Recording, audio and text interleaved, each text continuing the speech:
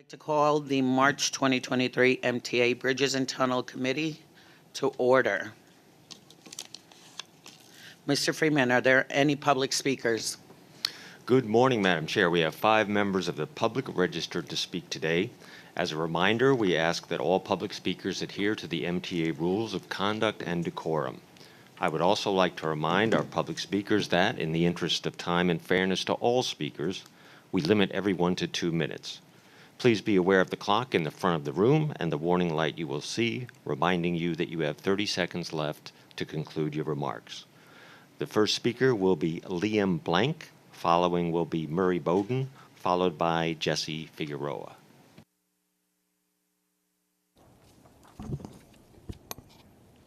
Good morning. My name is Liam Blank. I am the Associate Director of PCAC, the Permanent Citizens Advisory Committee to the MTA. Today, I'd like to emphasize the importance of effective toll enforcement in preserving the financial stability of the MTA. The recent seizure of 20 vehicles at the Verrazano Bridge, where persistent toll violators owed nearly $600,000 in unpaid tolls and fees, highlights the dedication of our bridge and tunnel officers to protect our city's transportation infrastructure.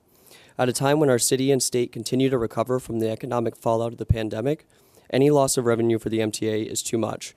Ensuring effective toll enforcement is crucial for securing the resources needed to maintain and improve our transportation systems. Thank you for your time and attention to this important effort. We appreciate your commitment to making our transit system better for all New Yorkers. Thank you. Thank you. The next speaker is Murray Bowden, followed by Jesse Figueroa. Good morning. This is a little first for me. I haven't been to a meeting like this in a wheelchair before. This one I can still walk around a little bit, but I can't go any distance in a wheelchair. And I'm learning all kinds of different things about people in wheelchairs. First, I used to speak from over there on a little platform. Now I have to speak from here because personal face-to-face interactions are the way to go.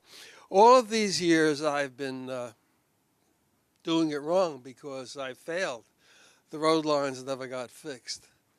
So I've been doing it wrong, and there is a different way to do it.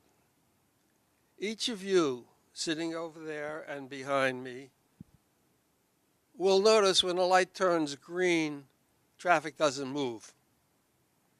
Why? Because the person in the front's texting. I haven't been able to stop them. Some of you up in the front there are going to get in touch with the governor and say that we have a problem with the Department of Transportation. The law has its faults, but it's clear enough that if you follow it, it'll make roads safer. It was taught to me by an old friend who was correct. Consistency is what makes safety. So each of you sitting up there and behind me, watch when you get to a traffic light and traffic doesn't move. Then make it known to the governor that we need a commissioner of transportation who will enforce the law so it's safer. Every accident reduces the amount of congestion and speeds up traffic. Thank you for letting me here today. Thank you. The next speaker is Jesse Figueroa, followed by Iris Kelly.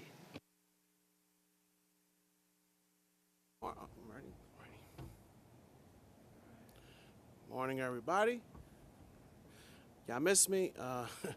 Unfortunately, I was in a motor vehicle wreck in December, and I missed you guys in person. I'm glad to see y'all. So the only problem is on the bridges is people going too fast, especially the New York City buses, all types.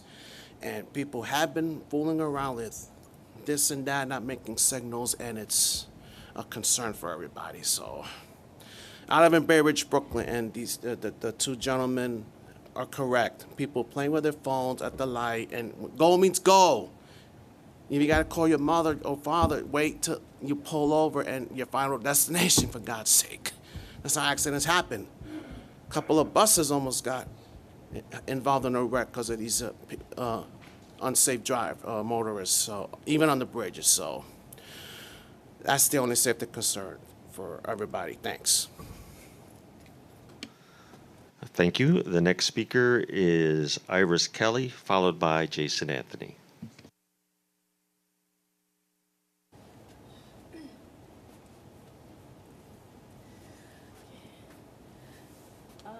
Yes, I have crossing streets and corners that I have the traffic lights for visually impaired people. They need to be have just the not only the sound but also the name of the street they're crossing, because not everybody knows what street you're crossing at the corner. For people who are visually impaired, it would be much more safer than we know where we're going and what's happening. Thank you. I'm going on railroad. I have to go to that meeting also. Next one.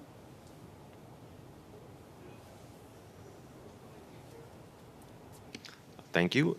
The next speaker is Jason Anthony.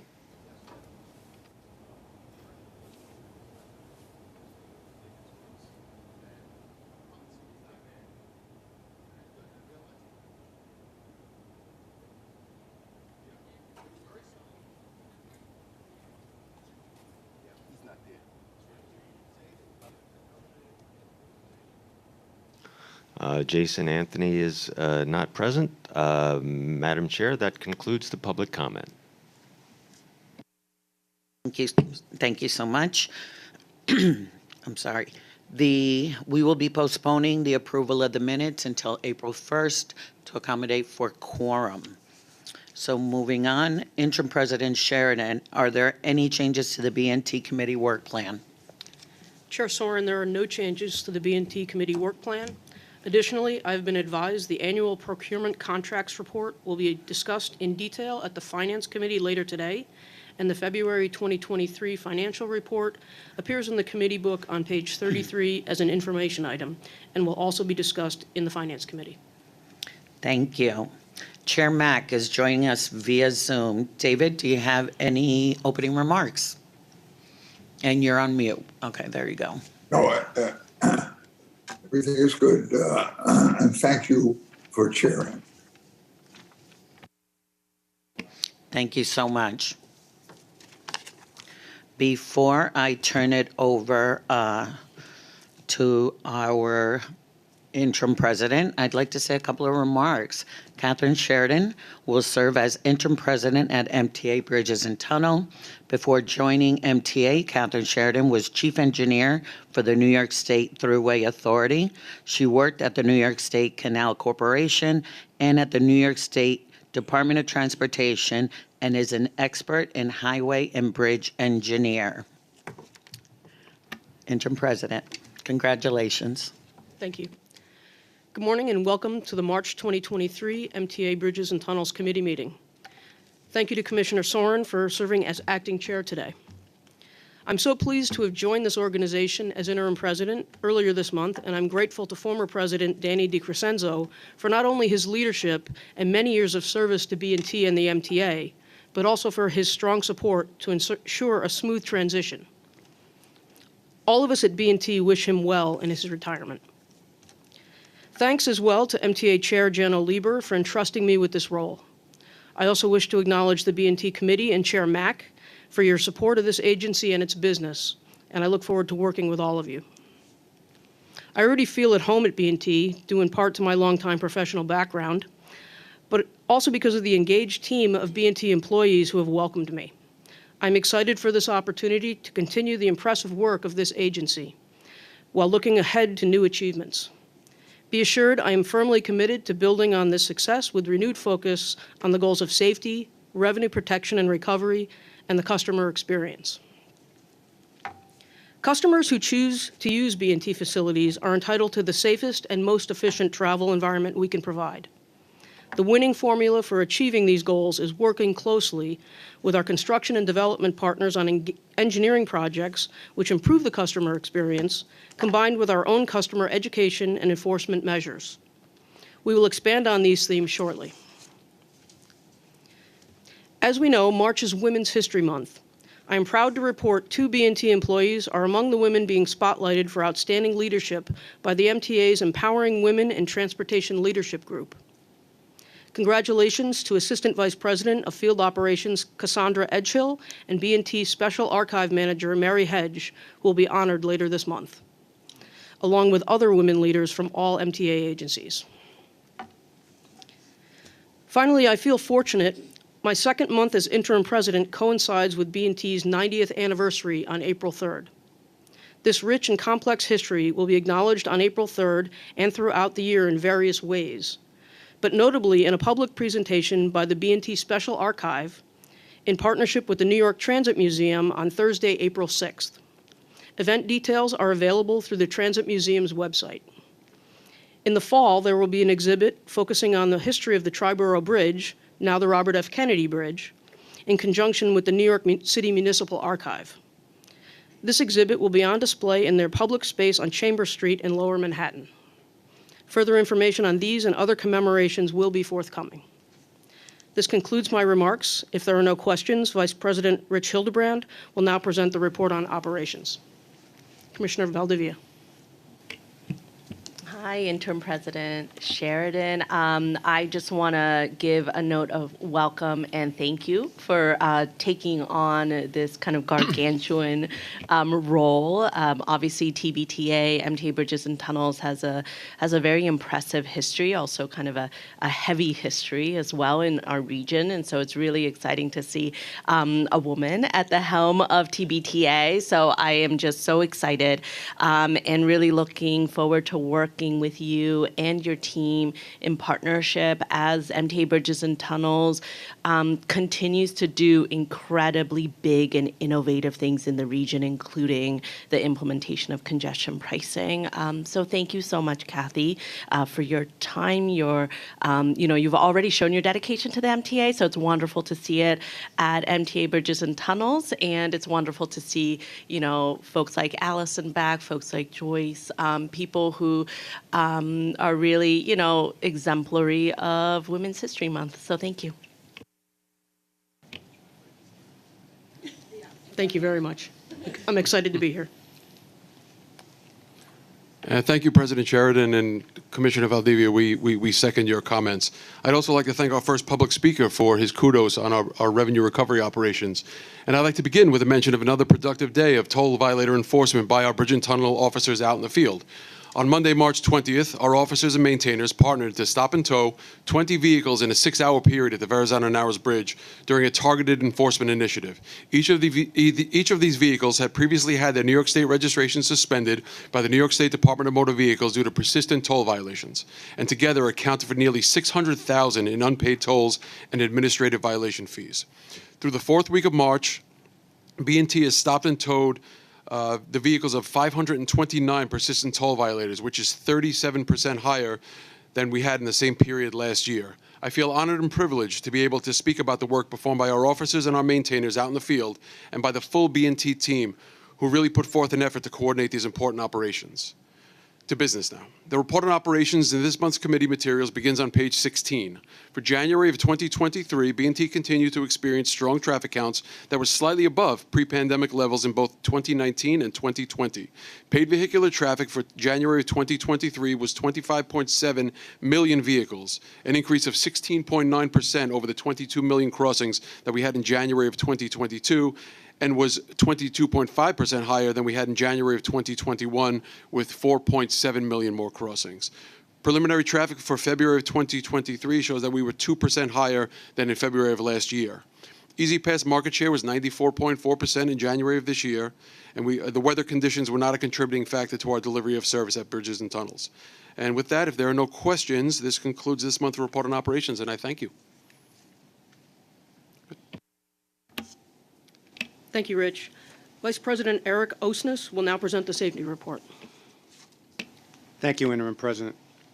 The January 2023 report begins on page 28. For this month, I would like to continue to highlight customer experience by providing perspective on where we have come from to truly appreciate our current safety record. Last month, we highlighted this 7-year timeline from 2015 to the end of 2022, representing the conversion to open road tolling.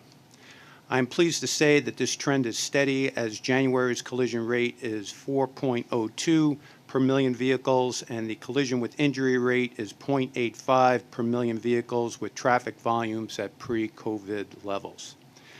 As Interim President Sheridan stated earlier, B&T has always combined engineering, education, and enforcement as a safety strategy, which is reflected in the next chart showing trends for 3 of our major facilities, the Bronx Whitestone, Verrazano Narrows, and RFK Bridges. These trends are attributed to a combination of law enforcement, real-time communication to our customers on roadway conditions, and the implementation of engineering controls that enhance travel efficiencies and reduce the frequency of roadway collisions. Through regular safety monitoring and working closely with our colleagues in construction and development, controls implemented at facilities include Bronx Whitestone Bridge, the southbound exit lanes to Cross Island Parkway and Whitestone Expressway were realigned, eliminating a merge point, which improved safety for our customers. At the RFK Bridge's Manhattan span and newly constructed ramp to the northbound Harlem River Drive improved mobility by eliminating the need to interface with local city street traffic. And at the Verrazano, roadway improvements increased surface friction and decreased stopping times. Additionally, the realignment from the bridge to the eastbound Gowanus Expressway eliminated a merge point and also improved traffic flow. With respect to employee safety, the employee lost time injury rate was 5.1 incidents per 200,000 work hours, slightly lower than the last 2 rolling years. And that concludes the safety report. Thank you for the report. So I am looking at the customer collision rate, and I see, it's a tick higher than 2022 and 2021. I guess I'm more interested in when should we get worried, when it comes to, because it doesn't feel statistically significant to me, so I think I just want to understand, how should I be reading this data? Are we concerned that there was a tick up, or do we believe it's not as significant? So I think we really need to monitor this from a month-to-month perspective as well as from a historical perspective. Those years between 20 and 22 were strange, to say the least, because of COVID. We need to take that into consideration when we're comparing these numbers to the years prior. 2019 is obviously a better year. So when you look at 2019 being a record year for traffic and having that year as a comparison, you could see that there is a reduction and that these engineering controls as well as communication and enforcement is working. So it's a matter of track. What was the number in 2019? If 4.02 is the number, February 2022 to January 2023? 6.2, I believe. Okay. So you feel like this is actually lower than at the peak of the peak, so we are still doing okay. So we're coming down from the peak of the peak. We're looking at 2019 as being a relative comparable year, knowing full well that 20 through 22 is not considered a normal operation period in its entirety because of COVID. Now we're going to need to monitor forward. And it's, again, this is about providing perspective. We come in on a month-to-month basis. We're very close to the data on a month-to-month basis. And what I propose by doing this on a regular basis is that we can pull up 5,000 feet and get some historical perspective on where we are in relation to where we were. No, I appreciate that historical perspective, and maybe getting some historical yearly data would help at least provide context for me, because this looks like it's rising, but it also doesn't look statistically significant. So I just want to check in on that. Understood. The numbers look good to me, but they're just numbers. So do you know what is the, I mean, four collisions per million seems like success to me, but what's the collision rate of MTA region limited access highways for comp purposes? We've always compared ourselves against ourselves. But if you're really looking at like properties to where we are, for instance, the Verrazano, if you're looking at a like property in a region and comparing that like property to Verrazano, we're doing very well. Thanks for that. I mean, it's like I said, that's what it seems like. But to what do you attribute the bigger numbers at the Verrazano all the time? I mean, consistently. Again, the Verrazano is a very unique property. I think we come into our committee and we look to compare the Verrazano to the other properties in our portfolio. It's an unfair comparison. We're looking at average daily traffic of 220,000 vehicles. We're looking at a geometry of 2 levels, 13 lanes, left-handed ramps, and downstream bottlenecks on the Beltway.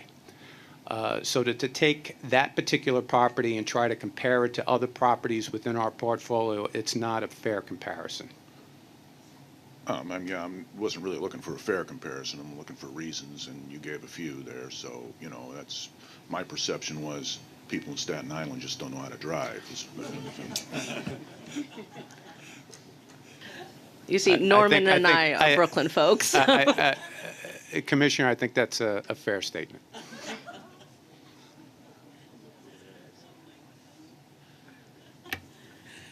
Thank you, Eric. There are no procurements this month, and if there are no additional questions or comments, this concludes B&T's committee report. Thank you, Kathy. David, do you have anything to add before I call the adjourn? So thank you again, and Kathy, welcome. Thank you, David. May I have? Yes. Oh, I'm sorry. No, I just wanted to ask one question for the maintenance people. What is the schedule for painting on our bridges? How often do we paint those? So that's done through our construction and development department. And Joe, I think you have quite a few projects going on right now. Is that correct?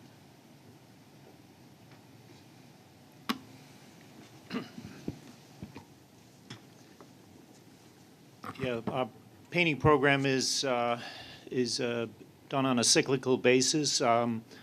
Mostly, we do full coating replacement every 30 years, and in between, there's an overcoat cycle and some maintenance cycles that are done, at 10, 15, 20 years to preserve and maximize the service life of the coating system. So our various facilities are in various stages of that cycle, but that's the basic framework that we're following. And so it varies too based on environmental conditions. For example, the Marine Parkway Bridge is a particularly corrosive environment in that it's low to the water and in a very harsh marine environment. So the cycle times there are a little more intense than they are at some other facilities. But that's the basic formula that we're following. Now, the reason I asked the question, in particular the Verrazano Narrows, which also has all that salt air. You're driving through there and you look up at the towers and you're starting to see some corrosion. And, that's our cash cow. I mean, look at all the money, Bridges and Tunnels turned over last year. So we want to keep these facilities top of the mark. And then, speaking from a customer's perspective, you're paying 1027 or 1021 every time you cross that bridge, and then you look up and you see the rust, and it's like, where's the money going? So we just want to be sure that we're protecting our investment, or I want to be sure that we're protecting our investment. As a matter of fact, the painting of the Verrazano Towers is there's a procurement out on the street right now to award a design-build project in the fourth quarter of this year, hopefully, if everything goes according to plan. And we will be doing a complete painting of the Verrazano Towers. It's the first time we're actually doing the de-leading of the above roadway part of the towers. So once that project is implemented, I think those concerns you're speaking of will be addressed. Oh, I'm sure they will. Thank you. me personally, I think you're doing a pretty good job painting them compared to the others, overhead structures we have where there is no salt air, say, 86th Street in Brooklyn, the L, I'm always amazed at how much rust there is on that and how many painters you're not hiring. But as far as our function, though, we're very dependent not only on the bridge, but on the approaches to the bridge and those sort of egress locations. But have you ever seen the stanchions under the on Hamilton Ave, directly, quarter mile from the mouth of the BQE or mouth of the Battery Tunnel? Is the most corrosive, most obnoxious, disgusting, and garbage stuffed into the stand. I mean, I look at that and say, well, this is jeopardy for the MTA as well, though it's an interstate highway, not like anybody in the interstate pays for it. But I look at that and say, man, they haven't painted that thing in probably 40, 50 years. It's some of the ugliest properties in the world. And to me, it creates jeopardy for our property as well. I mean, when the Gowanus Expressway falls down, there won't be a lot of traffic on the BQE, finally. Great.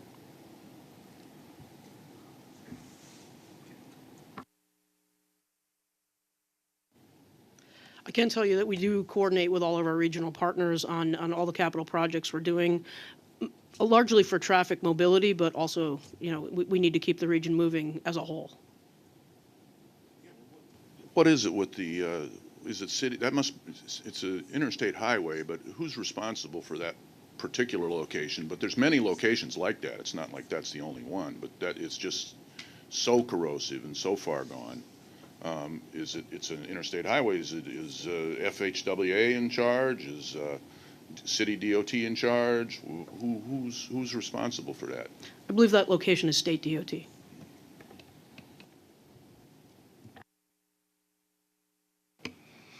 Do we have any other questions, comments? If so, may I have a motion to adjourn? Second by Randall.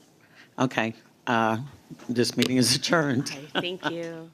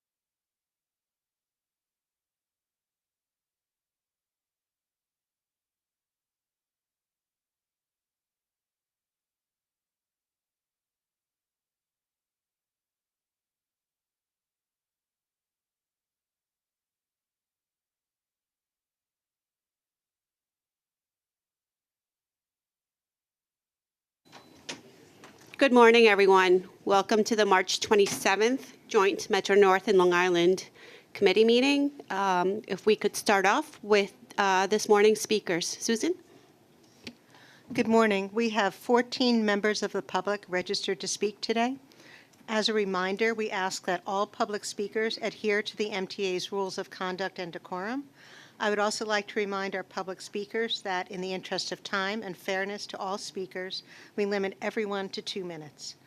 Please be aware that there will be a warning beep to remind you that you have 30 seconds to conclude your remarks. The first speaker will be Murray Bowden, followed by Charlton D'Souza. Morning. This is a new place for me to be speaking. I used to speak from over there. I'm in a wheelchair these days, and I can still walk a little bit, but I can't go very far in the distance. Hi, I'm over here. I've been here at a lot of meetings, and I've made a lot of suggestions, and my success rate has been rather low. So I realized I've been doing it wrong. There must be a better way of doing it. A couple of things I'm interested in safety. What makes a safe railroad?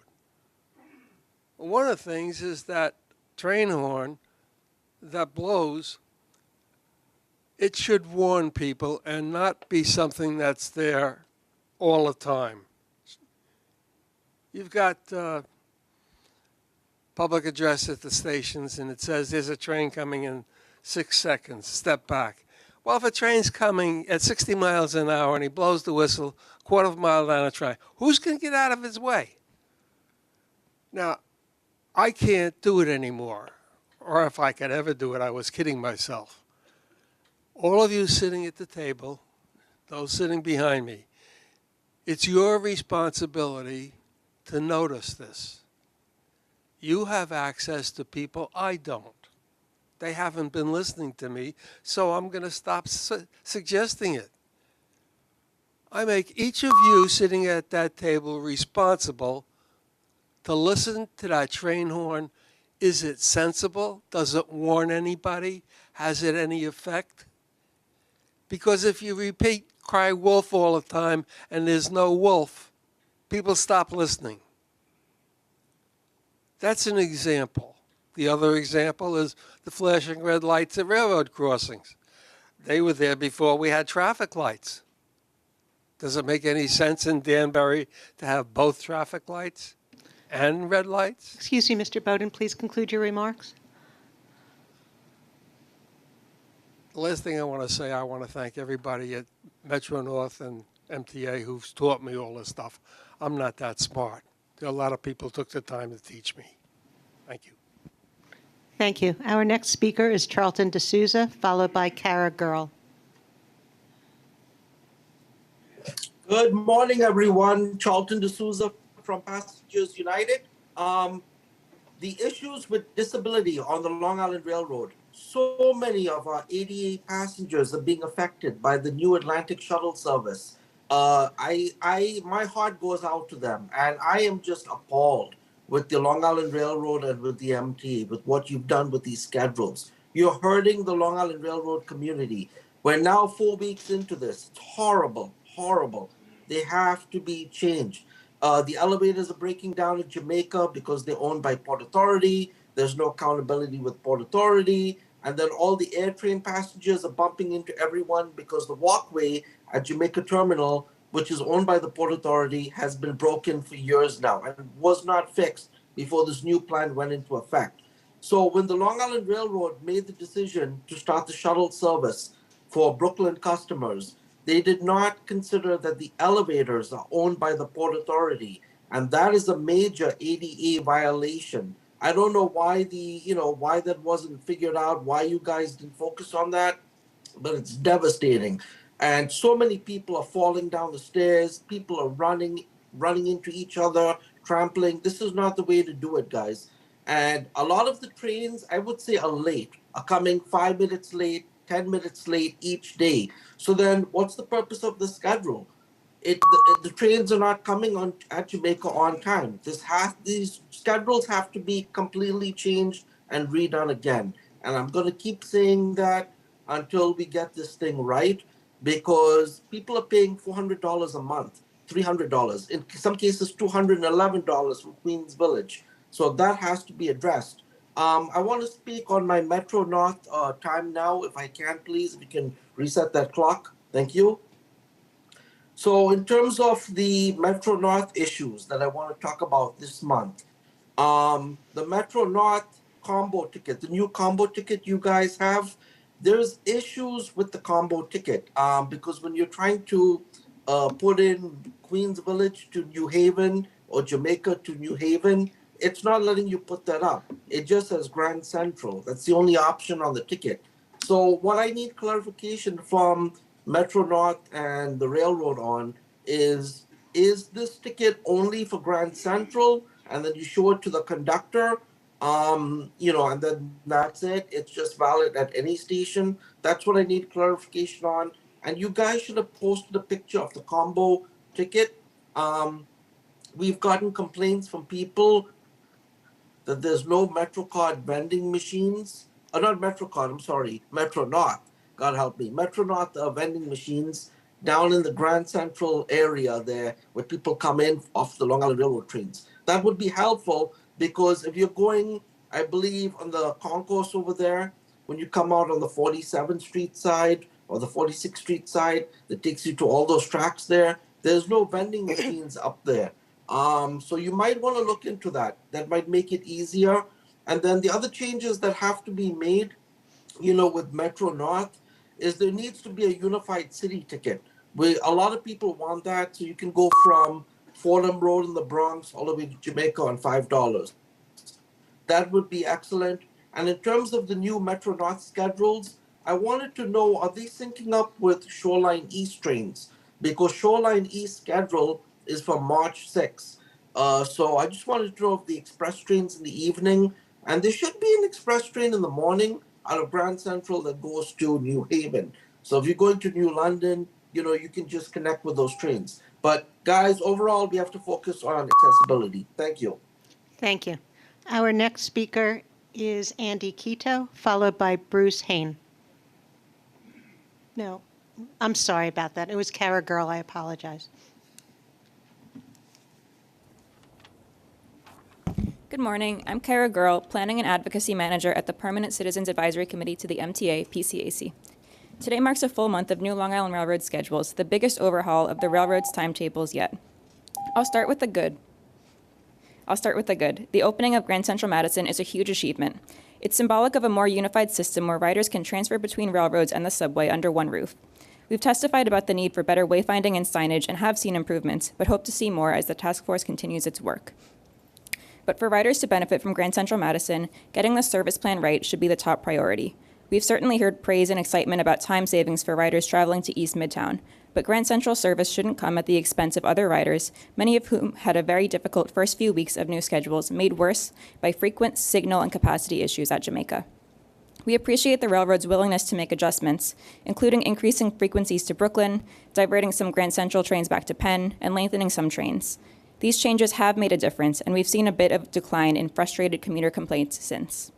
But issues remain, and there is work to be done. This includes adjusting schedules to increase service to Penn on weekends and nights with major events, fixing capacity issues at Jamaica, improving the timeliness of trains, and working with the Port Authority to fix Jamaica's elevators. Every effort should be made to restore timed connections, the lack of which has frustrated riders who may miss connecting trains by a matter of seconds and have to wait 20 or 30 minutes or more for another train. We also understand rolling stock limitations and hope that orders of new cars can be expedited. Most important is making sure that riders feel heard throughout this major change. We hope you will create a formal system for riders to submit feedback and get responses. This could be an online form, or as we've called for since last June, branch-by-branch public meetings.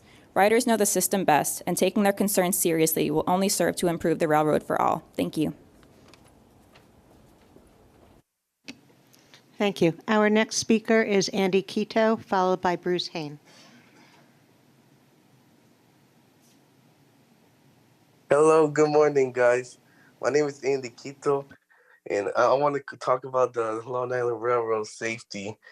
There's been a lot of attacks recently on MTA conductors, and and people not paying the fare, which also causes delays on trains everywhere in the system. So there needs to be extremely more security into the station. And this is one of the reasons why we need to watch out for John Mitchell at Mineola Station, because this guy's been acting out again. And I hope the police can look one more bit into this guy and have him arrested. Because, and second, now with the new schedules, can you have at least some Montauk train stop at Mineola, especially those that are going to Patchogue? At least you can pick up that guy without having him to come to my neighborhood, to my neck of the woods. So yeah, that's all I gotta say. Let's talk about the Long Island Railroad new schedules. It's been a mess for the start. Every single day, there's always trains coming in late. People running on the stairs. It's causing us a huge safety issue. All right? I can't read this anymore. Can't take this anymore with these new schedules, man. Every day, there's always signal problems or trains breaking down. It's just absolute chaos. So I'm demanding you guys to fix up the schedules and to make the LIRR better again. Because the old schedule was much, much better than this. This has been a month of hell on the Long Island Railroad. And I hope you guys fix it. You know what? That's all I got to say. Get your act together. And please, do the right thing for us riders. We're paying hundreds and hundreds of dollars a month to the Long Island Railroad. And this is one of the reasons why people don't want to come back to work in the city, because of antics like this. Thank you so much. And get him arrested, John Mitchell. Thank you.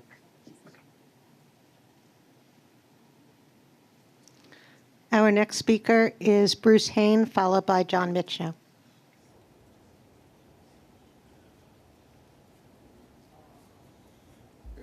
Good morning, board members and chair. I want to make it perfectly clear now. I want to speak for 4 minutes, with your permission, to both this joint committee and the CPOC, even though some of them are not here. But I would like to try and do it all at once, because maybe it'll make more sense that way. Queens Link is becoming a force, and it's important for you to know that, because although in either case everyone must agree the Rockaway Beach branch is a disgrace. It's an international disgrace. If you see it from Liberty Avenue, from the A train, why, there's almost nothing like it. But the trouble is, the Long Island Railroad needs that property.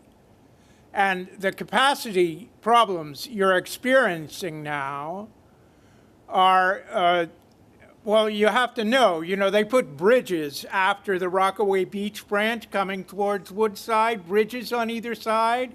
That's so you could have 6 tracks there. And the idea is to come, I'm taking 4 minutes, remember. The idea is, I wish they'd get a yellow light or something instead of that stupid beeping. Is so you could come from Jamaica and have 6 tracks minimum all the way from Jamaica through, what is it called by the J train? I lived there, Richmond Hill. Through that beautiful station at Richmond Hill. It's a beautiful station. It's a wonderful station. They need it there. And they've asked for it in so many words at these meetings. Then you go to Glendale Junction. I've designed a beautiful station there. It's quite an infrastructure project, but you've got to have it to have 6 tracks. And the Pennsylvania Railroad planned this before East Side Access was even thought of, but you have a lack of capacity. You don't have enough train capacity now, and that's what's causing the scheduling problems, and that's the way they operate. They create, so you need that 6 tracks into the city that was planned back in the 1930s and partially built, and now it's running to seed. And I think you ought to see to it. That's important for the Long Island Railroad. Now, what else? Oh, this you know, these crossover tracks by Elmont. Who builds switches like that? The things are 750 feet long. That's 150 mile an hour. What Long Island Railroad train goes that fast? How come you do that? I gotta say it, ladies and gentlemen, you have very interesting discussions. They're brilliant, but you're incompetent. It's a disgrace, and you know you've got to have some. The way they do it is like East Side Access. At that time, 30 years ago, they could have come in 59th Street before, you know, when they took down the Coliseum and built Time Warner. Before they built Time Warner, you could have had a station there and then gone, had surface tracks down to Grand Central that could have been very easily connected then. So why this nonsense? They perform a miracle. They want to perform a miracle. Excuse me, Mr. Hain, please conclude your remarks. All right, thank you very much. And I hope you'll take some of this seriously, but I suspect you won't. And we'll have to try something maybe. Anyway, thanks, ladies and gentlemen. Thank you. Our next speaker is John Michno, followed by Yuki Endo. Hello. Good morning. I appreciate the monumental work the LIRR has done in regards to the opening of Grand Central, and I'm glad to see finally more frequent off-peak and reverse peak service to Ronkonkoma. I do echo the concerns of the many who have had their commutes changed for the worse, and I want to express that we need direct service to Atlantic Terminal during the rush hours. The renovation of the Mineola station is nearly complete, yet there are no seats. The waiting room is the only place with benches, but it closes at 1:30 p.m. and isn't even open on weekends, which is rather ridiculous considering some other stations like Rockville Center have their waiting rooms open later and on weekends. I see people having to sit on the ground. All the other stations get benches except for us. How come? This is not a good way to treat passengers who use the Mineola LIRR station, especially for the elderly and disabled. Bad enough you somehow built a new overpass in the middle of the station with no elevator, even though that's required by ADA. Lastly, I want to express my disappointment that we are not seeing any expansion of service between Hicksville and the Montauk line. We have a number of Montauk trains that use the main line and Central Branch, particularly on weekends, yet run express between Jamaica and Babylon, depriving mainline riders in Nassau the opportunity to travel points east on the South Shore. This will be made even more ridiculous in the summer season when many folks who live here will drive out east, even though there's a train that could take them there that will sail just past their communities. All trains that pass through this way should add a stop at Hicksville immediately. And this includes Babylon. All Montauk trains should stop there to allow intra-island riders. The new schedule will still ignore the growing group of passengers, Lastly, I just want to say the personal attacks on me are completely unwarranted, and it's disgraceful that you tolerate this. It just shows how corrupt you are, and I'm very disappointed to see this continue. That is all I've got to say. Thank you. Our next speaker is Yuki Endo, followed by Judith LaConte.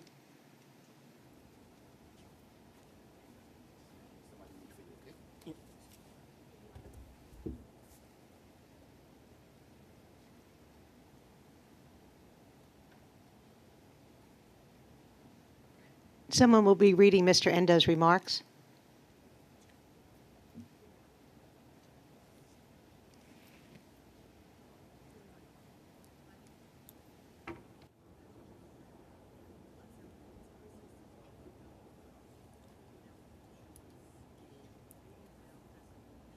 Allen. Good morning. My name is Yuki Endo, and I'm with Passenger United. On September 16, 2023, there will be a Vegan Day Festival at Randall's Island. We need X80 bus to and from because M35 bus get dangerously overcrowded, and sometimes people going back to Manhattan get stranded for 2 to 4 hours, which shown on video on last year. For Long Island Railroad, I'm no longer happy with Brooklyn Shuttle. During rush hours, 3 to 4 hours on all branches need to serve Atlantic Terminal and restore time connection at Jamaica Mineola. Need benches because lean seats are not good and during main line shutdown in Nassau. We need shuttle buses between Floral Park and Hicksville. For buses, both Brooklyn and Queens bus redesign need leave B2, B6, B15, B17, B24, B26, B35 limited, B36, B38 limited, B47, B48, B49 limited, B61, B62, B68, B69, B100, BM 1 through 5, Q22, Q23, Q31, Q35, Q41, Q48, Q53, Select Bus, Q11, Q101, Q110, Q114, QM135, Express Bus 27, 28, 37, and 38 buses alone. I am grateful New York Assembly Senate agreed to fix the MTA package to freeze fare and free bus services to New York City and hope Governor Hochul signs bill. I do not support congested pricing because many of my vegan friends will rely on cars along with public transit. Thank you. Thank you. Our next speaker is Judith Aconti, followed by Iris Kelly.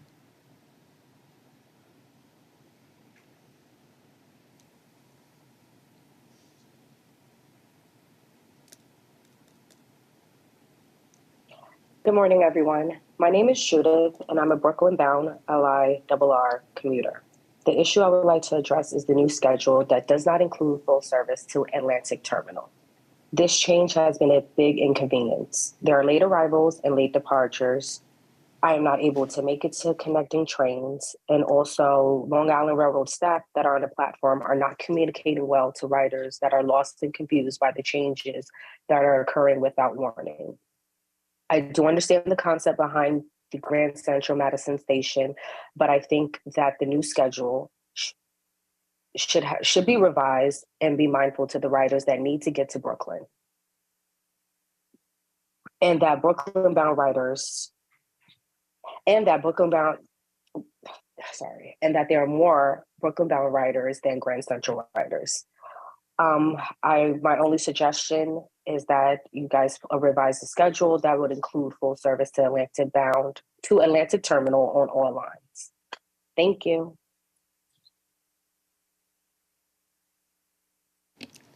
Thank you. Our next speaker is Iris Kelly, followed by Andrew Pollack. Hello. I've had problems with this railroad changeover.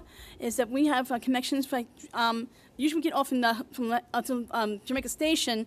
Now you have to make us go from track 2 all the way to track 12, which is not good. I try going there and then come downstairs. It just makes the very bottom. The train's just pulling you out. It's not good. They need to put these trains back on track 3 and leave them alone where they were. Everything was good before. Even have connections coming in. You don't need track 12 for Brooklyn coming in and out. We've no problem, come from the night terminal, come into where we get a connection across the way, to be able to get our train going out to where I have to go, including things going out to Long Island, all I do is cross the platform, or it's right behind the other train coming in. You don't need this going all the way over. Those trains, track 11, 12, should be going towards Manhattan. Nothing to do with the Brooklyn trains or any connecting trains that we do need.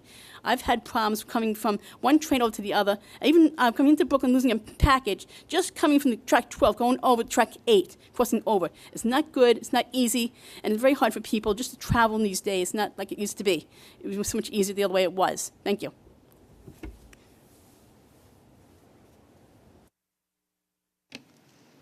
Thank you. Our next speaker is Andrew Pollack.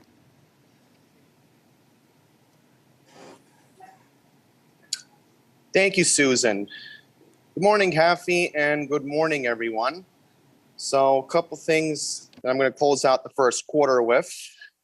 Number one, a month ago, just 30 days ago, I was at Grand Central Madison, and I was very impressed by the new station. The only complaint that I have is the long escalator, but that's really the only complaint I really do have in terms of the station overall. So the next thing I want to address is the situation at Mineola. So there's two concerns that I have. Number one, the Long Island Railroad is violating the Americans with Disabilities Act by not providing benches on the platform. It is supposedly called, and I quote from Mr. Mitch now, Leaners. Yes, leaners. How is that acceptable? And then you keep the waiting room open until 1:30 in the afternoon and closed on weekends? Stations in the Babylon branch have longer hours for their waiting rooms. How is this acceptable? I don't get it. And also, I want to mention something. April 9th is Sunday, Easter. Now that Grand Central Madison is open, can you guys please put more trains on Easter morning, April 9th, for people who are going to be attending Easter Mass at St. Patrick's Cathedral in Midtown that morning? Maybe divert some Penn Station trains to Grand Central that morning so that way people coming from Long Island have a one-seat ride to go to church on Easter. So one more thing, the combo tickets on Metro North and Long Island Railroad, when I tried purchasing a ticket from Bayside to Fordham, there was no option for that. So the TVMs need to be updated immediately for the Metro North Long Island Railroad combo ticket, especially now that the Yankees home opener is on Thursday afternoon against the Giants. So that's pretty much it. Thank you for hearing me out, and I expect to speak again in April. Thank you. Our next speaker is Jason Anthony, followed by Sally Wolf.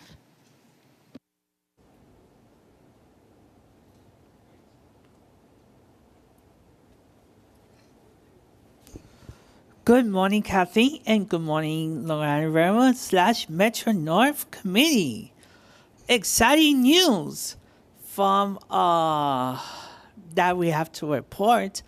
Massachusetts governor just reported that she will be nominated our former president Phil Ann to the Massachusetts MBTA to be the head of the Massachusetts Transportation Authority over there. So we should congratulate Phil Ann on his new commitment over there in Massachusetts. But let's get to business. As a Brooklynite myself, I'm not satisfied with the schedules. We only have one train to and from Freeport, no trains to and from Far Rockaway, because what if something happens on the A train? What will be the travel alternatives if something happens on the A train? We have 0 trains on the Long Beach train, on the Long Beach branch. We have 0 trains on the Ronkonkoma branch. So we have literally 0 trains on the Hampstead branch. So we have no connections to the island. So Kathy, could we have the trains that we had prior opening of Grand Central Madison? And could I get 2 minutes regarding Metro North matters? Kathy, when we opened the Train 10 app, there's a glitch. Because if a passenger is going to buy the city ticket, there's an epic fail in there. Because if a passenger is going to buy a ticket, let's use Grand Central and Woodlawn, for example. And let's assume if the passenger is going to travel between those 2 stations, the passenger is going to see the off-peak and the city ticket at the same time. And we're going to see $7.75 and $5 at the same time. Which option is the passenger going to use? Let's fix that, shall we? Because which option are we going to use? Because I have seen that myself, and there's $2.75 difference between those 2 options. And it happens and the Long Island Railroad side as well. And we don't want to have that same, we don't want to have that discrepancy in both railroads. And we don't want to persuade passengers to spend $7.75 off peak and disenfranchise passengers to spend $5 with the city ticket. So let's do more, spending less. I'll see you guys in transit. Thank you. Our next speaker is Sally Wolf, followed by Jesse Figueroa. Hello again. I'm Sally Wolf. I live in Flatiron. I'm once again here to share my idea for selectively masking specific cars or areas of cars on trains. And I was actually thinking about you all while leading a client innovation workshop last Tuesday and thinking about what usually holds a company back from trying something new. And high level, here's what I see are the three areas from testing new ideas. One, it's far too costly. The return on the investment isn't there. There's no way to test cheaply. Two, there's no interest. Consumer demand is far too low.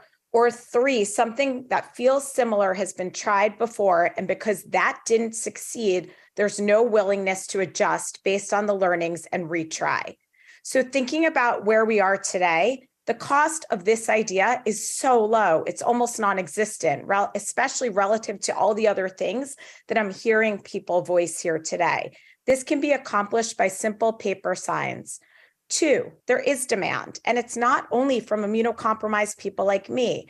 I have so many friends who are healthy who tell me the only place they still mask is mass transit.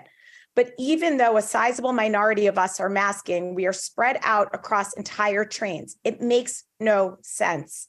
We would prefer to be in the company, a lot of us anyway, not everyone, but certainly me, of other people masked. So the cost is low and demand is sufficient. So let's talk about number three, history. I understand and I am so empathetic that there's no appetite for conversations about masks anymore. You're tired, I'm tired, I get it. Conductors were treated badly, but this is not the same idea. That mask mandate for everyone didn't work because people lost freedom. But this lets everyone self-select and lets everyone win. So please let us all ride and feel more safe and pilot this as soon as possible. Thank you. Thank you. Our next speaker is Jesse Figueroa, followed by Alita Dupree. Good morning.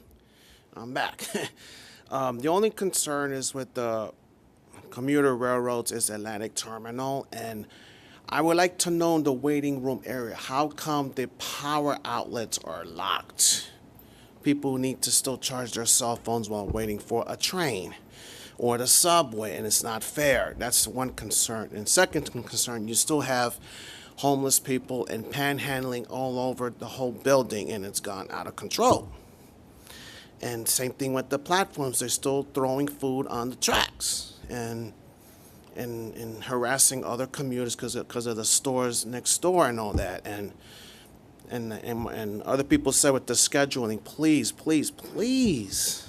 let's beef up the scheduling, and please beef up the MTA police patrols, please. Because people need to get to work or school, see their families, and all that good stuff. And that part, and Grand Central Madison is real nice, but still, it's got need more improvements with these escalators and the whole Grand Central Terminal itself, and elevators too, and all that. They're still dirty. So that's all I got. Thank you. Thank you. Our final speaker is Alita Dupree. Thank you. Good morning to the chair. Alita Dupree, for the record. My pronouns are she and her. Thought I'd save the best for last. Thank you. I'm going to talk about railroad today. I'm really looking forward to using Grand Central Madison. I think in April I'm going to be there. I'm looking forward to trying out those long escalators. I've been practicing in the central subway of San Francisco and it kind of looks like Grand Central Madison. It's not as big, but I certainly think there are some common elements. So I think I'm in store for something good. I can figure out how to make all these things work, the schedules, and I did practice the Train Time app today, and I saw that you have a phone login. That's very, very helpful, because it's kind of hard to keep track of passwords for infrequently used apps, and even with a password manager. So thank you for that with phone login. And I hope we can, as I've said before, that we can get the schematics and plans for Omni on the railroads up, because I'm still having trouble imagining what it's going to look like on 67 tracks of Grand Central Terminal and then Grand Central Madison, all these other stations. So I believe it's going to work. I've just not seen anything like this before, but that's going to make my life easier. And Omni in general, I think is going to be a good thing for the railroads. And I think we have to work on our electricity and get that central branch electrified so we can move away from diesel fuel. The time has come to try new things, and I think we can make this work. I'm looking forward to using this system, and I thank you. Thank you. Chair, that concludes the public comment session. Thank you, Susan, and thank you to this morning's speakers. Just as a reminder, for this meeting, Metro North Rail has the lead for this joint meeting. I do want to make a quick comment. I know at our last MTA board meeting, Commissioner Miranda had talked about looking at optional masking in subway cars, if it's possible to also include commuter rail, to see if that's something that we could look into. Sure, we can look at that. Thank you. Moving on to our joint railroad administrative items. Everybody has had an opportunity to look at the meeting minutes from February 21st. Are there any corrections or omissions? If not, I move to approve the minutes. Second, Commissioner Glucksman, thank you. All in favor? Aye. Meeting minutes are approved. Moving on to work plans. Kathy, are there any changes to the work plans? Actually, there are changes this month for both the Metro North and the Long Island Railroad work plans. The diversity reports for both railroads, are now moved to April. Thank you very much. Moving on to the agency president's report. Thank you, Chair. A lot has certainly happened since our last committee meeting. Before running through some of the issues that we have seen with the new Grand Central Madison service plan, I did want to take a moment to acknowledge a terrible incident that took place last Wednesday when two of our Long Island Railroad conductors were brutally attacked while trying to collect fares from a male passenger. The assault took place west of Jamaica at around 10:30 a.m. on a West Hempstead to Atlantic Terminal train. The alleged perpetrator exited the train at East New York and ran off. We were all relieved to hear that the alleged perpetrator was apprehended within 24 hours due to some fine police work. Our frontline train crews are dedicated and they work very, very hard to serve the public, and we are appalled and we are outraged when heinous crimes like this one occur. Long Island Railroad Transportation Supervision holds weekly safe strategy meetings with MTA PD officials and union leadership, and the PD has implemented its new train patrol program to provide a safe and secure environment for our customers and our employees. I'm happy to report that both employees are at home recovering from their injuries, and we certainly wish them a full and speedy recovery. But I don't know if you have anything to say to this one at this point of the junction. Yeah. Yes. I have a few comments I need to make, and if we're moving ahead a little bit, so be it. I think this is incredibly important. And some of the remarks that I'm going to share right now are coming from General Chairman Anthony Simon as well, because he's been very close to the process. You know, this was a horrific assault. I could share some photos, which are kind of private, but we have permission with any board member that would like to see what these grown men look like. This is just one bad incident of many. We're not even addressing all of the minor incidents, and I don't consider them minor, where it's just a slap or a kick or a punch. We have a lot of people that are currently out due to assaults. I couldn't thank the chief and his folks enough for getting this guy as quickly as they did, and to be there to support us. We had 3 union officials in Brooklyn court into Friday morning, including our general chairman, to eye down the judge and to do whatever they possibly can to get the right thing done. And they did that night, only for this individual to walk the next day. It has to stop. We all have connections to judges, to DAs, to political people, to our legislators up in Albany. We have to stop. We can't have signs on our trains that say you could be convicted and jailed for 7 years when people don't even do 7 hours. Enough is enough. And quite frankly, I'm not pointing blame at anybody because I know nobody wants this to happen, but it is. I've been speaking on this board since 2007, at least 2 or 3 times a year, dealing with elevated assaults and saying how it has to stop. And everybody agrees, and everybody says the right thing. But I'm starting to question, like, the actions, some of our own responsibilities. And I want to go through a few things, right? What puts our frontline crews at risk, right? We have ticket fare collection policies on our branches that we've been saying have been confusing. The Atlantic ticket, the city ticket, when can we apply them? When can we step them up? The inability to utilize e-tickets properly on the Atlantic branch, which our members have been telling us and we've been communicating to help things. The service, I mean, we hear our speakers talking about the Atlantic service. We can't ignore it. That's a problem. I understand that we rebuilt this railroad to accommodate a major project, and I'm sure it's all going to work out in the end. But for now, people aren't happy about it. Who's getting the brunt of that? I'm wondering, who's getting the brunt of that? Our crews.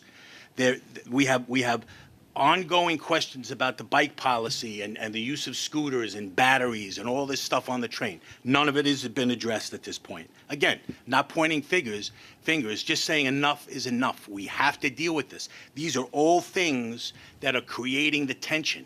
Our riders are frustrated, and our conductors can't get beat up for it, especially at a time when we're motivating them, auditing them, following them to make sure they're collecting fares. How do I motivate somebody to collect a fare when these 2 guys, all they did was say, ticket please, and got beaten, So I don't know much more to say. We have issues with the ADL policies and extending credit to riders, which isn't even consistent on both railroads, and we've been asking to make them consistent. The MTA police are helping and agreeing that we need to be able to remove people from trains that are not willing to pay. What's the debate about? You don't go into a store and steal food. You don't go anywhere for free. So when are we going to hold people accountable for a ride? And we have to do a better job at it. I can go on forever. You have to feel my passion. I don't say much here, but my conductors, our organizations, crews, frontline workers don't deserve this. We have employees now that don't want to work here anymore. They don't want to work here. Their wives and husbands don't want them working here. So I implore this board to do everything in their power to look at this more closely. Let's not wait for the next serious incident to occur to talk about it again and create more fluff. Let's give the chief the people that he needs. Let's give him the troops and the officers. Let's get people on as many trains as we can, and let's get rid of them, and let's put them in jail. Joe, I mean, can I go back to, it would be helpful, I could go back to the Please go remarks ahead. and then maybe do this at the end? I understand. I actually do too. I mean, Vinny has raised some very serious and important points here today. The security of our employees is obviously paramount. We've established, I think, an excellent partnership with Chief Mueller and his team, and they've done a lot over the course of the last several months under his leadership to improve the onboard presence of police officers. I really have nothing to say other than, you have my personal commitment to ensuring that all of our employees on both railroads who deal with the public every day under certain circumstances that can be very tense, very difficult, you have our full commitment to ensuring that they are as safe as they possibly can be. We want them to want to come to work. Okay? All right. Kathy, again. Oh, okay. Oh, Dave. Mr. Max on. Okay. Yes. We need more law enforcement police officers. No two ways about it. No window dressing. 10 men here, 20 people here. We need a strong force, and that is a deterrent, whether it's Long Island Railroad or Metro North. Thank you, Mr. Mack. Thank you. Let's let President Rinaldi continue with her presentation, Okay. and then we can. Perfect. Thank you so much. Okay. So now we get to turn to something also controversial, which is the Grand Central Madison Operating Plan. The plan was introduced on February 27th. Never before has the Long Island Railroad offered this much service and to so many places. The benefits to the region are many, and we look forward to seeing the project reach its full potential. That being said, however, the rollout of the new schedules came with some growing pains. Despite past surveys and estimates, we anticipated that some adjustments were going to need to be made once we had a first-hand look at where customers were going and on which trains. In short order, we realized that the new Grand Central Madison service was going to take some time to fully take hold, and that customers were opting for Penn over GCM by an approximate 70-30 split at first. Although more customers are beginning to opt for GCM, some trains to Penn were initially extremely crowded. The new schedules and the elimination of scheduled transfers at Jamaica, especially during the morning peak, were a big change for our customers and for many an unwelcome one. Though overall service increased significantly, customers who had become used to one-seat rides at the same basic time for many years, sometimes decades, now had transfers at Jamaica, many of which were up and over transfers.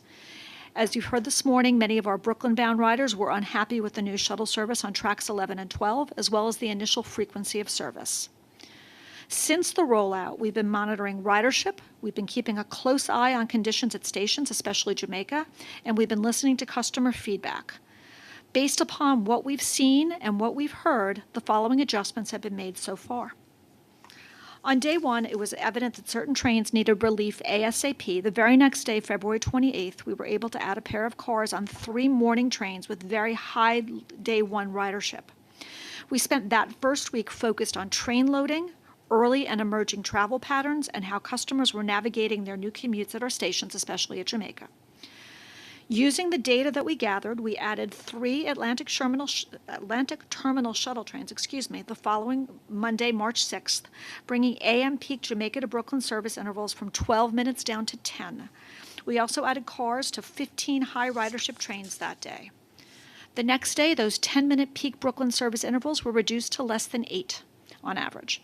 In addition, we've added dedicated platform controllers to assist customers on tracks 11 and 12, from which most Brooklyn shuttle trains depart. The goal for the morning rush on the Brooklyn shuttle, when conditions allow, is to have another train already platformed and open to customers once one train closes its doors and departs Jamaica for Brooklyn. Trains are expected to hold up to 2 additional minutes for connecting customers transferring from other platforms. Beginning Monday, March 13th, we diverted 4 daily peak GCM trains over to Penn and also added Ronkonkoma and Central Islip stops to 4 a.m. and 4 p.m. peak trains that initially originated or terminated at Brentwood, further increasing one-seat options for our very popular Mid-Suffolk hubs. That same day, we also lengthened 4 additional trains and introduced adjusted stopping patterns at a number of stations system-wide based upon ridership data. Last Monday, March 20th, we added a 7:11 a.m. Mineola stop to a westbound Huntington to Penn Station train, thereby closing a large gap in direct Penn service from this popular mainline station. Beginning today, we're adding a car to the 4:22 p.m. train from Hunters Point Avenue to Port Jefferson. In addition to adding trains, diverting trains, or adding cars to trains, we've maximized the number of LIRR staff at key stations to answer questions and help smooth the transition for customers as much as possible. We've established more predictable platform track assignments at Jamaica, maximizing the number of cross-platform transfers we can offer within operational constraints. We've directed train crews to make targeted onboard announcements encouraging use of all available seats. We've made full use of our Jamaica Control Center to closely monitor and evaluate ridership conditions and operations via real-time passenger loading data. In the past, we would have to wait for a much slower system of doing manual in-person train counts to get that sort of information. We've maximized our social media reach and the use of digital screens, posting all sorts of helpful travel tips, advising customers, for example, about the possibility of transferring at stations east of Jamaica. Our Service Information Office has kept customers informed and up to date with service changes and other important messaging. As the result of all of these changes, service delivery has stabilized and OTP is regularly back in the 90s. Some trains are still more crowded than others, but only on rare occasions do we have peak trains exceeding 90% capacity. I am very proud of all of our employees who recognized the gravity of the situation and responded, especially to our transportation and service planning employees who have been working very long hours and weekends towards providing immediate relief wherever possible. We also have a host of volunteers out there on platforms who've been getting a lot of flack from our customers. I really thank them for their service and for stepping up. We've tried to be nimble in spite of all the operational challenges we face and adapted when possible to address concerns from the public as quickly as possible. Actually, I don't want to leave this paragraph without also giving a shout out to stations employees who've been out there every day and really helping our customers get where they need to go. Certainly adding a second track to the Ronkonkoma branch and a third mainline track between Hicksville and Floral Park provides the railroad with all sorts of flexibility and the ability to expand service to never before dreamed of levels. Bottom line, in spite of the initial challenges we faced, we are thrilled to see that people are using the new service. Average weekday ridership has increased in each of the first 3 weeks of the new schedule, as well as total system-wide OTP. While the increases in total ridership have been modest but steady so far, we did see the highest one-day ridership total of the year on Thursday, March 16th, with almost 210,000 customers, and that record was short-lived as we topped 213,000 customers just this past Tuesday, the highest weekday ridership count since the start of the pandemic, surpassing the previous post-COVID record, which had been set on the Wednesday before Thanksgiving of last year. We really appreciate the patience and adaptability of our customers, but we know very well that this work is not done. It is a dynamic process. We are going to continue to monitor our service and boarding patterns, and we will continue to make adjustments that are necessary along the way. We will continue to update our ridership at every turn. Turning to other Long Island Railroad matters, I want to discuss the Cherry Valley Avenue Bridge replacement. It's getting a lift and a new life. The 152-year-old bridge was raised 12 inches per weekend over 3 consecutive weekends earlier in the month. This past weekend, Cathedral Avenue crossing at the west end of Garden City Station was replaced as well. The new precast steel bridge will sit higher than the state DOT 14-foot minimum standard for clearance and be moved into place this coming weekend, the 5th and final of the project. This particular bridge suffered a whopping 110 truck strikes since the start of 2018, by far the most of any Long Island Railroad span. Projects like this one are instrumental in maintaining the system to a state of good repair, cutting down on maintenance costs, and improving service reliability. As previously, Hempstead branch service would have to come to a halt every time this bridge was struck in order to await inspection. It's important to note as well that this is the first major track work program performed under the new schedules. In early March, we unveiled the all-new Mineola Station, a popular mainline stop and transit hub, and one of the last stations to be renovated under the Long Island Railroad Expansion Project. MTA C&D Chief Jamie Torres Springer and his team worked closely with the community to usher this key station into the 21st century, introducing widened platforms and new pedestrian overpasses, improved accessibility, and modern amenities for residents to enjoy, including a new and visually stunning art installation just in time for Women's History Month. While folks around the world celebrate the heroism of Amelia Earhart, and rightfully so, not nearly as many people know the name Bessie Raish, who started it all for female aviators as the first woman in the United States credited with piloting an airplane solo. The flight took place on the Hempstead Plains back in 1910 in a plane that she and her husband built at their Mineola home, and her achievement will henceforth be forever immortalized by a Donald Lipsky statue alongside the westbound Mineola platform.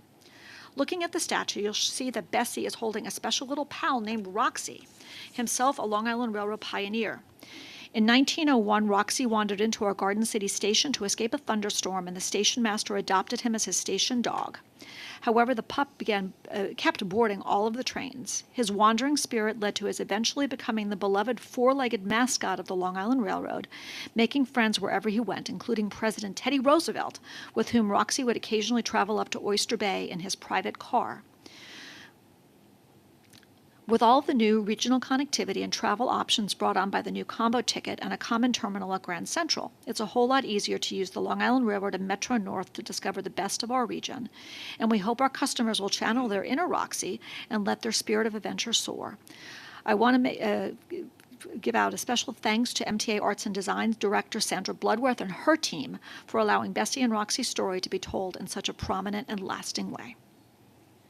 A little bit about ridership. In February of 2023, Long Island Railroad served 4.3 million customers, an increase of 35.1% from last February, representing 65.7% of February 2019's ridership. St. Patrick's Day ridership gave Long Island Railroad a 9% bump over normal Friday ridership. Metro North served 3.95 million customers in February of 2023, a ridership increase of 43.7% from last February, representing 63.6% of ridership in February of 2019. On Metro North, St. Patrick's Day ridership was robust, with an estimated 11,000 additional customers using Metro North to get them to and from the festivities, a 21% increase over normal Friday ridership. Couple of upcoming service notes. With the arrival of spring comes, of course, the return of baseball. Opening day at Yankee Stadium is this Thursday, March 30th, and Metro North is ready with its popular trains to the game, extra stop on Hudson Line trains, and shuttle trains from Grand Central Terminal. We also have comparable service, actually it's not comparable, similar service, for fans of NYCFC soccer for all 32 of their remaining home games at the stadium. Mets Willet Point service will resume once again with the Mets home opener at Citi Field on April 6th, and Long Island Railroad will operate early release trains on April 5th and 7th, respectively, for Passover and Good Friday. Turning now to Metro North, which was ostensibly in the lead, but it doesn't feel that way. Schedules have changed on the Hudson, Harlem, and New Haven lines effective yesterday, March 26th, and will remain in effect through Saturday, June 10th. In addition to the aforementioned Yankee Stadium event service, the new schedule reflects hourly weekend service on the Hudson Line to support several significant state of good repair infrastructure improvements, some minor PM peak weekday adjustments on the Harlem Line to alleviate station congestion at Southeast, and the continuation of the amended New Haven Line weekday schedule resulting from the elevator escalator replacement project being undertaken by CDOT at Stamford. There are no changes to weekday train frequencies. For full details, be sure to log on to our website or check the Train Time app for schedules, trip planning, and ticket purchasing information. Maintaining the safety and cleanliness of the right-of-way is of the utmost importance, and the expansive Grand Central Terminal train shed is one of those places where debris can pile up quickly, if not for regular maintenance. This is why our crews regularly assess the priority areas and perform semi-annual cleanings to eliminate potential hazards and prevent track fires. One such cleaning took place recently over some 24 of the neediest train shed tracks, an effort coordinated by the Metro North Office of System Safety, various operating departments including transportation and both MOW and MOV. Using the safest methods possible, 23 volunteers cleaned along the roadbeds and adjacent third rails all the way up to the bumping posts. All in all, the team collected 83 trash bags worth of common debris plus 2 one-ton containers and an additional 550 pounds worth of construction debris. Big thanks go out to all the participants for their commendable collaboration and their dedication to system safety. Finally, it's not necessarily a bad thing if you're unfamiliar with the Grand Central Terminal Fire Brigade. It's a battle-tested team of emergency response professionals who's happy to work behind the scenes to ensure the safety of the terminal, the train shed, and every customer and employee therein. However, when there's a problem, whether it's a fire alarm, a medical aid case, you name it, they're out in front and very often the first on the scene. They did it over 1,100 times last year alone. This 24/7 operation handles fire prevention, things like fire life system inspection and code compliance, evacuation training, and system maintenance. They're also the keepers of the command center during all alarms, big and small, and if needed, they provide fire response capability. Every member of the team is a certified New York State EMT. This brave squad just doubled in size because it now covers Grand Central Madison as well. It made perfect sense to expand the team that's already in place in the terminal, knows the drill, and knows the players, having responded to 1,133 fire and EMS callouts in 2022 with an average response time of only 2 minutes 28 seconds. It's an impressive work by an impressive group of pros. Finally, for Women's History Month, few things in life give me greater personal satisfaction than to see my fellow women in transportation hitting new heights and blazing trails never before possible. Whether they're in crew uniforms, executive suites, or in hard hats, I'm honored to call them my trusted colleagues. At Metro North and Long Island Railroad, we work hard to attract and promote the best and brightest from all backgrounds to leadership positions, and I'm proud to say that the top spots at many Long Island Railroad and Metro North departments are held by women. So in this room, you have Shelley and Lori, heads of the system safety groups at both railroads. You have Susan, general counsel. You have Ziona from C&D. Not present here, you have Yvonne Hill-Donald, chief administrative officer, Beth Sullivan, chief transportation officer at Long Island, Teresa Dorsey, chief stations officer at Long Island, Kelly Coughlin, who's the head of labor relations at Long Island. These are just an incredible group of women. I salute them today. I want to commend them for their excellence and their service. Our region is much richer for their efforts, and I'm proud of each and every one of them. That concludes my report, and I'm happy to answer any questions that you might have. Thank you. I believe Commissioner Brinkman had a couple of questions or comments. Yes, yes, thank you, Chair. First, just to follow up on some of the things that Vinny said, and maybe even take it a little bit further. We got to do something to prevent these assaults on our people. There has been a precedent established that we could do a lifetime ban. We've done it to somebody that was harassing one of our people. I saw the video. It was on News 12 on Long Island. A guy like that should not be allowed to ride on our trains. And we should have the right to ban somebody and give him a lifetime ban. Right now, he's free. He can hop on a Long Island Railroad train anytime he so desires. This could happen this afternoon. And we have to do whatever we can do within our power to prevent this. A couple of other things that Vinny had brought up. The ADL thing. That's been a bug up my butt for 20 years maybe, because I had seen a copy of an ADL when you used to have them by hand, written, printed. And I'd see guys who skated 20 times. And it's, why didn't they arrest these people? Because they were very afraid to hold up a train? And I think the policy should be, if you get somebody that's, they do it electronically now, right? The ADLs? Yes. But if you pull up a guy and he's done it 5 times, 6 times, yeah, have MTA PD meet him at Jamaica and arrest him. It's theft of service.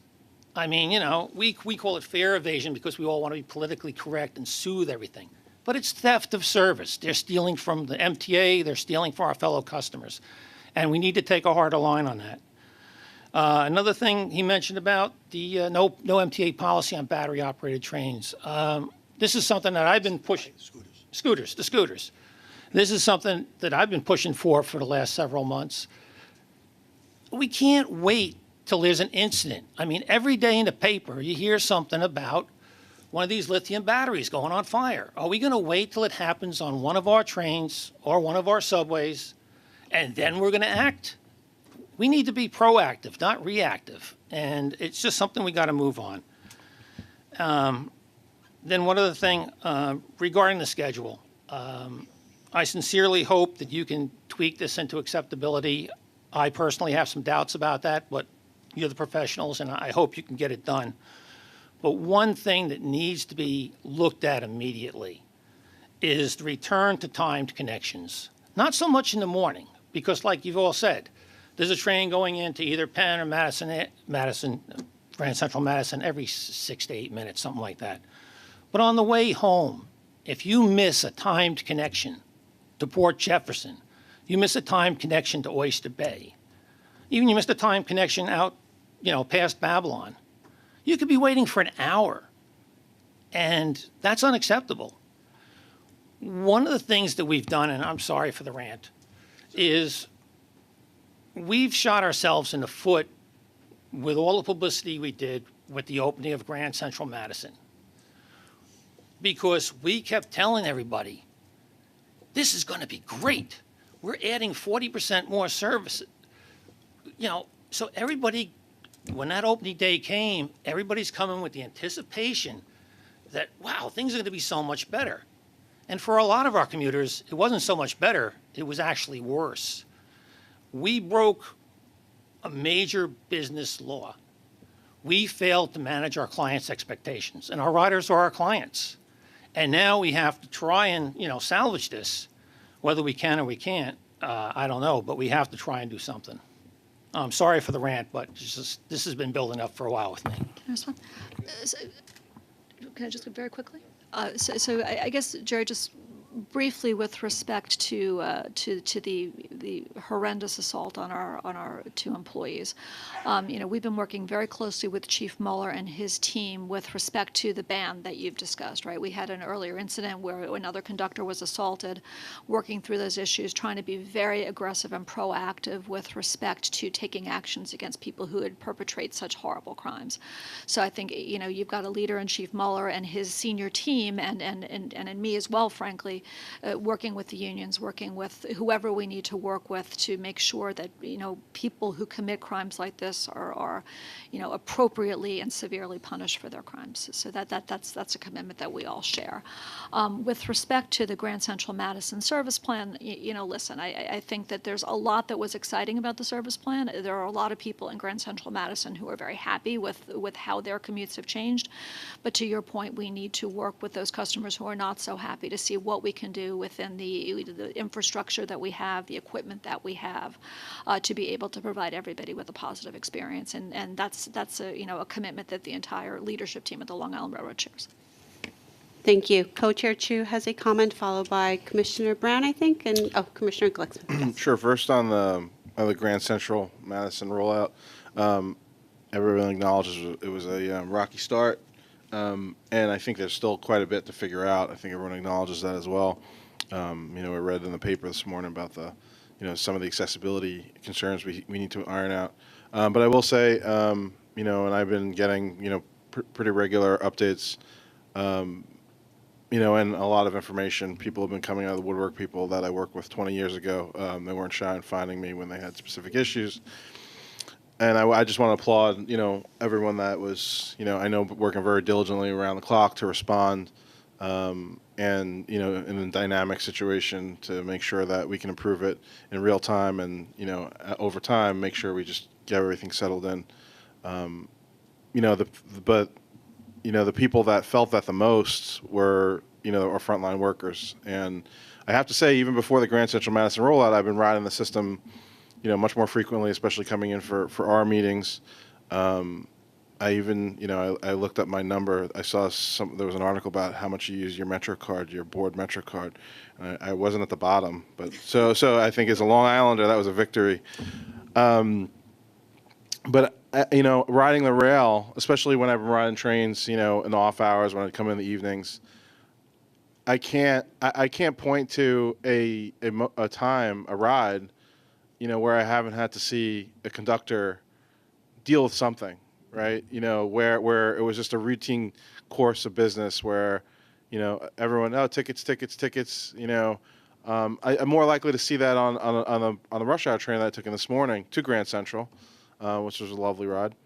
But on these off hours, every time, either someone that doesn't have a fare, someone that is not and doesn't have their wits about them, or is outright belligerent or has an attitude. And I know a lot's being done. I know a lot of attention's been paid to public safety. I will say, I want to compliment. In this case, we can't do it enough. Compliment Suffolk District Attorney Ray Tierney, who was the first district attorney in the state to exercise, that ban, that ability to ban a rider. Perhaps there's merit to looking into a pre-conviction ban. There's certainly other things that I think we cannot be exhaustive enough when it comes to public safety. All of these workers who have facilitated this unprecedented expansion of our rail, have to deal with. I think it's unacceptable, all of the things they've had to do that have assailed their dignity, as, people have felt an invitation to, let civility, go the other way. But when it comes to public safety, you should not, wake up in the morning with a pit in your stomach because you think you may be attacked or worse at work. That is just a condition that we can't allow to continue. And I will say this, I know the Chief's been on this, I know Kathy, I know your team's been on this. I'll say as a board member on this particular issue, I think from our responsibility, and I feel this personally, like I can't know enough. So I would really like to know more about this. And so, from Vinny and from management, I think this is something that really would like to know more about what the workers are recommending, what they see as potential solutions that would make them feel safer, and also some of the things that we're thinking about implementing to just continue to make them safer. And even if it's external, if it's something that we've been talking a lot about advocacy for the budget. Perhaps there's policies that we could look to and ask for our own, governor and state legislature to enact that can help make our workforce feel safer and prevent heinous, crimes like this from happening again. Thank you, Co-Chair Chu. I completely agree with that. I think it should be a pleasant and safe ride, not just for our riders, but also for our frontline staff. I believe Commissioner Glucksman had a comment. Yes. I wanted to support all of Vinny's concerns and Jerry's concerns about the crews, and they need to be protected. And the e-scooter thing, we had a presentation from Pat at PCAC this month. I can't wait for rules to come out. I mean, those things are scary. As Maldiva said, and Dory said, they are all here in the newspaper about the fires and the deaths. We need to do something, and it's got to be quick. And we waited long enough about this. Thank you. Commissioner Valdivia. Thank you, Co-Chair. Co-Chair Chu, agree with your statements, so thank you for making them. I had a question about Grand Central Madison. As a city member, I've been really focused on the lack of the one-seat ride to Brooklyn. So appreciate the staff answering my questions, because I know a lot of things happen behind the scenes that maybe not everybody knows. I know a lot of people in this room have had a lot of conversations with Kathy over the weeks, so really appreciate kind of the staff responsiveness on that. I guess my remaining question is, and I think I've asked this before and there was a public comment on it, I understand the nature of the Brooklyn shuttle and that you're decreasing headways for the Brooklyn shuttle from Jamaica to Brooklyn, so that's great. But this issue of, I believe the Brooklyn shuttle leaves from track 11 to 12. And can you tell me if there's any thinking in the future about that kind of walk and that length to walk through? Is that a really big kind of customer inconvenience? What are the complaints that you're hearing about those tracks versus other tracks, and what is operationally feasible? So I'll start, and if Rob wants to jump in, he can do that. So Platform F, which is where tracks 11 and 12 are located, was actually, a project that was constructed as part of the East Side Access Project. So, the Brooklyn shuttle operation had always, and I know you know this, had always been an element of the service plan just because of the crossing over of the physical plant at Jamaica. And since we're going to be increasing service so much through the Jamaica complex, that was why 11 and 12 were constructed as a way of keeping essentially providing for a more reliable service as well for those customers, because it's sort of unencumbered by everything else that's happening within the Jamaica plant.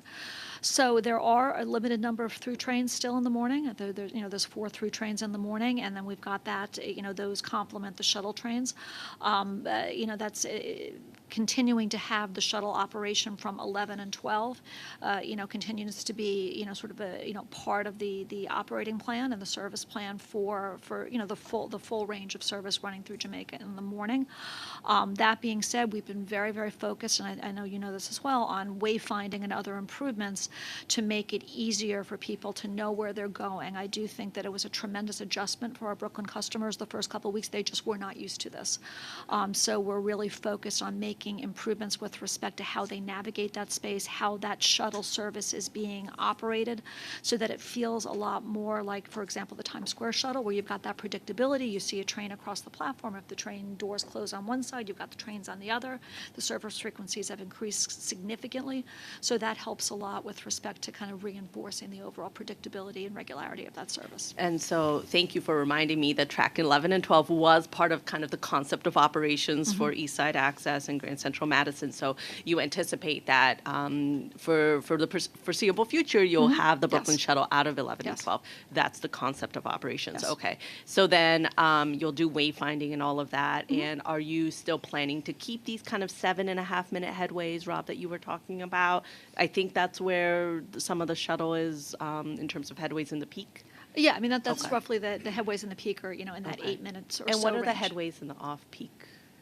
The half hour? Yeah, it's 20 minutes in the 20 minutes? off-peak. There 20 used to be minutes. 2 20 trains an hour, now there's 3 trains an hour. And is there any sense of increasing the number of through trains from 4 to 6 in the peak or anything like that? The problem becomes Yeah. throughput, right? We've Yeah. expanded service to such a degree that the ability to operate through trains would significantly reduce our ability to move trains through Jamaica, just in terms of their ability to cross over and get there. And without getting into the weeds, I think one of the issues becomes that the fact that we serve 5 Western terminals, right? There's not many properties that do that. So now, who do you have across the platform when you're serving 5 terminals? We can't have 5 trains at one time. They couldn't all be across the platform from each other. And this, the time delay it takes to move those trains through Brooklyn are significant impediments to the operation. No, and I really appreciate it. I understand that, you all recognize, this is a challenge. We're going to make adjustments to address the challenges, especially as it relates to Brooklyn service. So I appreciate that work and that responsiveness. Thank you. I think just something to add to that, where, Kathy had mentioned some of the shorter term things, but we've put together a working group to look at what are some longer term things that we can do to help with that type with the service as far as walking over. So, whether that's future capital programs and whatnot, we don't, it's all being put together now to look at it for the future. Commissioner Brown had a comment followed by Commissioner Borelli. Yeah, I get that, you've piled so much stuff up now. I'm, unlike Vinny, I'm someone that talks all the time. So, but the safety stuff, it's hard to find a subject that's more more important today than safety. I'd like to point out among things that regarding safety on Metro North, according to the documents here, the reports this month, you're like 12% short on staffing of the safety department in Metro North. And, without asking you why, I mean, just describe something why this is, which I'm, curious why 5% would seem bad enough, but 12% is a very high percentage on something that there's so much concentration of resources on that it seems on Metro North often that you're forgotten because you haven't had a crisis. And we have had crises, and it's not, I was talking to Benny before, and we just seem to wait for these huge, dangerous incidents to drive our policy making, not just on safety, but on other transportation related things. But what gets me, and Vinny will tell you this too, there's really not a single conductor that goes through a single shift without some sort of confrontation with somebody. And you're an authority figure, you're on there, you're the only authority figure. And I suggest when you come up with the lifetime bans, most of that banning control is going to be done by the conductor. So you're just building more and more confrontations into the system. Now, I do have an additional safety issue with the, everybody's suspicious of the lithium batteries, but we provide charging for them on the trains. They're able to charge on the train. So we're feeding our own problem. And I know it's hard. Everybody's trying to figure it out. This uses a lithium battery. That uses a lithium battery. They can all blow up under some certain circumstances. And it's, again, it's all going to fall on a conductor to whatever you decide to do with the bikes, with the unruly passengers. It's all going to fall on the conductor, and they have more and more built into confrontation. And then I have an additional practical question here as a union representative. I kind of cringe when I see the word volunteer come up on, I mean, it's nice you got people that are so involved to volunteer to do things, but that Grand Central or the Madison Avenue shed has been a mess for, I don't know, I've only been doing this for 35 years, and it's always been a mess. And I don't understand why we don't have employees responsible for that. Again, maybe we can't hire people. Maybe you need to raise wages. Maybe you need to offer some other sort of incentives to get people to do it. But if you're depending on people to volunteer to do these safety critical operations, there's nothing against the volunteers. Very well-meaning people. I don't know where you draw them from. But it's not the same as taking the responsibility of having your own employee out there trying to do their thing. And it's about all that. Please go ahead and respond to that, and then we can go, Vinny. And maybe working backwards, and then we can, so with respect, that's okay. So with respect to the cleanups, it's sort of a bit of both, Norman, right? I mean, we have maintenance of way, forces who do cleanups, and they'll work with. We have rights of way task forces at both railroads who will work with MW with safety on certain key locations that where cleanups are necessary. So that's a very kind of targeted thing. But both railroads have sort of special cleanup campaigns for shops or certain problem locations. So it's a bit of both. It's not one or the other. With respect to your observations about, since we're on a roll about safety, the vacancy rates generally, this is something that I know you know about because we've spoken about this a lot. I mean, Metro North has high vacancy rates in a number of different departments. Safety is not the only one, unfortunately. We want to be proactive. We don't want to wait for, whatever the next thing is. We want to be proactive with respect to our staffing. We're working very, very, collaboratively with the People Tower, with our business partners to try to get our hiring needs met as quickly as possible, because we need to be appropriately staffed, that is a huge organizational priority, and we make every effort to be proactive with respect to how we run the railroad and ensuring that that we don't have to have one of those conversations at some point down the line. Thank you. I'd like to add my support to Vinny and all our employees. I mean, I think a lot's been said. I know time's short. I won't go on. But I think we all know that our employees are a vital part of our service to our customers, but more importantly, they're part of our family. And you wouldn't let anything like this happen to a family member. And we should do whatever we can, whatever resources, however extreme they may be, to protect our family. Thank you. Just one last comment. For a lot of our customers, the conductor that they see on their train every day is really the only railroad employee that they see, they know. So that relationship that they form with their conductor, to a large extent, will define their view of the railroad. So these frontline employees, bear a tremendous burden with respect to, the impression of the entire service, and they get a lot of the heat when the service isn't what the customers have a right to expect. So, again, I want to reinforce and reiterate our commitment to ensuring that frontline workforce who is out there every day creating a great impression of Metro North, a great impression of Long Island, that they get the protection and the support that they need in terms of how they do their jobs. Thank you. Yes. I thought about mentioning this before, but I didn't. To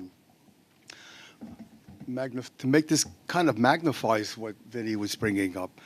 My first job in transit was in 1972 as a B division conductor.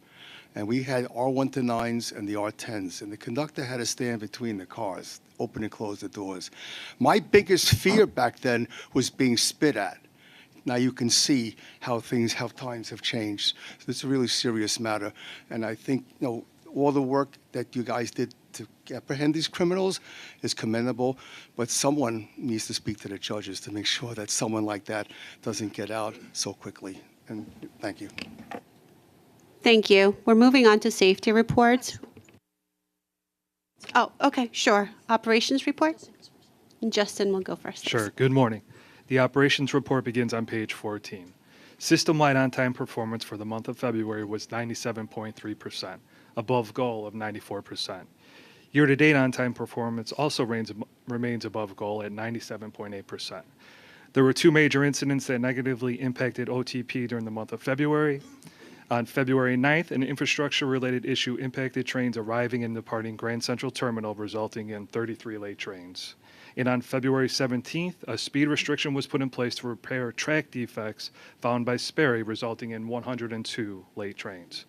Regarding fleet, the mean distance between failures for January was nearly 600,000 miles, above the monthly goal of 175,000 miles. Let us know if we change the time and tell them that. Mr. Mack, if you wouldn't mind muting yourself, thank you. Go ahead, Justin. All right, and finally, this week, Metro North will be hosting the biannual NORAC conference for the first time in our history. NORAC is a body of railroads that established a set of operating rules for railroads in North America, predominantly in the Northeast. It is comprised of commuter railroads, Class 1s, and short line railroads. That concludes the report, unless there's any questions. Thank you. Any questions? Commissioner Brown. Yeah, regarding MDBF and the 300% jump in MDBF between December and January, I normally don't pay that much attention to these little glitches. I'm looking for more of a long-term improvement in these things. But what explains that much increase, or do you have anything that attempts to explain that such a huge increase in exciting increase in MDBF, and ideally it stays at 600,000 miles? It's just sort of unbelievable compared to where we were, certainly when I started in the trade. But how did that happen? How did we go from 200,000 in 1 month up to? I mean, did the weather get that good? So the weather was actually very good in January. It was more favorable than we typically see. We also see really good performance with the M8, which drives up that number. We have challenges with some of our other equipment, like the BL20s. I mean, the MDBF in those areas is about 20,000. So it really varies by fleet type. But the major reason for the increase is because of the good weather. Moving on to Long Island Rail. Rob? Hi. Good morning. Total on-time performance for the month of February was 95%, and year-to-date as of February was 96.4%. 9 of our branches operated at or above goal, and year-to-date as of February, all branches have operated at or above goal.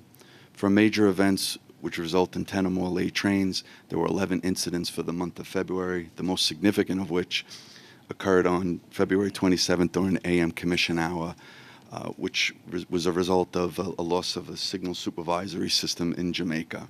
This incident negatively impacted on-time performance by 0.3%, and unfortunately it coincided with the launch of our Grand Central Madison service.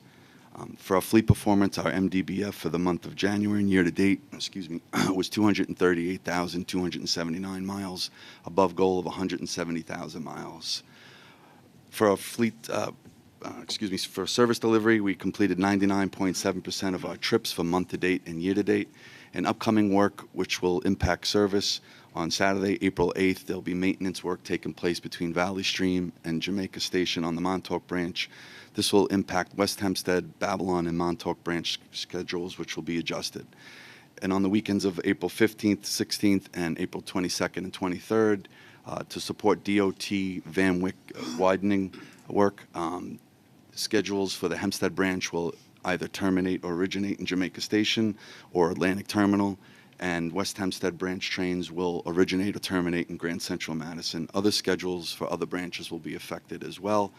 Please look at the website and the Train Time app for schedule updates, and that concludes my report. I'll take any questions you may have. Thank you. Any questions for Rob? If not, we're moving on to safety reports. Shelley Prettyman will give the Metro North safety report.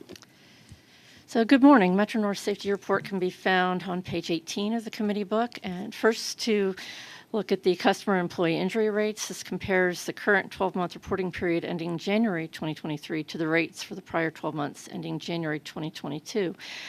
The reportable customer injury rate increased from 1.87 to 2.28 per 1 million customers, and the reportable employee lost time injury rate increased from 2.05 to 2.11 per 200,000 working hours. But I do want to note that these rolling 12-month rates have been trending downward over the past 4 months.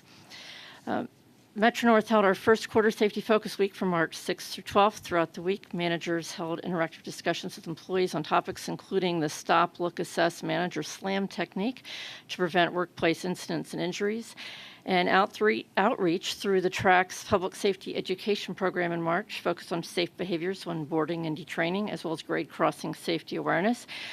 An outreach was conducted at Milford, Peekskill, and Valhalla stations, and at Hudson Avenue grade crossing in Peekskill. That concludes my report. I'd be happy to answer any questions. Any questions for Shelley? If not, we move on to Lori's report for Long Island Rail. Thanks. Good morning. So I appreciate the robust conversation that we've had about safety this morning. We're reporting on our performance through January of 2023, and that can be found on page 28, and happy to answer any questions folks may have. Lori, just because of the conversation that we had so far this morning, in the future, can we highlight the employee lost time and injury time relative to assaults and trauma from these harassments and assaults, so we can, the committee seems more interested in the information. Those numbers are pretty impactful, I think. So just for the future. Any other questions? If not, we move on to Chief Mueller, who will give the MTA police report. Thank you, President Rinaldi. For the month of February 2023, we had 23 major felonies in our MTA system. Of those, 17 were grand larcenies. We had 1 robbery, 2 burglaries, and we had 3 assaults. And so I think it speaks to what we were talking about earlier about the impact that these incidents have on us. We're talking about 23 felonies overall, and 17 of which are grand larcenies. And of the 17 of the grand larcenies, 12 of them were unattended property. So it's something that we continue to deal with. We're trying to get the word out and trying to work on that. Just to speak a little bit about what occurred last Wednesday, obviously, the MTA PD shares the sentiments of everybody at the table. It's refreshing to hear, the support of our MTA employees. It's since I've been here, I feel like we are really truly a family. And when we have family members get affected like this, and that extends to our ridership, that we take this very seriously. And it's very important for us to support and make our community safe. Community being our track workers, our conductors, our station managers. Everybody who's in the system that make the system so good. We have tremendous support from Chairman Lieber, who's been very helpful with all these types of things. But again, what you need with these type of things is an end-to-end solution. As Vinny said, the MTA detectives under the supervision of Detective Sergeant Ed Russell had a 24-hour turnaround time with this arrest. And I would be remiss if I didn't really thank the Kings County District Attorney's Office, because they were absolutely fantastic. In particular, I'm going to name Kevin Albach, who worked all day with our detectives to make sure that we got this to where it needed to be. In the end, I think really we've gotten away from victims and the exponential effect that this has on people when they're subjected to an assault like this. It's not just them; it's their families. It's the people that witnessed it, that were on the train that day. It's also, the countless people that see it on video.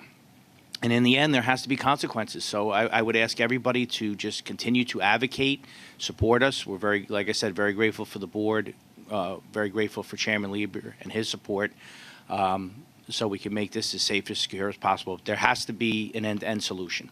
Thank you. Thank you, Chief. Any questions for Chief Mueller? Yes, Commissioner Brigham.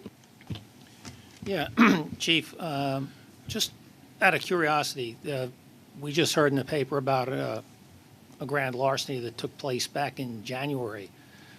And I guess you had problems finding these perpetrators. There were 3 of them. Why did it take 2 months, though, for you to release it to the press for your assistance? Wouldn't it have been a couple of weeks after the fact? Or, 2 months seems like a long time. Like the trail's probably gone cold, I would think. Not necessarily. There's a lot to go into that investigative process. I'd have to actually look at the case and the fact pattern to find out, exactly what happened. In general, we try to get the information out as quickly as possible. So there may have been some other factors there that decided not to. But I'm more than happy to get back to you with the specific information to that case. I know, because when I saw it this morning, it was like, holy crap, when did this happen? And I'm looking and it's like January 29th. It's March, I'm sure you had reasons. I was just kind of curious. I would have thought you would have reached out to the public a lot sooner. That's just my opinion. Absolutely. We'll take a look. Okay, appreciate it. Any other questions? Yes. Hi, thank you. I just wanted to emphasize that we, this event with the conductors was horrific, and it is, just something that just breaks our heart, and we put a lot of effort into trying to fix it. I think that what we heard here today, and I totally agree with what Commissioner Brown talked about, and being, not waiting for an incident before we do something. And I think we've been really doing that. I just want people to remind ourselves about all the things that are going on right now too, that are proactive. We are out there working the bans, which there's a couple already on Long Island Railroad. There's 5 out there that are there for different reasons right now, which is great.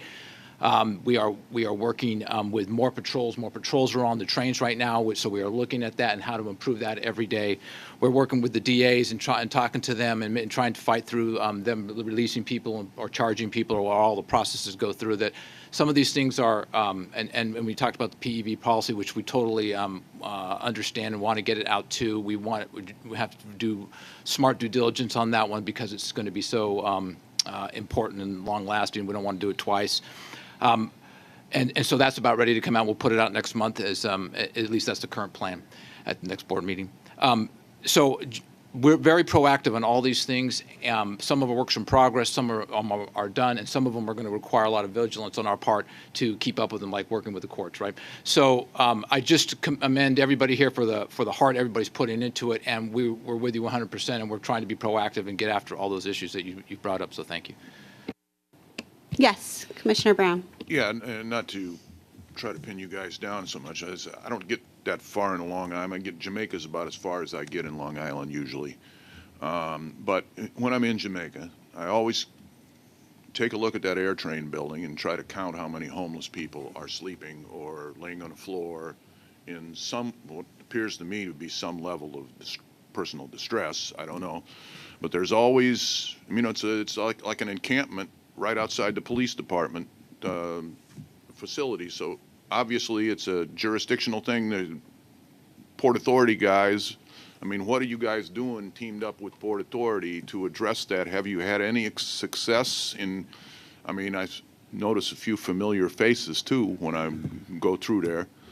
It seems to be a particular location where we have particular I've wondered how you've kept it out of the press with so much concentration on, how people got from one track to the other. And did they ever talk about, if it went 20 feet further, they'd fall over a homeless guy? Or how are you dealing with that? Are we improving ours? Again, I'm looking for a trajectory where we're having improvement rather than any particular incidents. But it looks pretty dangerous to me. Yeah, no, Commissioner Brown, it's the right way to look at it. That it's not a one-off or it's one day. It's the trending. Where are we going with the trending? So what we are doing is we are working with the Port Authority to come up with a solution that we can all take part in. Obviously, as you mentioned, jurisdictional problems, but that shouldn't be too much of a roadblock. We all have to, aspire to the same thing, which is that at the terminal or the air train area is not meant to sleep or to shelter in. It's a transportation facility. And so we'll be working with the Port Authority more on that. We've had success in other terminals that we hope to replicate there with our homeless outreach, our 958 nurses, and the other assets that we bring with us, so that it's kind of a holistic solution. So hopefully we'll have some good news for you in the next couple of months. Similar to what you've done in Penn. Exactly. Yeah. We've gotten with all the police departments there. We have a very robust coordination effort at that place, and it has made a difference, as you've noticed. Yeah, I think just one last thing. I think it goes to the chairman's philosophy that we have a very not stubborn but a consistent group of folks that continue to use a system that in some cases are severely mentally ill, severely addicted to drugs. So when we focus on those people and seeing how we can get them into long-term care, it's a solution that kind of discounts the idea of just putting them on an ambulance twice a day, every day, because that's not really, doesn't seem to be solving the problem. So, looking at these people for their entire history, whether it's criminal or psychiatric history, gives us a better idea of how we can really stand this up and get them into long-term care. Yeah, did any of your frequent flyers from Penn, when you brought the level of homeless disruption there at Penn down, did any of them wash up in Jamaica as individuals? I'd have to check, because we are, again, because we're person-centric in this type of strategy. So I'd have to look, but it's entirely possible. It may not be likely. Again, it's an interesting thing, and that's speaks also to the point of how important it is to get as much information as we can about people, so we can see where they're going and seeing if what we're doing, like as far as not necessarily tracking them, but keeping an eye on what the behavior is. Is the behavior improving after treatment? Is it not improving? Are we changing conditions? And as you mentioned earlier, it's all about the trending. Yeah, I suggest that the information is a stronger weapon than the punishment for these particularly mentally ill people. I don't believe they're really afraid of punishment. And I do think more information you have about them. Commissioner, just on that note, we're going a little deep in this, but we do have, we work with the city in a big effort for the last 9-10 months now. And we've identified what we call the top 50 of these individuals across the city, but mostly across our subway system and our railroads. And we track them very closely, and we know who they are. And if they show up somewhere else, we have teams ready to go deal with them, teams of nurses, teams of police, teams of staff, et cetera, to go work on. So we're a real robust effort trying to get this group of people that are sort of the hardcore and really need help. Thank you. We need to move this meeting forward. One additional question from Commissioner Brown, and then we have to continue. Okay. Commissioner Wright. Excuse me, Commissioner Brigham. Actually, I've been kind of critical this whole meeting, so I just want to put something positive out there. You mentioned Penn Station, and I have seen a real improvement over the last 2-3 months in Penn Station. And I could see it's the way you deploy your people. I had complained a couple of months back about the central corridor at Penn. And now I notice you usually have a cops stationed right by where the main thoroughfare is, or the concourse, and then you have one of your little golf carts down the other end with somebody. So obviously there's nobody in there. So what you're doing in Penn Station is really working. To Commissioner Brown's, I think they washed up on the subway, because there was probably 3 guys in this first subway car I got on this morning, but none in Penn. So I thank you for that effort. Thank you, Commissioner, and all the credit goes to Deputy Inspector Zinga Kelman and her men and women of the 4th District. They work very hard every day. Thank you. Kathy, are there any action items for the committee? Yeah, there is one action item. It's the Grand Central Madison Terminal Rules of Conduct, which is in the book. President Rob Troop is here in case there's any questions about this action item. Any questions? Okay. I'm sorry. Okay. May I have a motion? Second?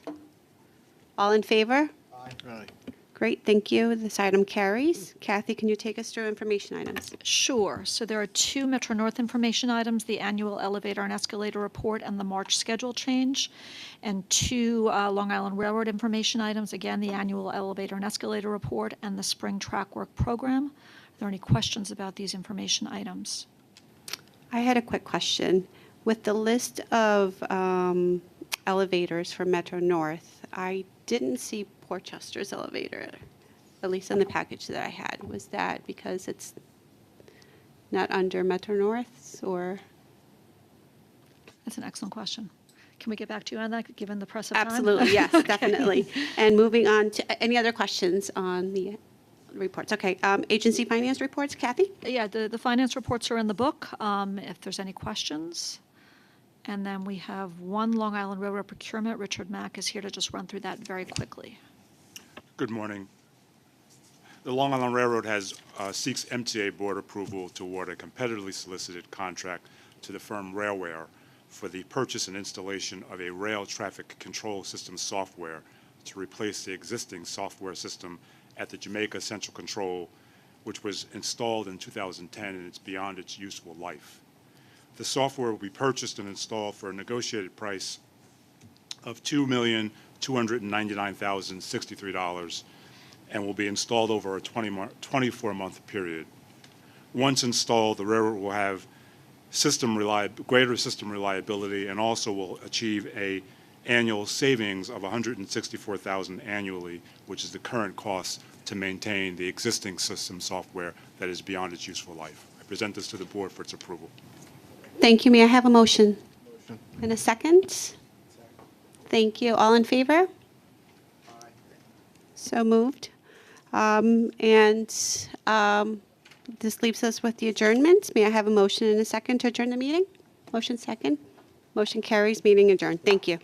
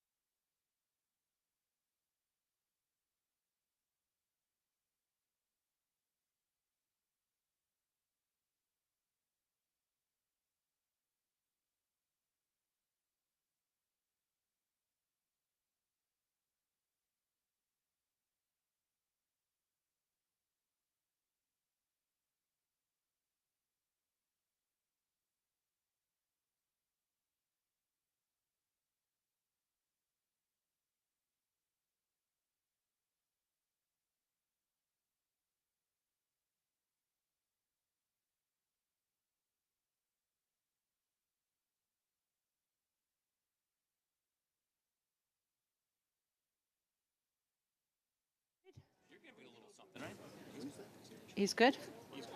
Why do I feel like this? Where's the rest of the board members? We're good? I know.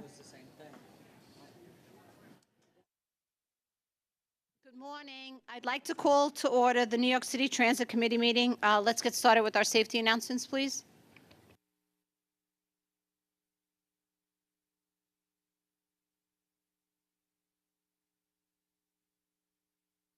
Your safety is of the foremost importance to the MTA.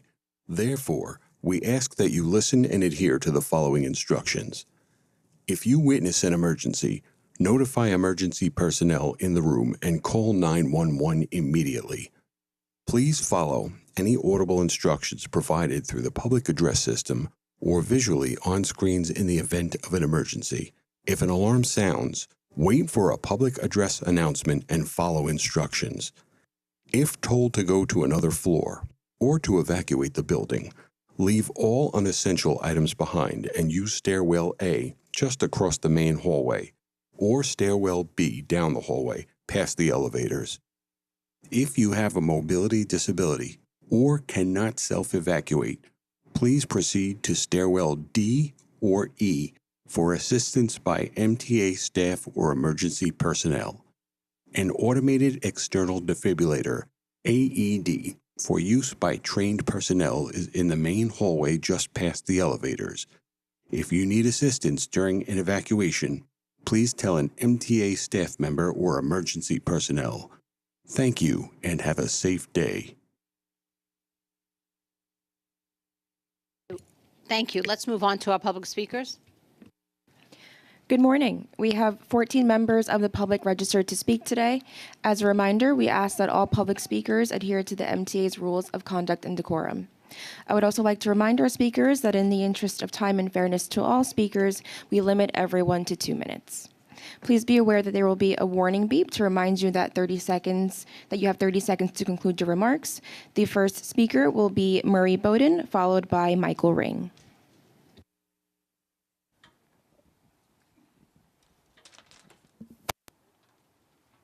Morning. I'm not used to speaking from a wheelchair, but I'm getting used to it because I know for the rest of my life that anytime I have to go any distance, it's going to be in a wheelchair.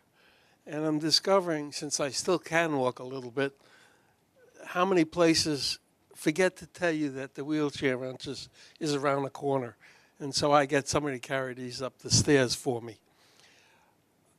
I'm concerned about safety and how the environment will be left for my grandchildren. And what's exciting is not only on this board, but many of the boards I go to, the new members are younger and they think differently.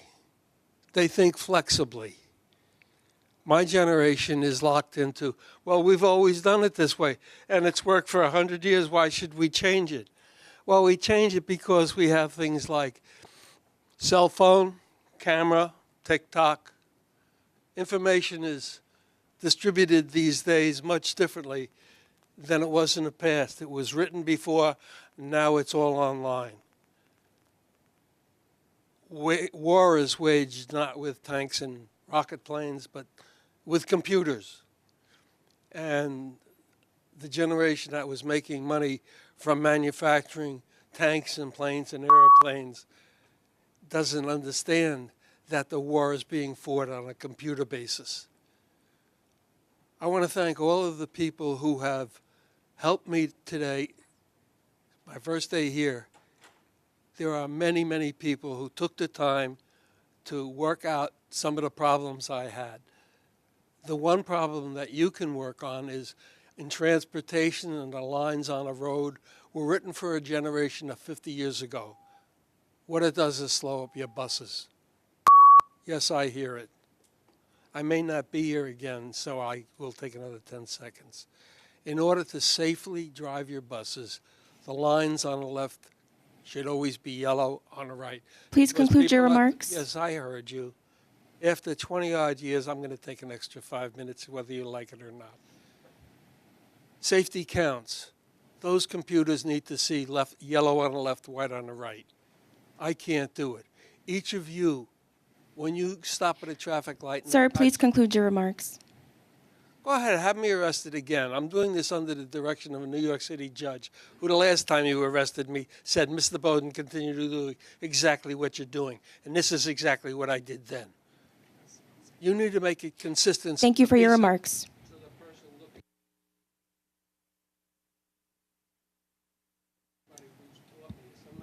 Our next speaker will be Michael Ring, followed by Charlton D'Souza.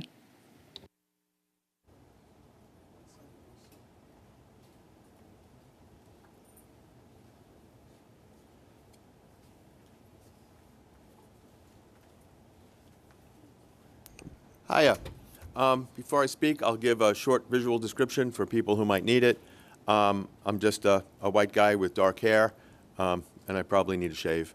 And I'm wearing a shirt that says Disabled in Action, the organization I happen to be representing today. I just want to share an experience that everyone else in this room had today that we all take for granted. We all walked into this building, and we all took the elevator up. And I talked to the elevator operator. There's a dozen passenger elevators in this building, plus a couple of freight elevators, I assume. Everyone can take it for granted that you could get to work in this building because you know the elevators are going to work. One or two of them might be out of order, and there's enough to go around. The goal of you guys should be to make it so that in the subway, everyone has the same experience. If stairs are an impediment to someone who wants to get to work, in the subway, well, it's not a brand new office building, but to get to somewhere, you're going to have to take 4 or 5 elevators to get anywhere. You need one to get from the street to the mezzanine, and then another one to get to the platform. You might have to change trains, and then you need 2 more to get out. That's 5 trips. And then 5 on the way home. That's 10 trips a day. And then think of it also, you want to do that 5 days a week, that's 50 trips. When you say that they work 98% of the time or 95% of the time, it's a little confusing. How often do they work? You never know if you're going to get anywhere. You can't count on the elevators to get you to work. So people that see a staircase as an impediment are not going to work in New York City. They're not paying their taxes. They're living isolated, unproductive lives. So the goal isn't to get just 95% elevators within the next 30 years. Let's get them working, and let's give the confidence to people who need them that they're going to work. Otherwise, they might as well not be there at all. Thank you very much. Thank you for your remarks. Our next speaker is going to be Charlton D'Souza, followed by Jose Negron. Good morning, everyone. My name is Charlton D'Souza. I'm the president of Passengers United. And I want to talk about the service disruptions on the E as in egg train, F as in fish train, R as in Romeo, and M as in Mary. So the Queens Boulevard line has the newest signals, and so does the 7 train. But I've noticed we've been having network communication issues with the new system where everything is breaking down. And I understand you guys also want to do track work now between 179th Street and Continental for the new signals. Plus, there's going to be track work going on at Roosevelt Island, which is going to severely disrupt late night, overnight, and late evening service. What I would suggest is that there should be LIRR cross-honoring, and you need more Q60 buses running down the boulevard. You need Arctics running on the Q60. You guys cannot do this to us. You guys are killing Queens with these service disruptions. It's gotten out of control. Even the planned work. You guys don't tell us when the track gangs are on the tracks, and sometimes trains are being held up for 15, 20 minutes at night. This is no way to run a subway system. So either you have more buses running down the boulevard, you can have Arctics running, or you have the railroad cross-honoring. Otherwise, this is going to devastate Queens, and especially with the Roosevelt Island community. They're cut off to everything. So you need to work out an agreement with the RIOC operating authority, either to add more shuttle buses exclusively to Roosevelt Island so they can navigate this. And in terms of, just the MT employee who got assaulted at 2nd Avenue, I was just devastated to hear about that. Our frontline employees, they're all getting assaulted, they're getting beaten up. It's devastating. It should not be happening. So thank you.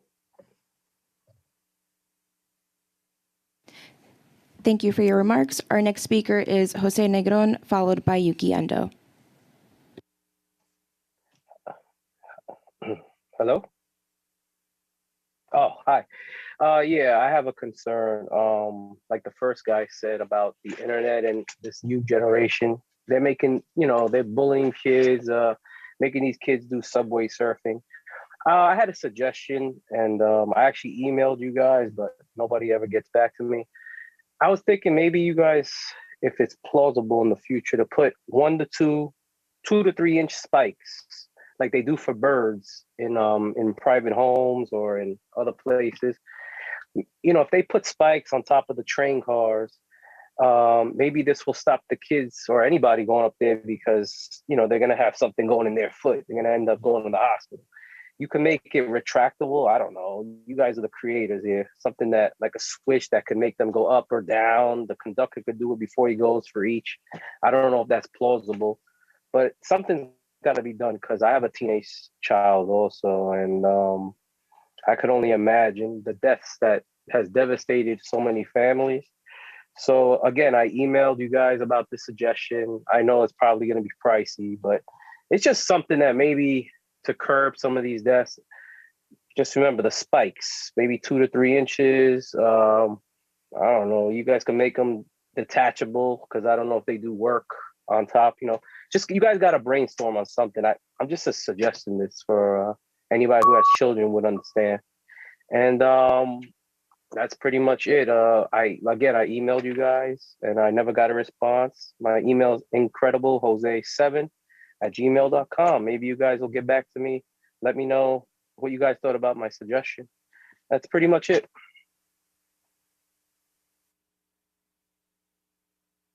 Speaker is Yuki Endo, followed by Jesse Figueroa. Yuki Endo's testimony will be read.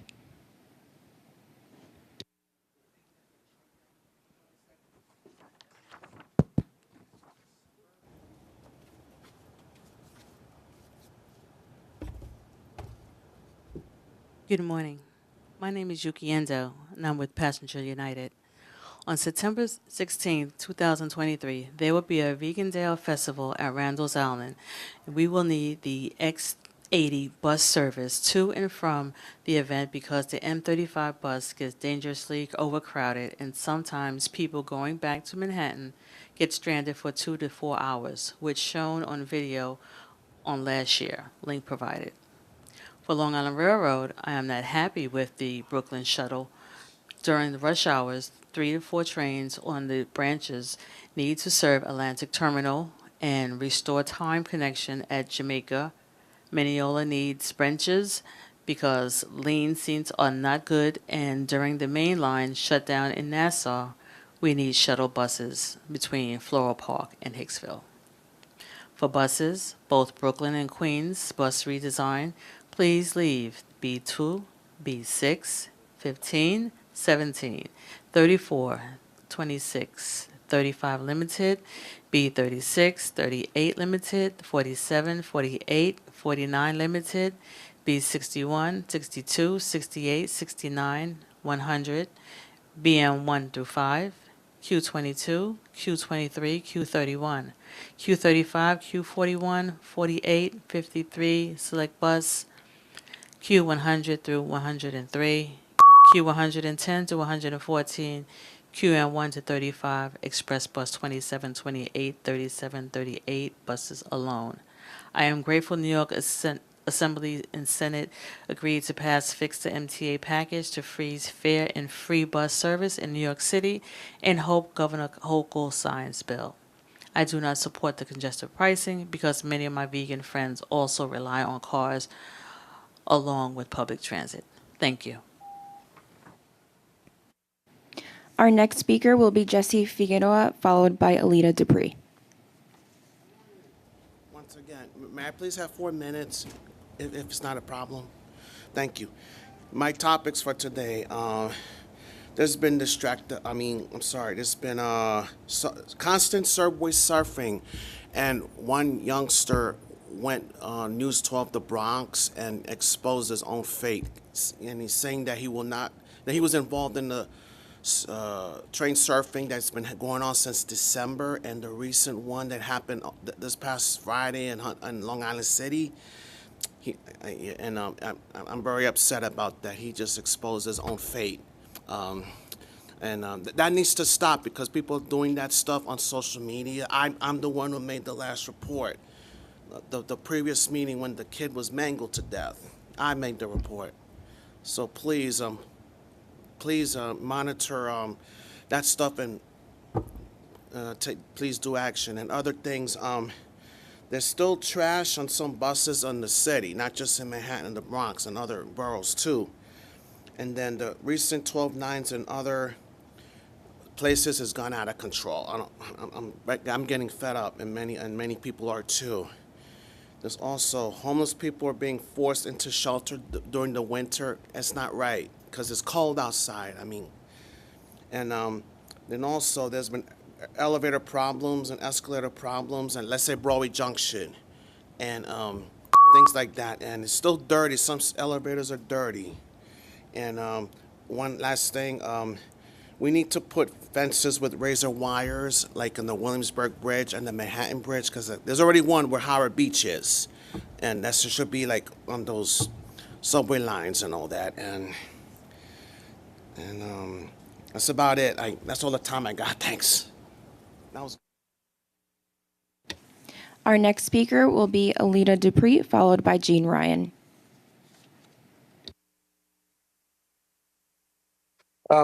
Thank you. Good morning, Chair. Alita Dupree, for the record. My pronouns are she and her, and talk about transit today. Don't know if I mentioned this before, but I got to hear Rich Davey speak on a podcast called Transit Unplugged. It's very helpful and enlightening information, so I would encourage anybody to listen to that, and hopefully I'll get to see y'all in person soon. The ADA work, of course, must continue, and I hope that we will make 2023 the year of greatest progress in adding more elevators to our stations, because sometimes I'm just having a hard time and I need a little help. And some people can't climb stairs, so we don't ever want to forget about that. And I try to bring you positive energy, and how can we build a subway that runs on renewable energy? I think we should have a pie chart that shows the fuel mix of the electricity that the subway uses, so the public can be informed. Maybe that's something I need to do a public records request on, because I want our subway to have a greater sense of positive energy through renewable energy. And Omni is essential, and I look forward to using Omni for reduced fare. And I haven't heard about a sunset date for the paper Metro cards. It's time to move past paper tickets. BART, which is a transportation system in the San Francisco Bay Area, has pretty much moved away from that. So we want to try and move into new things, because I believe that this subway is not just a system that's steeped in history and tradition, but is relevant to the future and lives up to the ideals of being legendary and stately. Thank you. Our next speaker is Jean Ryan, followed by David Kupferberg.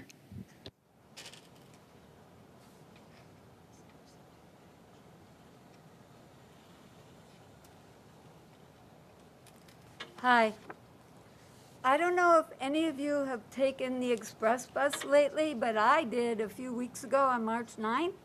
And this is how I had to get off by the fire department of New York.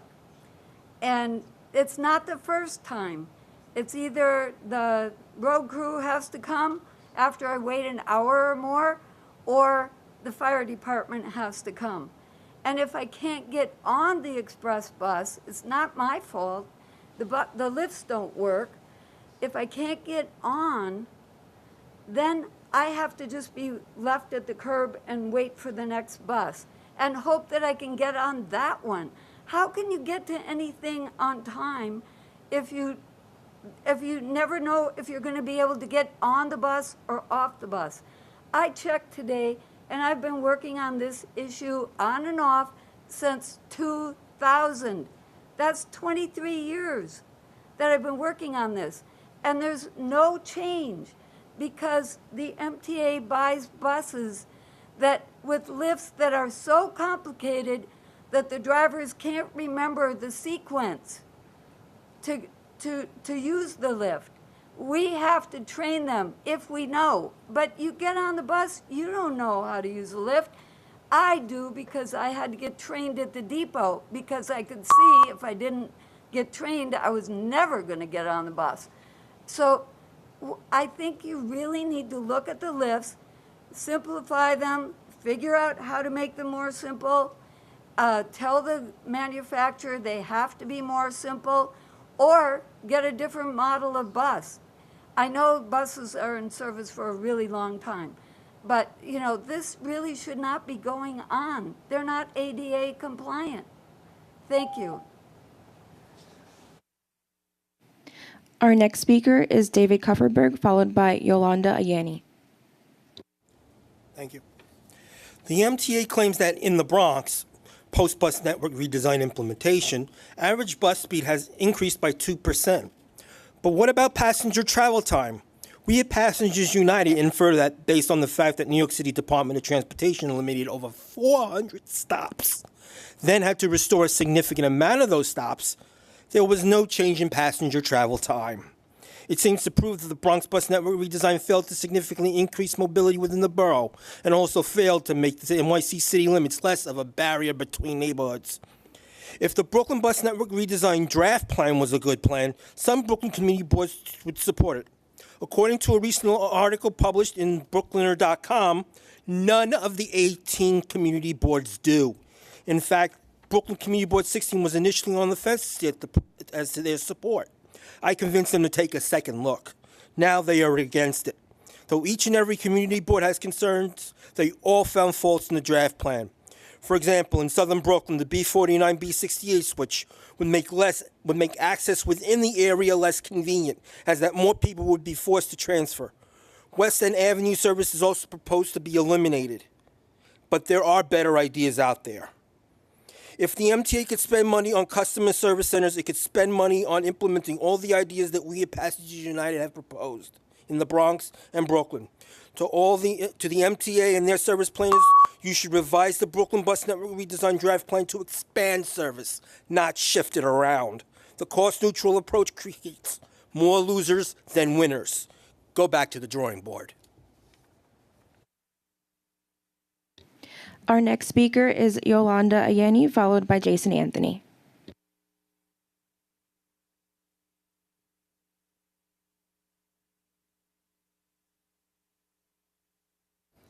The most disrespected people in New York City transit history are accessorized users because they're voiceless, because they're seniors and disabled people. And everything I've heard today is that Long Island Railroad had a fix, and they got it fixed with the problem with the, February 27th. If the subway needs something to be fixed, it's going to be temporary, and there's a fix. For years, Stressor Ride, as is known on the street, users have been complaining, but no one plans to do anything about it. All we hear is, we're going to do, but nothing happened. None of you guys can say you have the same experience as Stressor Ride riders have. You get to your appointment late, you don't get picked up, or you have to wait 3 to 4 hours. All this is totally unnecessary. Subway riders, as soon as there's something wrong with a subway, they try some way to fix it. Why can't we get the same decency and respect? It's really, and one of the fix, if you use e-hail and the carrier is not very well, go to another carrier. Why can't it be fixed? Make everybody accountable for what they do. Even when I hear procurement contracts here, they get it fixed because they're not doing the job. Why can't Stressor Ride users get the same thing? It's very stressful and disgusting that disabled and senior citizens have to go through this nonsense when subways and bus riders don't get the same, be discriminated like we are. Enough is enough. I've been here quite some time speaking about this, and there is no one been able to get it fixed. Get it fixed. Do we have to go to the media like the Long Island Railroad people? Thank you. Our next speaker will be Jason Anthony, followed by Lisa Daglian. Good morning, Rich. Good morning, Haida. Here, Jason Anthony, within my third week of returning to school. Yet again, I have to witness subway surfing, this time on the Queens Boulevard line. What we have to do to stop this nonsense? Within the first week of me returning to school, we have to see cynical brats jumping behind our train while I was in class. Look at this. And then they post the pictures on Instagram. And then I get the evidence on my phone. And then they post the videos on TikTok. And then late last week, we found out that a teenager was struck by a train on Hunters Point Avenue along the 7. A subway line that nowadays I have to use 4 times a week to get to school. My suggestion is we have to get along, Rich, with Yandis Rodriguez to put bone wires at the Williamsburg Bridge and near Hunters Point Avenue. Because this is one of several points that these people are using. Please conclude your remarks. I will do so shortly, Morgan. We have to put a stop to this ASAP. So please conclude your remarks. I will do so, Morgan. I will see you guys later on. Thank you. Our next speaker, our final speaker, will be Lisa Daglian. Almost afternoon. Lisa Daglian, Executive Director of the Permanent Citizens Advisory Committee to the MTA PCAC. Though it's a little late, I'd like to recognize our heroes on wheels. March 18th is Transit Driver Appreciation Day, an annual event to celebrate public transit vehicle operators. Speaking on behalf of the New York City Transit Riders Council, we think every day should be Transit Operator Appreciation Day. Thank you for your service. We're glad to see increasing ridership on subways and buses. It's a trend we hope continues as more people go about getting to their business and pleasure by transit. Safe, clean, reliable, and frequent service will keep bringing New Yorkers back on board and encourage our neighbors and visitors to venture back as well. Keeping riders safe, as the numbers bear out, will hopefully continue the virtuous cycle of rider return. Increasing service frequency will convince even more people to get back on board. Funded once financial doomsday has been headed off. We know there are heady and heartening negotiations underway in Albany that will affect every rider.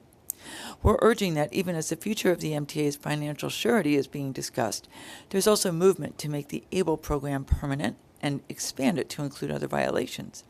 Controller DiNapoli pointed out last week that MTA bus speeds are among the lowest of any major transit system nationwide, with average speed system-wide only surpassing 9 miles per hour in 5 months between January 2019 and 23. Recent improvements in bus lane violation enforcement may help improve bus speeds. Your own survey found that improving wait times for buses would increase rider satisfaction, and shorter wait times would encourage people to ride more often. Increasing ticketing of bus lane violations, block bus stops, and double parkers would, well, be just the ticket and enable buses and all traffic to move more quickly. talking to you emergency vehicles. Those tickets work. Recidivism is unbelievably low, with only 5% of violators committing more than 2 violations. It would mean we would be able to say, if you're not a bus, stay out of the bus lane. Conclude your remarks. And if you're not a bike, stay out of the bike lanes. Thank you. That concludes our public comment session for today. Thank you, everyone. And now I would like to motion to approve the minutes for the February 2023 meeting. Motion by Lisa, second. All those in favor? Aye. Against? Motion passed. Okay, Rich, thank you. Are there any changes to the work plan? Yes, the 2022 year-end EEO and diversity report will be presented in April instead of this month. Okay. Can I have a motion? Thank you, Rich, to approve the 2023 work plan. Motion, second. Moved. Okay, all those in favor? Aye. All right, motion carried. Okay, Rich, you want to start us off? Yeah, with the thank you, president report? Chair. Appreciate it. So we began this journey together 11 months ago by focusing our efforts on what customers told us, and we are indeed listening. New Yorkers are savvy consumers, no doubt, and New York City Transit has unceasingly listened to and incorporated customer feedback into our current operations. Coming out of COVID, we reset our vision for transit to become a customer-focused system based around faster, cleaner, safer, which is a plan that has a number of new approaches to improve operations, maintenance, and safety, which we'll give a few updates on today. Customers have been along this journey with us side by side, sharing honest feedback in forums like this, our Transit Talk, our Pulse surveys, or just striking up conversations with our customers throughout the system. I'm happy to see that our customers are realizing the fruits of our collective labor, the 47,000 men and women who work in New York City Transit, through all transit modes. Subway satisfaction continues to trend in the right direction. Satisfaction with overall subway experience climbed to a new monthly high in February, with 65% of our customers reporting that they are satisfied or very satisfied, a 13% increase since just last June. The Department of Subways, under Demetrius's leadership, maintained an 85% on-time performance for the second month in a row, a 10-year high. Weekend service showed even more promise in February. Our weekend on-time performance was 84, just a little over 84%, 7 percentage points better than a year ago. And in March, the sustainability of that performance continues. Weekday service, as of this morning, was at a little over 83%, and weekend performance for March was 85.5%. And lastly, we're seeing our customers come back. We set a new post-pandemic ridership record on March 16th, where we were just shy of 4 million subway customers. We also rolled out the first R211s into service in the A line on March 10th, the first new subway car in 5 years. It's part of a 535-car order that this board or this committee certainly participated in. We appreciate that continued support that you're providing us in New York City Transit. 440 cars with state-of-the-art amenities. There'll be 15 Staten Island Railway 5-car trains. And then, as you all know, 2 10-car open gangway features, which we'll be looking at to pilot at the end of the year. All the models include security cameras, accessible seating, better digital lights, better signage, and most importantly, and something I don't think we often talk about, is the mean distance between failures. What cars are they replacing? Well, they're replacing cars that are due for their AARP card. They've been in the system for over almost 50 years old, the R46s. These cars will be 3 times more reliable, 3 times more reliable than the service that we're running today on the ANCs. Yes, but you can't look out the window. But Andrew will provide a special window for you in the front. On our safer pillar, our partnership with the New York City Transit Bureau is showing measurable results as their tours of duty are dedicated to the subway lines, visiting stations in their assigned sectors to combat crime and quality of life issues, while importantly developing relationships with our riders and our people, our employees at New York City Transit. In February, the percentage of customers who felt safe or very safe in our stations was 62%, continuing positive trends since the COPS, Cameras, and Care initiative was rolled out last fall. Customers in particular on the 7, G, L, and Q were 70% or more satisfied with overall subway safety. Automated announcements like notifying customers of our locations of police stations like Union Square are making a difference. And after a successful group of first stations were completed along the D line in the Bronx, New York City Transit expanded the program to stations renovations across Brooklyn, Queens, and Manhattan. Demetrius will talk about that shortly. New York City is on track to complete 50 stations that were scheduled to receive renovation work in 2023. Our renovation program embodies our goal of increasing customer satisfaction, bringing new stations that feel new, inspiring neighborhood pride, and making folks' commute more enjoyable. We know that the subway stations are an integral part of what we're doing, and they've also been preparing for our station agents in their new roles. So, Demetrius, I want to ask you to spend a few moments briefing the board on where we are with our training program for our station agents. Demetrius. Thanks, Rich. So as part of the new station agent model, where agents are outside of the booth, initially you'll see them in the fare control area, as you've seen customer service locations that we've rolled out. Ultimately, each agent will undergo a 4-day training period before they prepare to roam the station. The training covers items such as customer service basics, technical training, scenario role plays, supporting customers with disabilities and accessibility challenges, de-escalation techniques, and tutorials on some of the applications on their mobile devices. To date, we've trained 173 station agents, 55 managers and supervisors for this new model, and currently we're training 32 agents a week, but we're looking to ramp up and increase to what will be 48 agents per week in mid-April. Upon completion of the 4-day training, agents will also receive a work cell phone, which will have various applications so they can better assist customers and have an agency device that they can use when needed. They will be able to assist with more than just service and delay info, but directions to popular attractions and the many amenities our great city has to offer. We talked a little bit about the distribution of phones along with training, but given the value of providing improved customer service, we're working with IT and the TWU on the logistics of issuing station agents their phones prior to the 4-day training. In this instance, employees would remain within the general proximity of the control area rather than walking the entire station until such time they have received the training. Now, earlier this month, our team held thorough briefings with all station managers about the agents' new roles and what can be expected. The TWU is also an active participant. During these briefings, they discussed how to stay in consistent contact with employees, security awareness, including locations of help points, assisting customers, flagging hidden areas and blind spots, and proper uniforms. Once fully implemented, every station complex will have at least one control area with 24 hours per day, 7 days a week coverage. We will also have 15 customer service centers, which are staffed with 2 agents during the day and 1 on the overnight, and we'll have 9 of them open by the end of this month. That's all I have, Rich. Back to you. Demetrius, I have a question. Of the 173, how did you pick where you started to train? So we first started with the agents that would be working at the customer service locations. That was our priority. And then we started looking at major key transfer locations where the ridership is highest. The goal is to be able to have the biggest impact with customers first, so we chose the locations based upon ridership. Midori. And Demetrius, how many total station agents do we have in the system?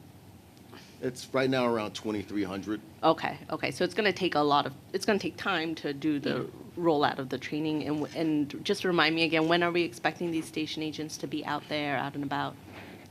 So we're still targeting a specific date. Oh, okay. Soon to come. Okay. But you'll see them at some of the customer service centers already. I see. Okay.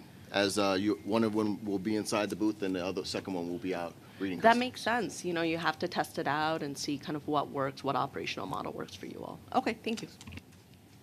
Thank you, Demetrius. Any other questions? Great. Go ahead. Thanks, Dee. So moving on to bus, customer satisfaction has also shows signs of improvement in February 2023. Overall bus customer satisfaction was up to 69%, a 5-point increase since December of 2022. The improvement can be mainly attributed to 4 key indicators that reach 70% or higher, which is our North Star, of course: bus cleanliness, travel times, driver helpfulness, which continue to be among the highest. And kudos to our operators out there who are giving our customers excellent customer service and overall route performance. Service delivered in buses was over 96%, and customer journey time was at about 76%. All boroughs saw an improvement in these indicators compared to February of 2022. And I do want to turn it over to Frank to talk a little bit about our ABLE program, where we continue to move the needle of, as I think Lisa Daglian said, if you're not a bus, get out of my bus lane. I can reinforce that, as can Frank. But Frank, I'll turn it over to you just to give a brief update on how the success of the ABLE program. Thank you, and good afternoon, everybody. So as Rich mentioned, ABLE cameras remain a critical tool to keep bus lanes clear, keep vehicles out of our lanes, and move our buses faster and more reliable. ABLE-enabled routes show an average speed improvement of 5% above borough average and have shown to decrease collisions, hence faster, cleaner, safer. The program to date has resulted in over 220,000 violations across 16 routes covering all 5 boroughs, with 80% of violators committing only one violation. So we have a very successful low recidivism rate. The expansion this year will allow us to cover 80% of our existing bus lanes. So we're excited, and we're looking forward to provide even more exceptional service to our customer. I'll turn it back over to Rich. Thanks. Andrew, I'm sorry, you have a question. You're sorry I have a question, or? Oh, okay. Sorry, Thank you. Frank, thank you. I got myself tongue-tied. That's okay. Frank, thank you. Sorry I didn't press my microphone. Andrew, you have a question. Thank you. Frank, I should have noticed this, but are ABLE-equipped bus lanes noted that? Is there signage to indicate that? Yes, there's signs all throughout the. How frequently lanes. would you say they are? I think I would say exactly, but every block. Every block. Every block, and if otherwise, unless otherwise noted, they're enforced 24 hours. If they're not 24 hours, it will be noted on the sign above the lane. Okay, thank you. Yep. Go ahead. Oh, Sharif, yes. Just a question for Frank. I just wonder if you can address one of our public speakers, address the express bus accessibility apparatus. And is it a training issue? Is it complex to operate? I just wanted to know. I think, obviously, if it's a widespread issue, I think we should really look into how we can improve it. Good question, Well, Sharif. certainly the express bus are high floor buses, so they have an actual lift, whereas the local buses have a ramp. But nonetheless, our buses, we have a comprehensive maintenance program that includes a wheelchair service, whereas the bus is brought in and it duplicates service. We actually have a 600-pound weight that goes on the lift also. So we have a comprehensive program. We have a rather high, and I'll report back, reliability rate. Although, yes, it is more complicated than a local bus ramp, nonetheless, our operators are trained, right? And, one thing that we continually do is we re-instruct our operators, re-release bulletins regarding the operation of these lifts, and something that we're committed. I'll take it back to the team. We're going to take another hard look at if there's been any degradation in reliability, and make sure that, we reissue any bulletins. But again, our operators are continually retrained, and, certainly, our goal is 0 failures, that's for sure. Thank you for your answer, and certainly, of course, it's our shared goal. So if you take it back to the team and come back to the committee, that would be great. Thank you. Will do. I'd like to add something, if I may. Oh, yes. Commissioner. Thank you. All of our buses are ADA compliant, and the service that we deliver is compliant to the letter of the law. Those buses, in particular, have space to accommodate more than one wheelchair, be it electric or manual. But I'll make sure we convene and report back. Yeah, and one other point I should have made is that we do have a pre- and post-trip inspection on every bus, and part of our pre-trip, if there's among many things, if there's an inoperative wheelchair lift, the bus cannot go out in service. We will not. So. All right. Thank you, Q. Mazzori. Thank you, Frank. Thank you. So this is a follow-up on that. Maybe it's Q, maybe it's Frank. Can you just remind me about if there is a customer that experiences like a lift issue kind of out there in the world and would like to make a complaint? Is that possible? So then you can hear from the customer themselves, oh, this is the bus. Is there any... I remember at some point there was a customer service interface online, so I just wanted to check in if that still exists or if that would be helpful. Absolutely, just like any other complaint. Well, we do have those with technology. We have Slack that we could get immediate complaints. We do. They can also call the complaint line for us, and every single complaint is reviewed and we'll respond accordingly as such, right? And but then again, naturally, when passengers are on a bus and there is a failure, as such, we do have supervision respond. So the supervisors certainly can take that too. Great, thank you. And then I just wanted to thank you, Rich. Last month, I had a question about metrics and being able to kind of dive into the metrics. I was able to go to every, I think, committee book has a link and a QR code, and I was able to kind of go in through the metrics. So I might have some follow-up questions on that, but I really appreciate having that full dashboard there, and that's really great. So thank you.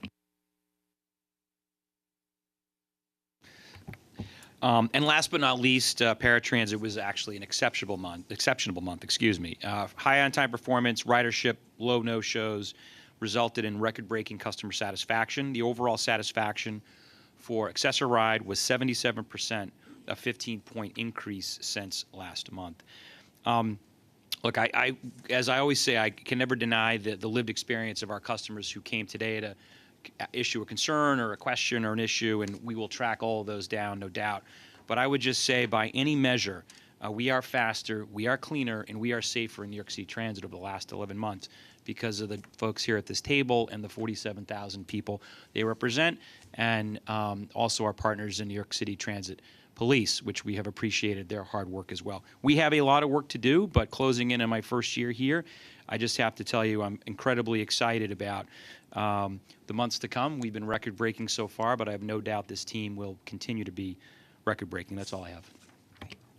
Thank you. Any other additional questions for Rich? If not, we'll move over to Q for accessibility update. Thank you so much, Hannah.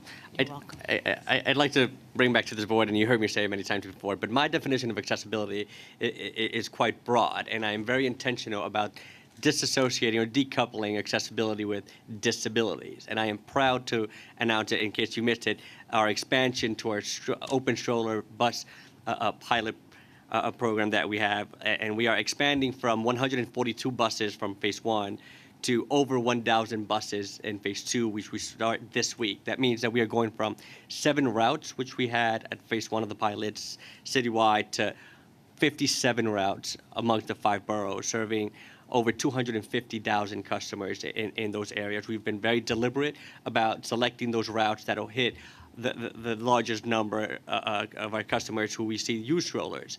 And in the first 6 months of the pilot, we serviced over 4,000 parents and caregivers who came through our buses with an open stroller. So I am so thankful to Frank and his entire team in buses who have been agile with me and really honest in conversation with parents, caregivers, our bus operators, our union representatives, and of course, disability advocates who all have been at the table to ensure that this expansion, this redefining of accessibility doesn't come at the expense to our customers with disabilities. I'm proud to say that this expansion of our physical access on buses maintains the integrity of the 2 accessible spots and all of our transit buses. And again, thank you, Frank, to you and your team for continuing this conversation and for redefining access and accessibility in our bus systems. I'll turn it over to you for some. Thank you, Q. So the bus team we're very excited about expanding the buses to more accessibility for New Yorkers. You know, there's so many people out there who rely on us every day, so we want to make sure that we can reach out to all those that we can, you know, help.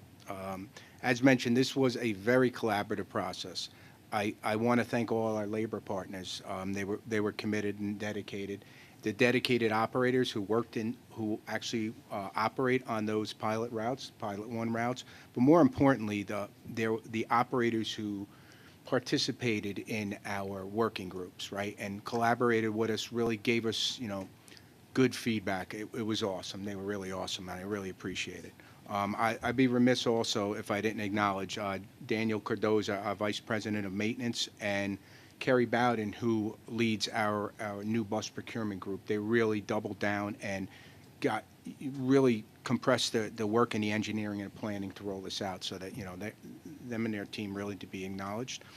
You know, the customers and the operators alike reported that it's faster, easier to board, more comfortable bus rides, more positive interaction with the riders overall. And on our pilot routes, we had no reported incidents related to it. So I think, you know, it's so far it's been a really success.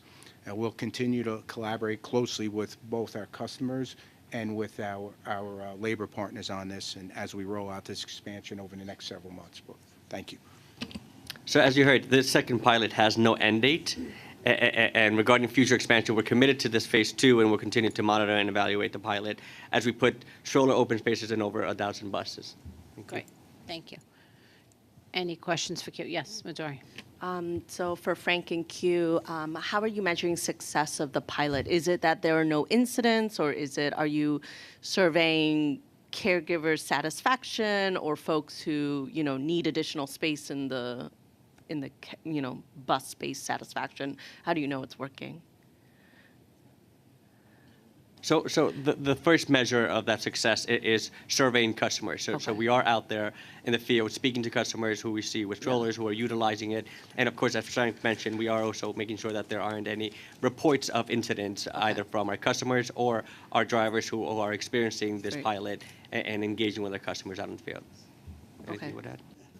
Right, and we're also gathering the feedback from our bus operator And daily. what is the primary feedback you're hearing from bus operators So around this? it was exciting to hear that they were saying it was actually easier, faster boarding, right? And, you know, a lot of them said to us, quite frankly, it's about time, right? That's exciting. You know, you know, look, we have the best bus operators in the business. We really do. And they're professionals, and they know how to message us to the passengers, right? And it takes some of that. You know, people get on and being able to manage the customers and let them know how it's important. But yeah, I mean, it was, so far it's been very, very, very positive feedback from all the bus operators involved. It's amazing. As a board member who uses the stroller day in and day out, this is game changing for people like us and caregivers. So really appreciate that. Thank you. No, Frank, congratulations, and Q, congratulations. Thank you so much, Commissioner. Just one quick announcement. Yes. I am required to make this announcement here that the MTA and New York City Transit Authority has recently entered into a proposed settlement agreement that would resolve 2 class action lawsuits relating to accessibility of the subways for those with mobility disabilities. If approved by the courts, the MTA will add elevators or ramps to stations subject to the terms and conditions of the settlement agreement, so that by 2055, at least 95% of MTA's inaccessible stations, as defined in the settlement agreement, will provide stair-free paths of travel. The full notice of the proposed settlement of this class action suit, including information about the terms of the settlement agreement and related court hearings, can be found on our websites. Great, thank you. And we don't have to take an action on that, right? It's just posted on the website? Great, all right, thank you. Congratulations on that too, Q. Any other questions for Q or for Frank? Okay, if not, thank you both, and we'll move on to Deputy Chief Norman Grandstaff for the crime report. Welcome. Welcome. Thank you. Good afternoon, Chair Mahaltzis, President Davey, and other board members. My name is Norman Grandstaff. I'm one of the executive officers of the NYPD's Transit Bureau. Unfortunately, Chief Michael Kemper, the chief of the NYPD's Transit Bureau, had a death in the family and is unable to attend here today, but he sends his regards and asked me to update the board on the month of February. So before you have the crime stats through the month of February. They show the subway system has experienced 315 major felonies compared to 391 the previous year. This is a 19.4 reduction in crime. Historically, when you look at this first 2 months of the year, and when you go back as far as we have for recorded history, we are off to the safest start crime-wise in regards to the first 2 months of the year, with the exception of 2021, which was the height of the corona pandemic. So that fact is really optimistic, and we look forward to extending that. Really, the decrease that we've seen is really driven by a decrease In robberies, we have a 22% decrease in robberies, as well as a decrease of 22% in grand larcenies. Grand larcenies, or non-confrontational property theft, makes up 46%, which is nearly half of the crime that we see in the subway system. A notable portion of those crimes, the grand larcenies, are from sleeping passengers or inattentive riders. With that, just several days, we broadcast a public service announcement to inform the ridership of some proven safety tips. Simple steps that a person can take to make themselves a little less vulnerable while riding the subways, especially to an opportunistic thief. On the subject of safety, and it's been mentioned many times today, particularly in the public's comments, we continue to see reckless behavior on the part of our youngest subway riders. In the past week, transit officers have intervened and taken into custody several teenagers observed subway surfing or riding on the outside of train cars. We urge parents and educators alike, or frankly, really anyone who has the ability to capture a teenager's attention, and I have 3 teenagers myself, so I know how difficult that is, to discuss this topic before tragedy hits another family in New York City. Thankfully, all the teens from the incidents I mentioned earlier, although we did see a death in February, but all of the incidents I mentioned when the officers were able to remove them from the roof of the subway or in between cars, all those teens walked away unharmed because of the officers' intervention. With that, I thank you for your time today and welcome any questions that you may have. Great. Thank you. Questions, David, Lisa, Andrew. Chief, I'm pleased that you started to break out the ethnic breakout of major crimes. I have asked that a similar breakout be done for tab summonses and arrests. I know you have it, I was told, on the site, so it's not a huge lift, but it would be helpful for the board to recognize that, because the trends, at least to me, have been somewhat disturbing. But this is not a criticism of anything you're doing. I just need to know the demographic breakout. Yeah, so as an agency, the NYPD polices constitutionally and without bias. The results that you're seeking are on the NYPD's public-facing website, and they are produced there. And I've asked repeatedly that it be part, if you've done this kind of breakout for major crimes, there seems to be no difficulty for you not to bring it here to this board meeting as well. I don't understand the resistance here. Like I said, that data is produced on our website. I understand that. I'd like it in our presentations here. Okay. Duly noted, David. We'll take it back. Lisa. Other than this summons, what kind of consequences are these kids getting when they're caught on the subways? I mean, are we terminating them from being able to ride the subways? Like, what's their consequence? Those consequences are minimal. I mean, really, juvenile reports are prepared as far as the police department goes. But that's why, part of my opening was we really need to rely on the families to really parent their children. We're there and we have addressed it. It is important to us. We have an officer in Queens who in the last year has, taken over 40 teenagers off the roofs of subway trains. So it is something that we're focusing on. But again, we do need some help from particularly anyone with influence over these kids. Go ahead, Rich. Maybe just another comment. I mean, I'm not going to call Pat up, but under Pat Warren's leadership, MTA is also doing its part, right? So Pat and others have been in touch with some of the social media companies. I think that has been a big challenge. I think Jason Anthony mentioned that earlier, just being able to see videos or photographic evidence of glorifying this reckless behavior. And the response has been, as I understand it, Pat, you can nod, pretty good, which has been helpful. And then I think the other one is we're going to work with the schools as well to really get the message out. That this is dangerous, reckless behavior.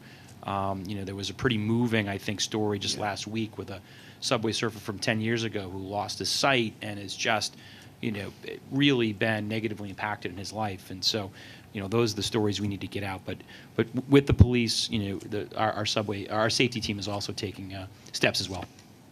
One last piece to that. Yes. Any possibility of holding the parents accountable? You're looking at the wrong man.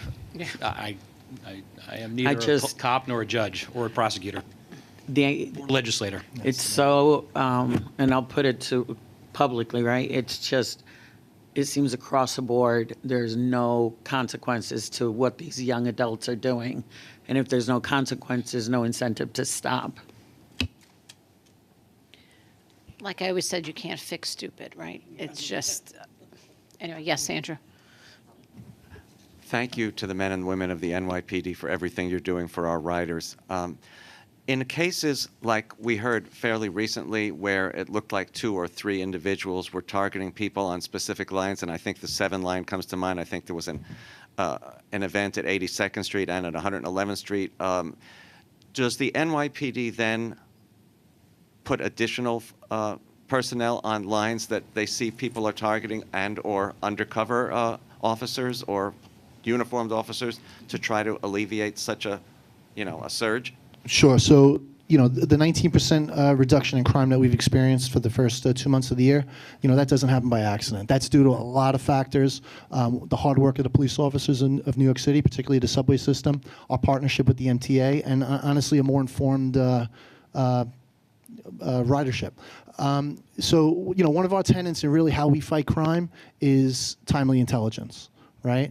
We look at these reports. When we see trends, whether, 2 robberies, larcenies, whatever the case may be, on a certain line, so that triggers a response. And that the way we handle it is, the way we put out these small fires is with deployment, right? So we do deploy to areas where we see crime. That's how we've been successful. Now, part of that deployment is a uniform presence, and additionally, there is a plainclothes component to that as well. So, beyond that, we look at a recidivist, things like that. But to answer your question, it really goes down to accurate, timely intelligence and rapid deployment.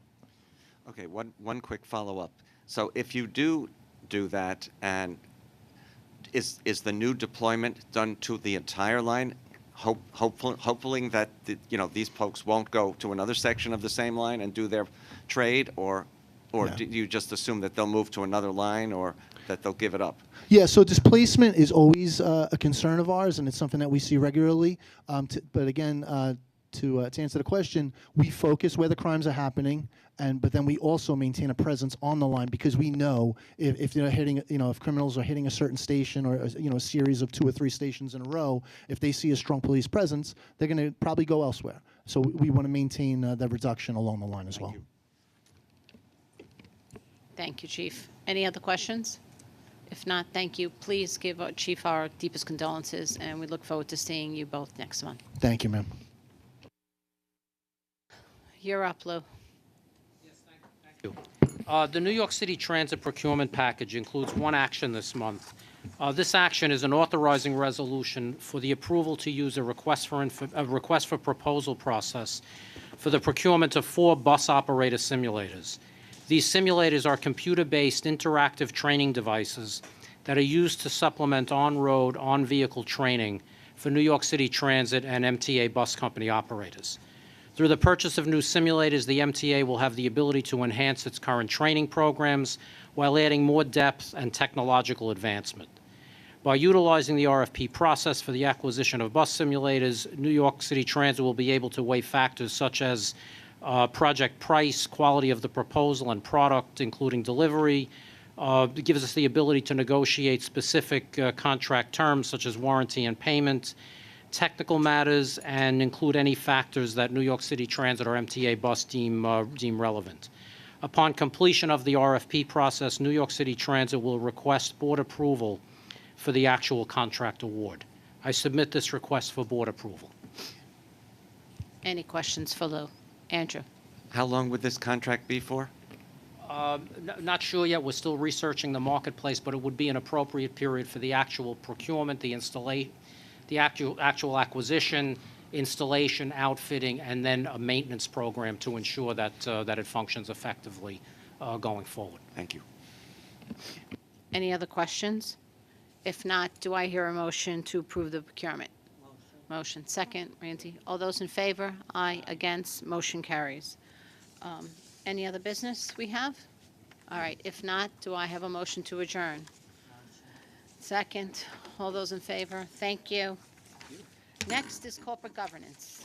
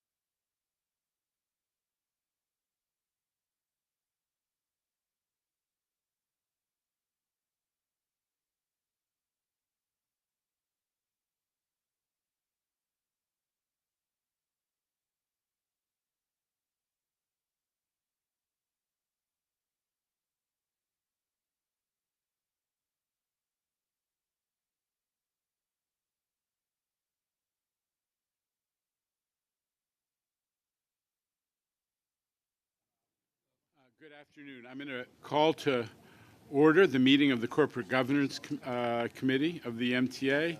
Mr. Kurz, any public speakers? Oh, no, I have to ask Kelly Ann Smith, who's just joined Lamont Kurz's team, and Kelly Ann is going to moderate public speakers. Welcome, Kelly Ann. Thank you. Good day, everyone. We have 3 members of the public registered to speak today. As a reminder, we ask that all public speakers adhere to the MTA's rules and conduct and decorum. I would also like to remind our public speakers that in the interest of time and fairness to all speakers, we limit everyone to 2 minutes. Please be aware that there will be a warning beep to remind you that you have 30 seconds to conclude your remarks. The first speaker is Mr. Morey Bowden. Good morning. I had a rather complete presentation for this morning, but what happened at the last meeting kind of made me throw that out the window. There was a discussion about commuter buses, and the fact that they up the stairs and the lifts didn't work and everything. But the real question is, why are we using buses with luggage racks underneath? Commuters don't take luggage.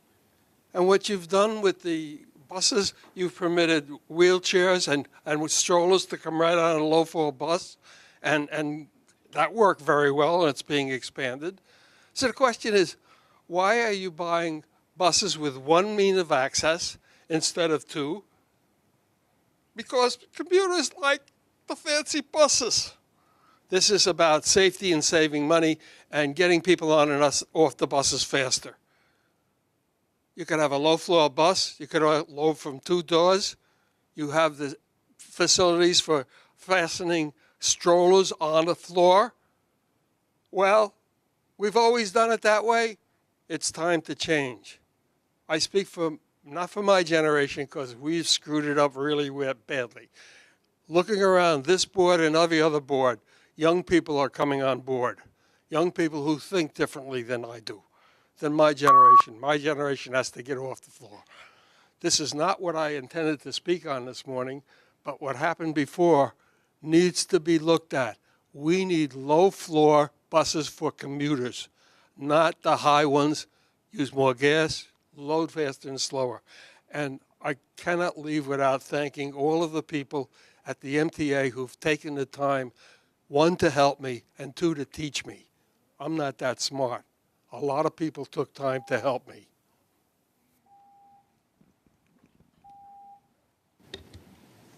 Our next speaker is Jason Anthony.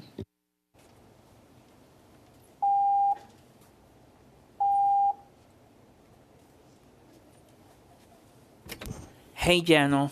Here I'm entering my 3rd week back in school.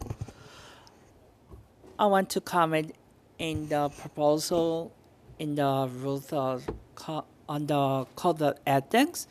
It's a great idea to give an overhaul because rules of code of ethics are good when we are entering a job, but especially in the MTA being a governmental agency where we're seeing people commenting, let's say, bad things, where people are constantly being in the public spotlight and being in the news constantly.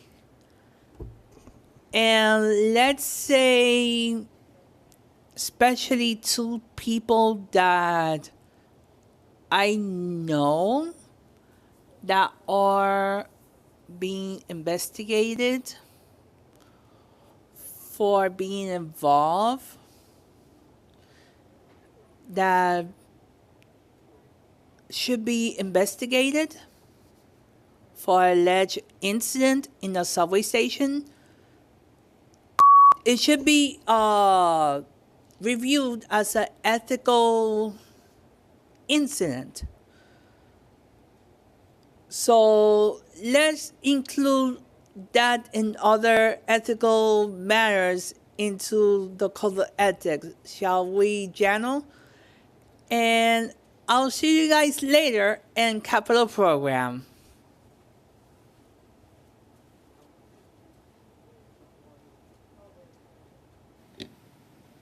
Our last speaker is Charlton D'Souza.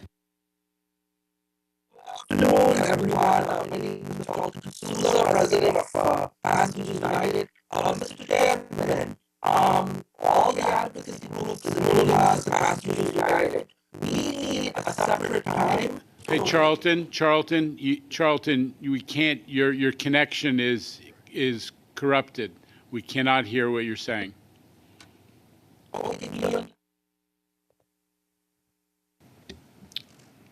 Charlton, we have an issue with your connection.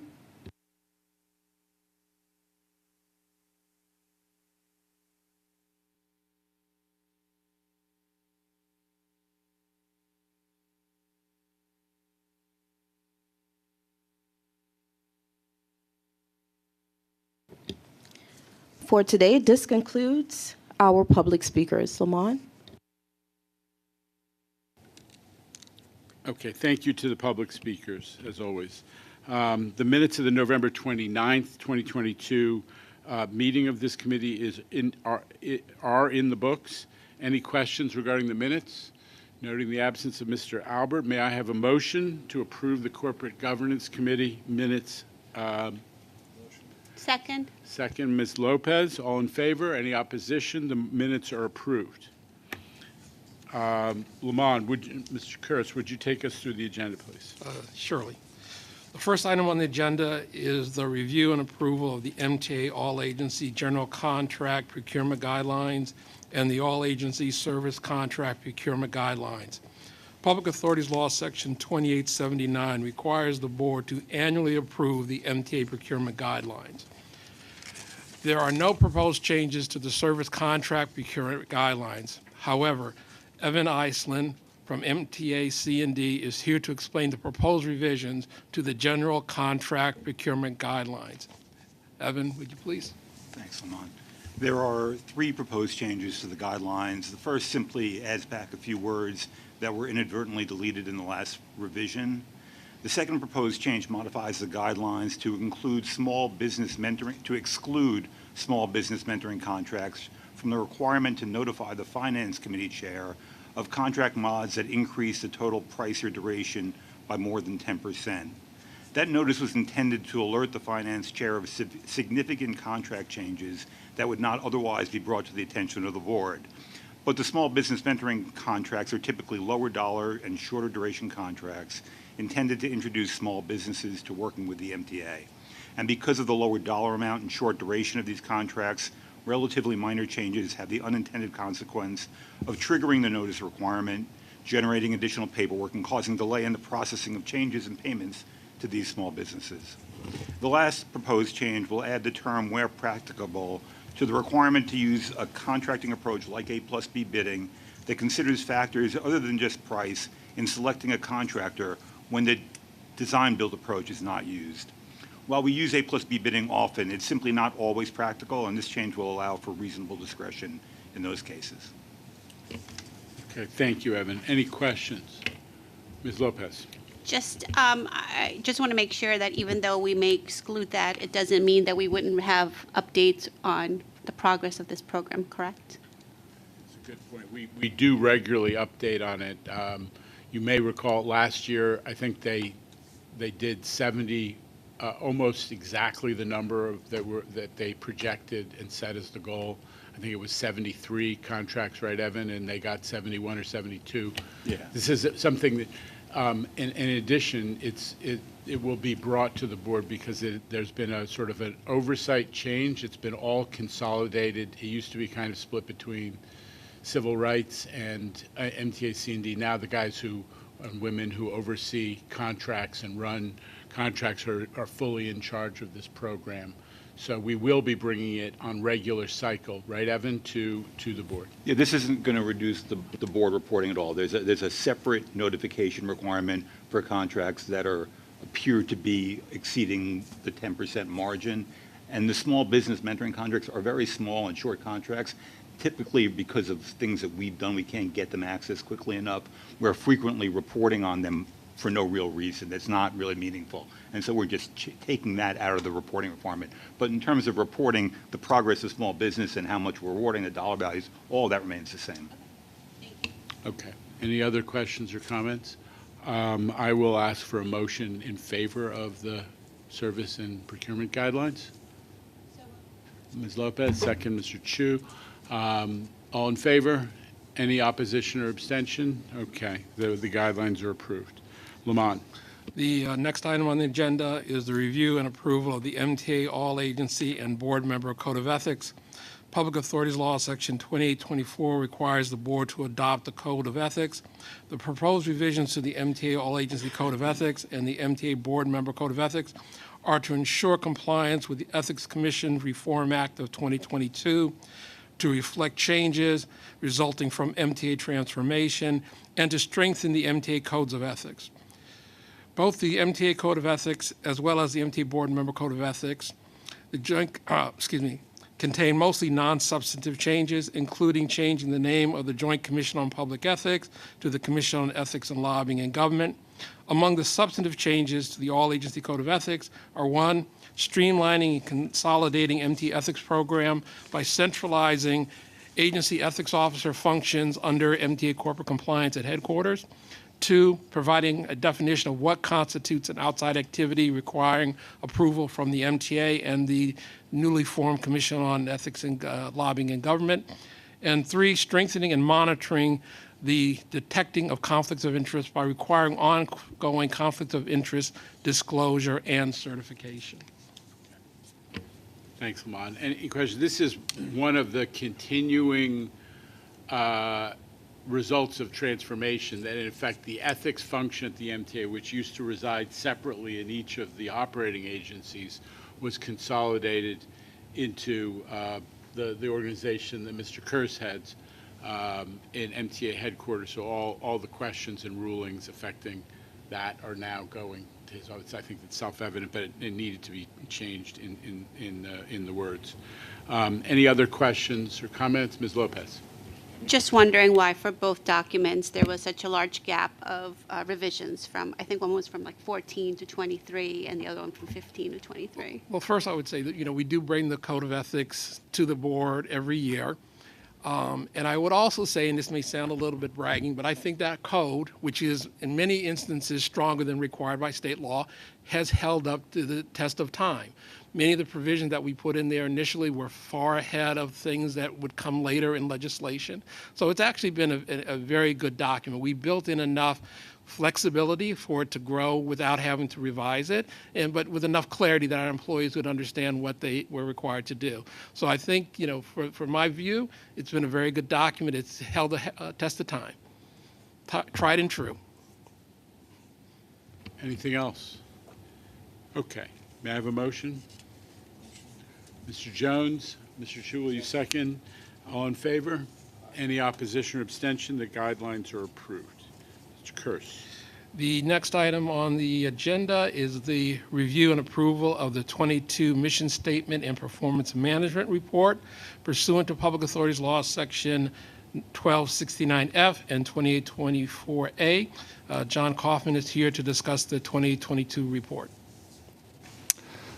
Public Authorities Law, Section 1269F and Section 2824A require MTA to annually re-examine its mission statement, reassess its stakeholders and selected performance measurement indicators, and to submit a report based on the performance indicator results from the previous year. The MTA and its board engage in oversight of agency operating performance throughout the year. The board, through its transit, rail, and bridge tunnel operating committees, closely monitors agency operating performance. Each operating agency reports its most recent performance data in posted monthly reports and in committee books distributed in advance of public MTA operating committee meetings, which are conducted at least 11 times a year. At these public meetings, operating agency results are reviewed and discussed by board members and agency senior staff. In addition, presentations focused on particular areas of performance are made by the agency staff to the board operating committees periodically through the year in accordance with the work plan schedule of each operating committee. The MTA website also contains a performance dashboard for each of the MTA operating agencies, updated monthly, summarizing the agency's leading performance measurements. as the MTA has increased its commitment to transparency and consistently meeting open data requirements in a timely manner, you can already find most of this information in the report on the MTA website. Okay, any questions? And I take it the documents that were being asked the board for action on were provided in the materials for folks to review? Okay, because we just want to make sure it's all open. All right, questions or comments? It's an area where I think we're data and open data where the agency has made tremendous strides is actually pretty strong in this respect now.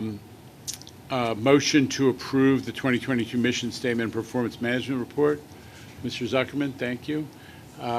Second, thank you. Any opposed? The report is approved. Rules of conduct. Next. You did appear to be motioning with Next on the agenda is the review and approval of the revisions to the rules of conduct. Paige Graves, MTA General Counsel, will discuss the revisions. Thank you. In June 2022, at the request of the Governor of New York, there was a change to the New York State penal law concerning the right to carry or possess a firearm in certain areas of New York City. To ensure the safety of the public and compliance with the new penal law provisions, Transit, MAPSTOA, MTA Bus, Sertoa, Long Island Railroad, and Metro North each submitted a notice of emergency adoption and proposed rulemaking in accordance with the requirements of the New York State Administrative Procedures Act, SAPA. Those notices sought the immediate temporary adoption of the firearm rules and the requisite publication of the firearm rules in the New York State Register. The revised firearm rules prohibit the carrying of firearms or other weapons, as the term is used and defined in the New York State Penal Code, in or on any facility, conveyance, terminal, station, or train except as permitted by law. No public comments or objections to the firearm rules have been received since they were published in December 2022, in accordance with the SAPA requirements. Thank you, Paige, and thank you for your work to make sure that we continued the prohibition on firearms in our system after the court decisions, which created complexity in this area. I know how much work you've done, so thank you. Any questions or comments from the board? May I have a motion to? Oh, I'm sorry, I'm Mr. Chair, I have a question. Will these be posted in public areas or anything, or? They will be part of our rules of conduct, which are posted. Typically, you see them on the digital screens and throughout our system. Anybody else? Okay. Motion to approve the revision to the firearm rules and the permanent adoption. Mr. Jones? Second. Second by Ms. Mahaltzis. All in favor? Any opposition or abstention? The report is approved. Whistleblower policy, Mr. Kearse. Next on the agenda is the review of the MTA whistleblower policy. At this time, the staff is not recommending any changes to our policy. Finally, on the agenda, our policies requiring board approval. Public Authorities Law, Section 2824 requires the board to adopt certain policies. There are no policies requiring board approval at this time. Okay, that's the full agenda for this meeting. Are there any further comments or questions? Okay, with that, may I have a motion to adjourn? So moved. Thank you. Second, thank you. The meeting stands adjourned.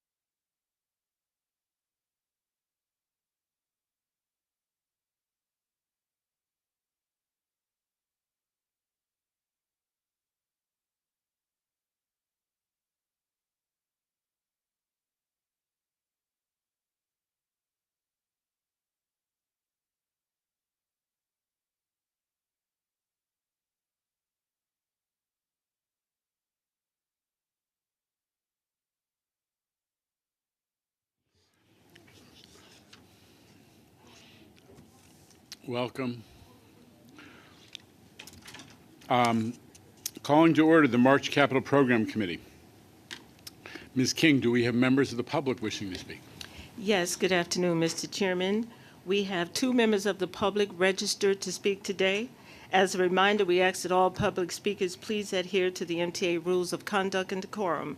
I would also like to remind our public speakers that in the interest of time and fairness to all speakers, we limit everyone to 2 minutes. Please be aware there will be a warning beep to remind you that you have 30 seconds to conclude your remarks. The first speaker will be Jason Anthony. Following him will be Charlton D'Souza. Hello again, Jano. Here again, speaking this time regarding accessibility. As everybody know, Grand Central Madison has been opening for almost a month now, but we need accessible stations. East New York is one of them. Since I'm a Brooklynite, East New York is desperate to need at least an elevator or a ramp.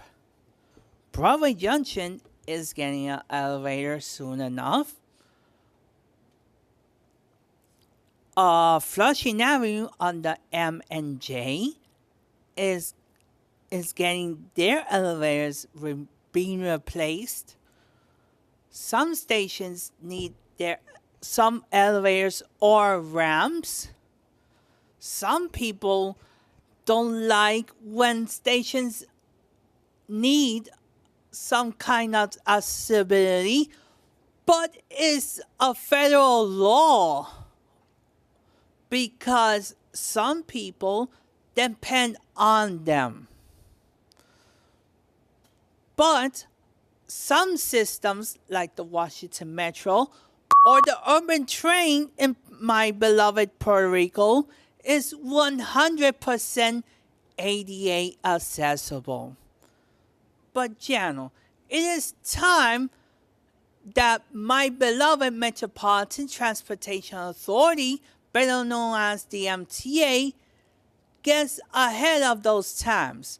So, Jamie, let's install those elevators or ramps, shall we?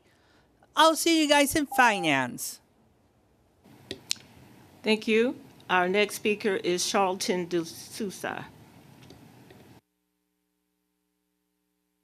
Charlton D'Souza, president of Passengers United, and I agree with Jason's comments about Brooklyn.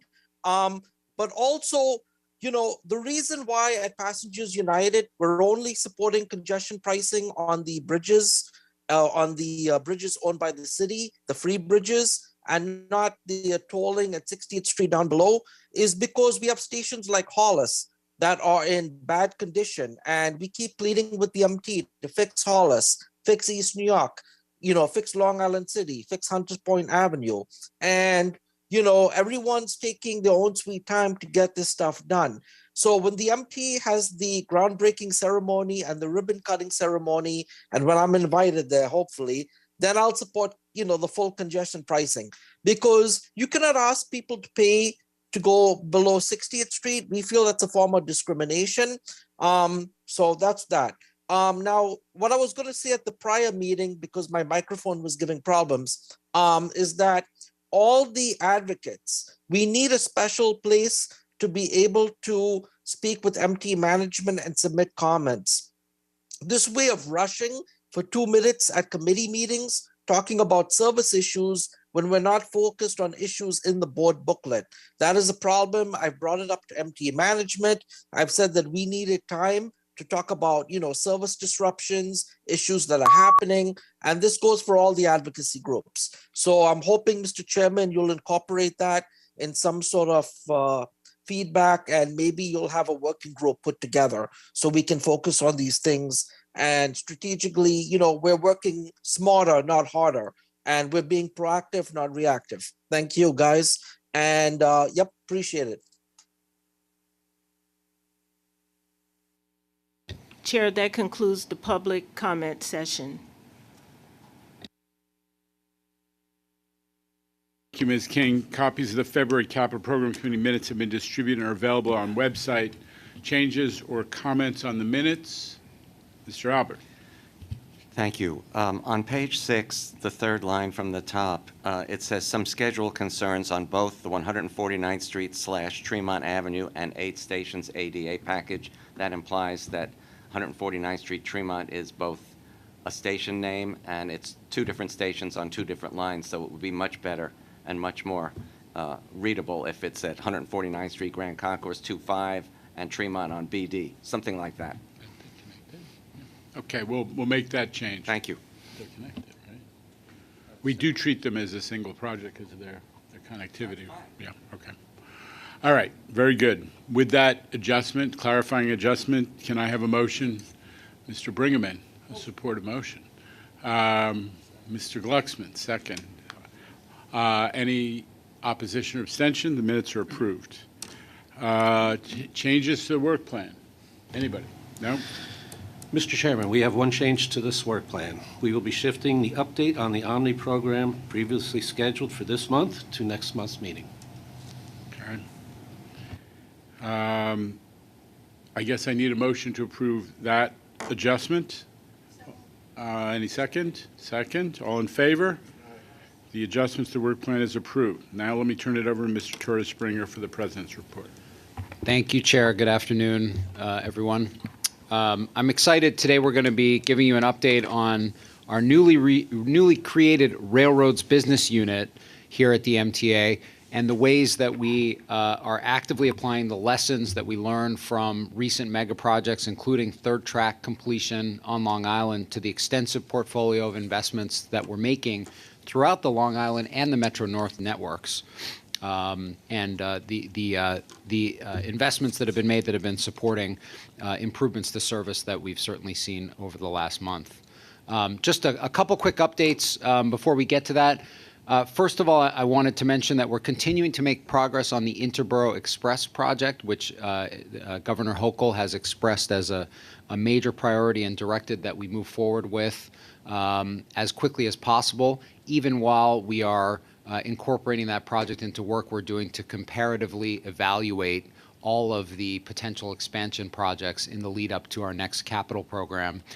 In the next few weeks, we'll be launching a procurement for the next step on the IBX, which is an environmental review process.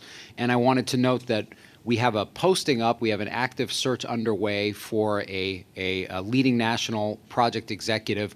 One of the most exciting things about this project is that we determined that light rail is the most appropriate mode for the IBX, and since this will be the first one for the MTA, we plan to capitalize on a lot of the knowledge that's out there nationally and internationally as we staff the project. Today we have an important procurement before the committee that relates to our core infrastructure program. It's a set of contracts to perform structural repairs throughout the subway systems. We call it our horizontal contract. The unique thing about this contract is the contracts are not tied to a specific location, but rather they'll allow us to engage in structural repairs, piggybacking on outages associated with other projects opportunistically. This is another one of the innovative contract approaches that the leadership within MTA C&D has developed over the last couple of years, and we're very excited that it's finally come to fruition. I think our customers will see significant benefit as we get work done more efficiently and with less disruption as a result of this set of contracts that we've put out. I'll note this is a similar concept for capital work in doing structural repairs in stations as the new renovation program that New York City Transit has been implementing with in-house maintenance teams. And I think we'll hear more about that at the board this week, but we have, through New York City Transit maintenance teams, done work last year on the Concourse B and D line in conjunction with our line structure repairs capital project last year. This year, work has been done along the G, the L, the 7, and the J lines, making a difference that customers will see. So this is increasingly an approach, piggybacking, bundling, taking advantage of outages along the various subway lines to get work done quickly and efficiently, and we're pleased that we're moving forward with another aspect of this. Turning to the railroad network, of course, we are in the midst of making generational investments in the railroad network. We've been very clear the last few weeks and months that over the last 15 years, the MTA has invested over $17 billion in Long Island Railroad with generational projects like double track, third track, the improvements in Jamaica, the improvements in Harold Interlocking and Grand Central Madison that have afforded the tremendous increases in Long Island Railroad capacity and are unlocking new economic opportunities for the whole region. We've also, of course, continued to progress important state of good repair work, bridge replacements, power upgrades, expanded accessibility across Long Island Railroad stations, which we'll talk about today. And we're also in the midst of and teeing up generational investments in Metro North, including, of course, Metro North Penn Station access, which commenced at the end of 2021 and which we're making major construction progress on right now due to the ability to get a long-term outage from Amtrak so that we could proceed with work that we had agreed to conduct. And we'll be talking more about this in the near future, but we also are starting or planning for and teeing up major structural rehabilitation on the Park Avenue Viaduct, that critical infrastructure, as well as the Grand Central train shed for Metro North, and conducting all of that state of good repair work and ADA accessibility work. So a lot going on the railroads. And today I'd like to introduce the leader of one of our signature Long Island Railroad projects, the Third Track project, Anthony Tufano, who led that project, who will be leading a new integrated railroads business unit and will bring many of the lessons learned from Third Track to other major infrastructure projects across both of the railroads. And of course, with Anthony, we have the benefit of the expertise and leadership of Ziona Rubin and Andrew Wilson, who will continue to serve as vice presidents focused on Metro North and Long Island Railroad, respectively. I'll hand it over to you, Anthony, for the update. Thank you, Jamie. Slides aren't moving. There we go. So good afternoon, everyone. I'm really excited to take this opportunity to lead this fantastic two teams and uniting them into one.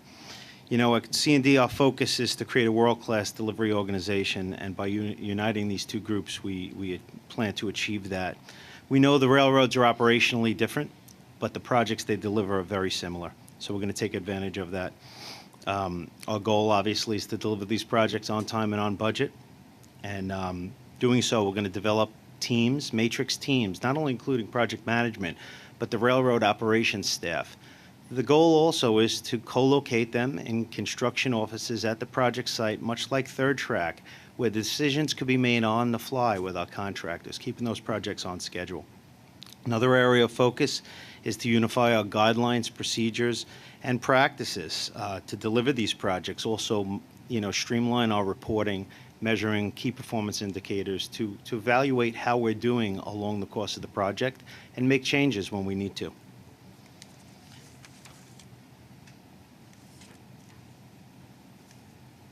Some of the things I learned on Third Track I'd like to bring over to the business units, and really working on Third Track through procurement, working closely with the pre-qualified teams, we learned a lot.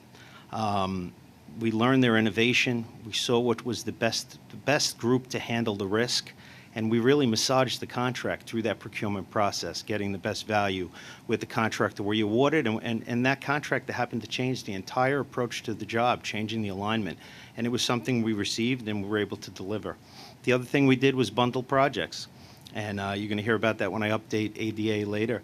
We're bundling 9 stations there. On Third Track, we bundled 50 different projects in one. And it helped us really advance the project through outages. We really maximized the efficiency during those outages, and we performed a tremendous amount of work when we shut down the railroad. The other thing that we did there, which was really different for me running projects for a while, was completely changing the way we deal with the community. The community was part of our project. I mean, we were building that project in their backyard. We let them know where we were every step of the way. We eliminated the surprises. They knew when we were working at night, knew when we were going to make noise. We opened the door to them. We met with the electeds, the civic associations, and it's something we really have to bring forward across the team, because it was a tremendous success. We were able to mitigate all of the complaints because they were really minor. They knew what was coming. So that's something I'd really like to bring forward across the board on the capital program projects. Moving on to some statistics, Long Island Railroad, we're working on 143 active projects spanning multiple capital programs valued at $5 billion. It's a lot of work. Last year, we achieved substantial completions on $189 million, 26 projects, and we also committed an additional $684 million of capital projects.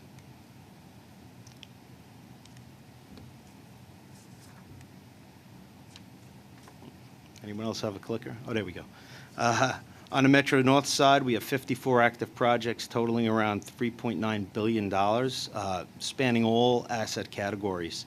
Last year, 14 projects reached substantial completion at around $860 million, and we also committed another $680 million of work in 2022. I'll turn it over to some projects we're going to highlight right now, starting with Park Avenue Viaduct. Really excited to start this project. The viaduct was built in 1893 and carries 98% of Metro-North trains.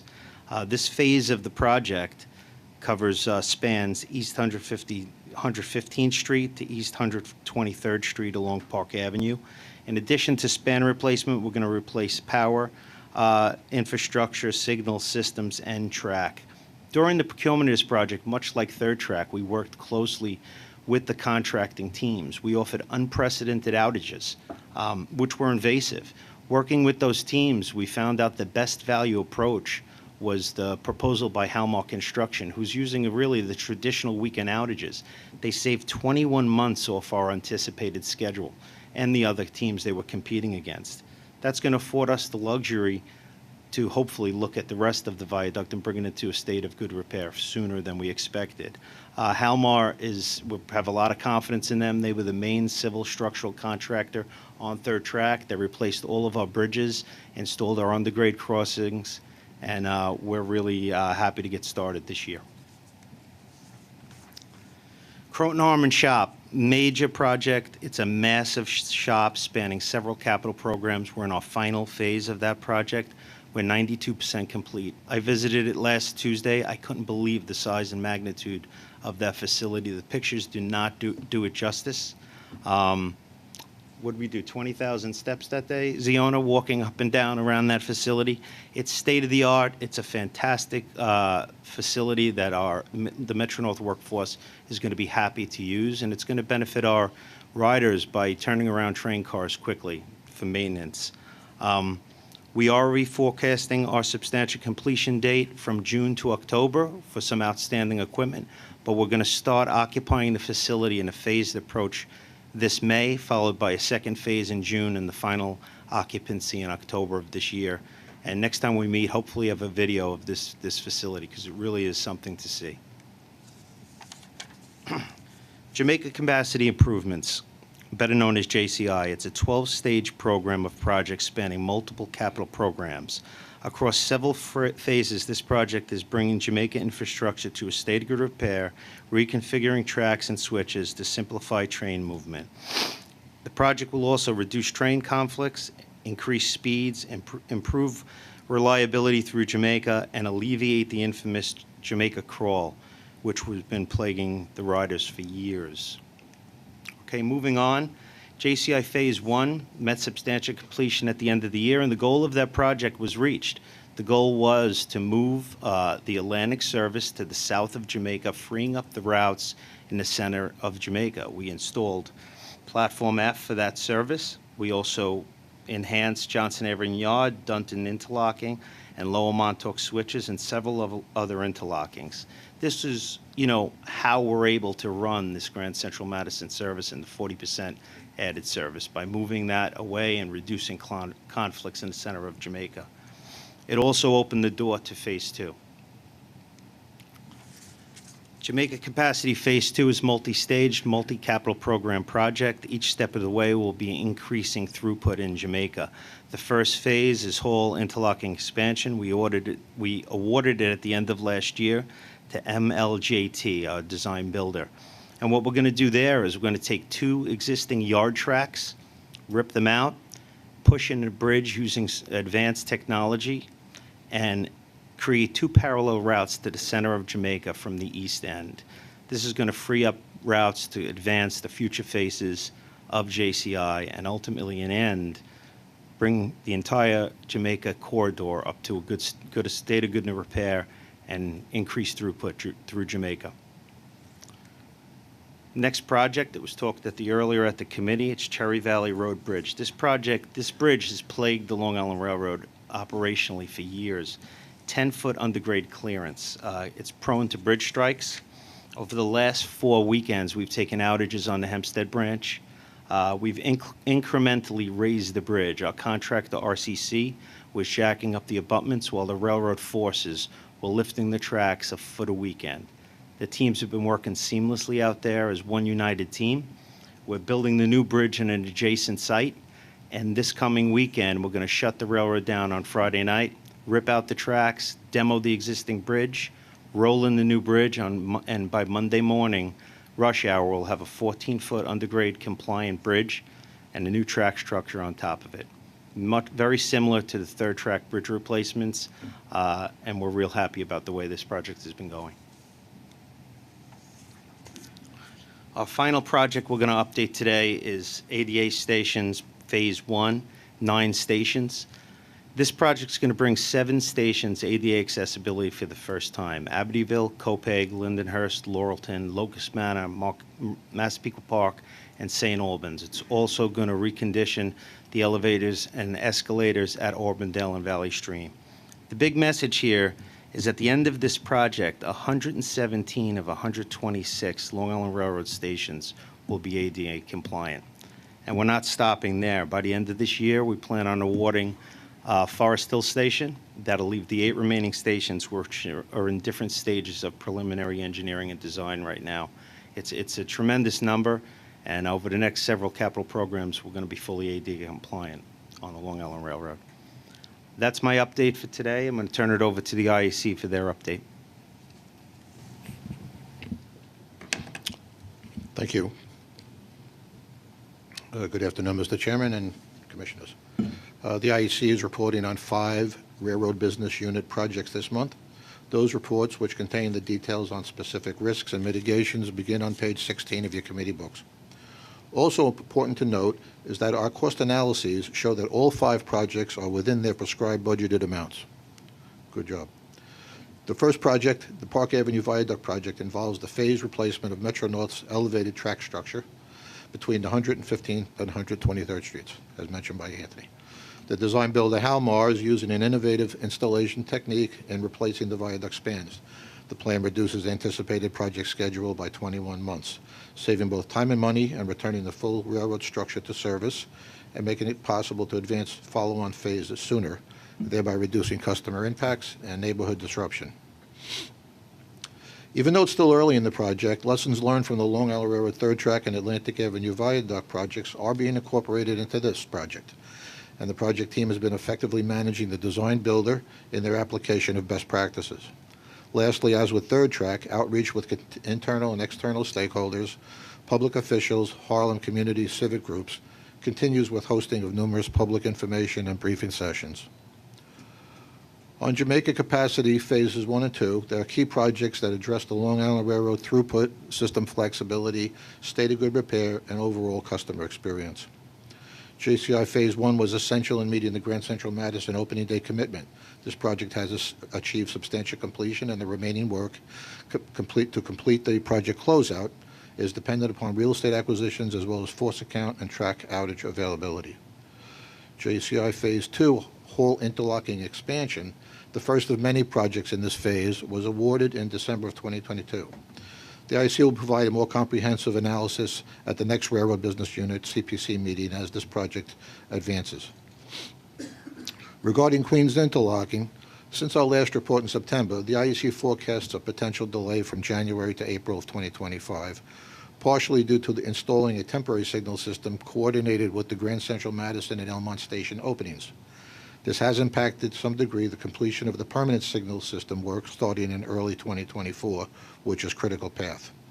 The IEC believes there are opportunities for schedule recovery through resequencing activities which precede the testing and commissioning work. Regarding Metro North's Harmon Shop, as just reported by C&D, substantial completion of the last phase of Harmon Shop is now moved from April to October of 2023.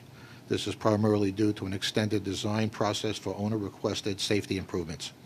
This change was derived from a lesson learned that resulted in additional time to complete the remaining work.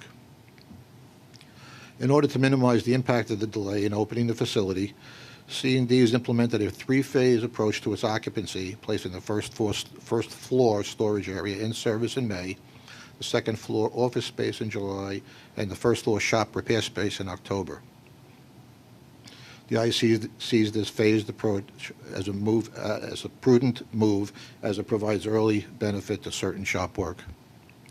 It's the IEC's opinion that the number of outstanding activities make achieving October challenging, but the project's mitigation plan should prove effective given the work is scheduled on a single shift and there are additional shifts available if necessary. That concludes my report on the 5 projects. The traffic light report I just would mention is on page 6, starts on page 64 of your committee book. Thank you. Thank you, Mr. DeVito. And I just note that when I was the head of C&D, I never had heard Mr. DeVito say all projects are on budget. And again, I had East Side Access, as it was then called in those days. Questions or comments on Mr. Tufano's report or the IEC report?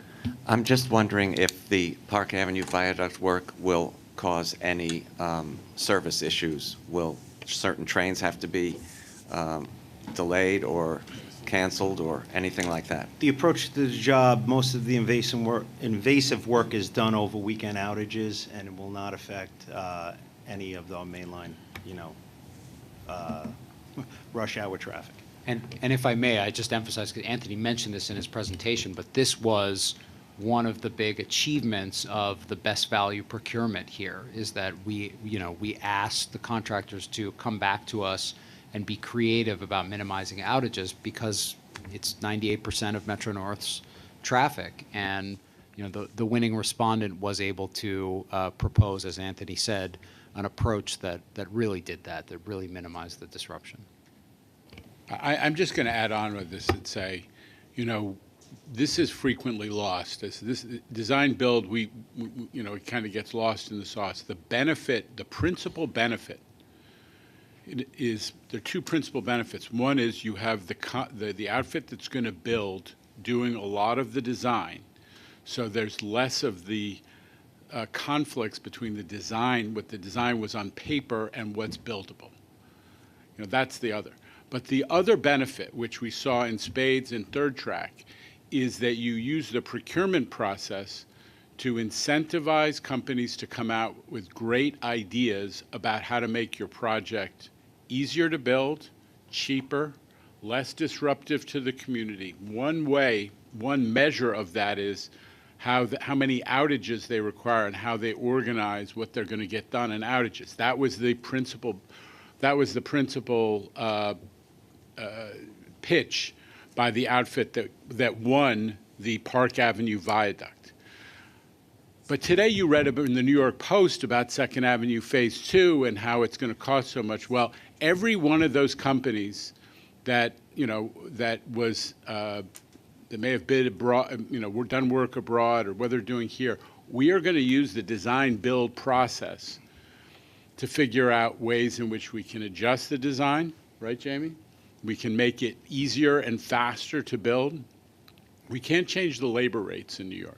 We can't change a lot of the other things that drive costs in New York, but what we can change is using the creativity of the design and construction community to, in effect, to improve on what the 30% design provides, and to be more creative about whether it's about staging or sequencing or actual design. On Third Track, we moved the whole track from one side to the other.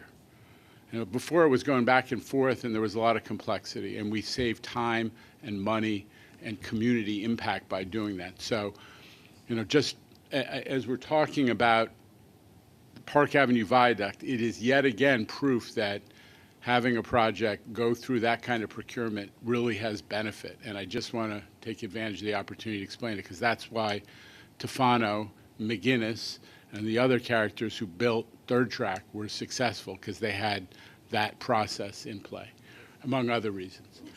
Mr. Glucksman. Thank you. This, of course, we're talking about the elevators. A friend of mine is a retired transit person, lives in Huntington, and we've been in touch with Hector and Jerry that there are no elevators working at the Huntington station. It's owned by the town. I figured putting it out here, maybe we could bring some pressure on them to help our customers who need the assistance of an elevator. Thank you. That's okay. Well, the railroad will be in touch with the town.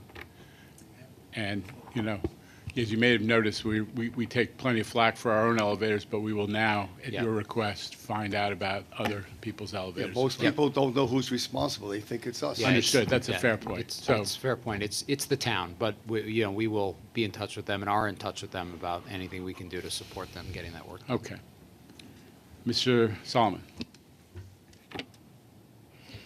So I agree with you certainly on design build being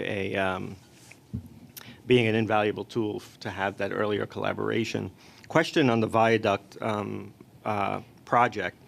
So in this procurement method, you were able to come up with this innovative approach, this innovative gantry approach, right?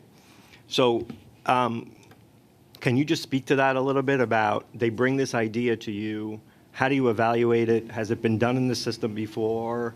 How do you assess safety and the efficacy of this particular idea? So this team used the gantry approach on Third Track to install one of our interlockings, Nassau 3 interlocking, because the accessibility via crane just was not there. And at first, you know, it was tough to evaluate. Once we did, it actually controls the load 10 times better than a crane. There's very little swing. It moves up and down. You actually pull your tractor-trailer loads right under the gantry, and it has wheels, and you could place it almost level right in its location. So it's actually a better approach, and I feel safer approach, because there's a hell of a lot less movement, and wind doesn't play as much of a part to it. This team's actually using multiple gantries to advance the work and replace these spans rapidly on weekends, and it really cut the schedule, as I said, by 21 months using this approach. And it's proven to them. They've used similar approaches on Third Track when they did a lot of the advanced bridge construction on that project. Thank you for that. And, you know, 21 months in savings is obviously, you know, critical. So credit to the team for looking at these creative approaches and using design build as it should be used. Thank you. Any other further questions or comments? Okay. Mr. Placharki. Procurements. Yes. Good afternoon. Construction and Development has 6 procurement actions being brought to the Capital Program Committee this month. The items seek board approval to award publicly advertised and competitively solicited indefinite quantity contracts to 3 firms, Forte FOS Joint Venture, Paul J. Scariano Incorporated, and Rastani Construction Corporation for an aggregate amount of $300 million for the design, construction, and repair of structural steel, concrete, masonry, and other miscellaneous components in the 5 boroughs of New York City. This is the contract that Jamie mentioned earlier in his introduction. 2 contracts will be awarded to each of the 3 firms. One will be awarded state-funded, and the other one will be federally funded. The contracts are $0 based, with no minimum guarantee of any assignments. The work under these contracts will be awarded on an as-needed work order basis that can be issued competitively among the firms or issued directly. A one-step request for proposal process was conducted to solicit these contracts, which resulted in the unanimous selection of the recommended design-build firms. The selection committee's recommendation was based on each of the firms' proposals, demonstrating a comprehensive knowledge of the work requirements with extensive experience performing the type of work under these contracts. Negotiations were conducted with each of the firms utilizing a unit price proposal sheet consisting of 141 unit items. Negotiations resulted in the firms offering proposals that provided best value to the MTA. I submit these actions for your consideration and vote.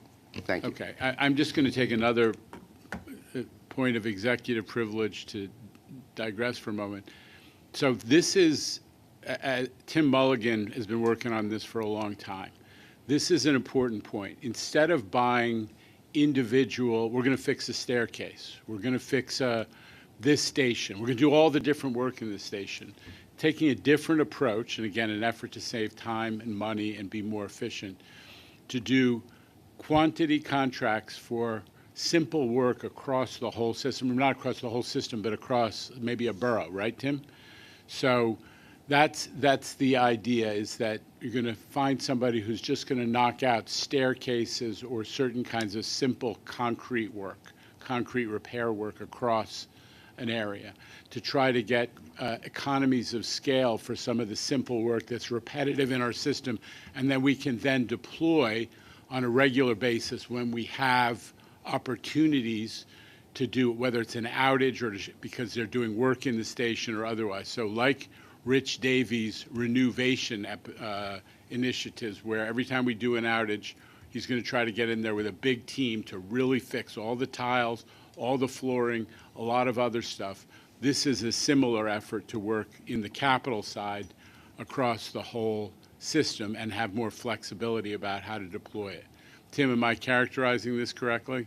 Yeah, it is all 5 boroughs, and it's primarily infrastructure work. So, in the subway tunnels, right? And when there's a concentration of defects, we can package that area into a single project. But when the defects are sort of scattered around, this uses the opportunistic way of not having to take out a dedicated GO, but utilize existing GOs to get those defects addressed. Okay. So again, this has been a long time coming, but it's a little bit of innovation. It sounds kind of obvious, but it's a little bit of innovation for the MTA to buy this kind of work across the system. There's a request on the floor for a motion. Mr. Glucksman.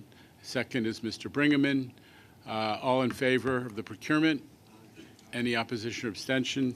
The motion, the item is approved. I think that concludes today's agenda. Thank you, everybody. A motion to adjourn. Second, adjourned.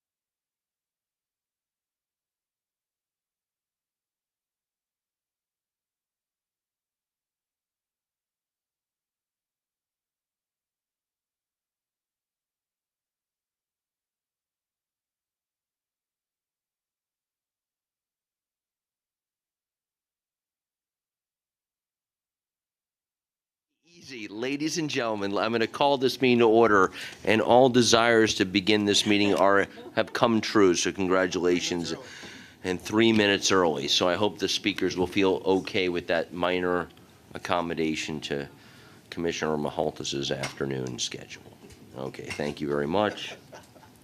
David, are there any public speakers? Yes, Mr. Chair, we have 3 speakers this afternoon. As a reminder, we ask that all public speakers adhere to MTA's rules of conduct and decorum. I would also like to remind our public speakers that in the interest of time and fairness to all speakers, we limit everyone to 2 minutes. Please be aware that there will be a warning beep to remind you when you have 30 seconds to conclude your remarks. Our first speaker is Lisa Daglian, who will be followed by Jason Anthony.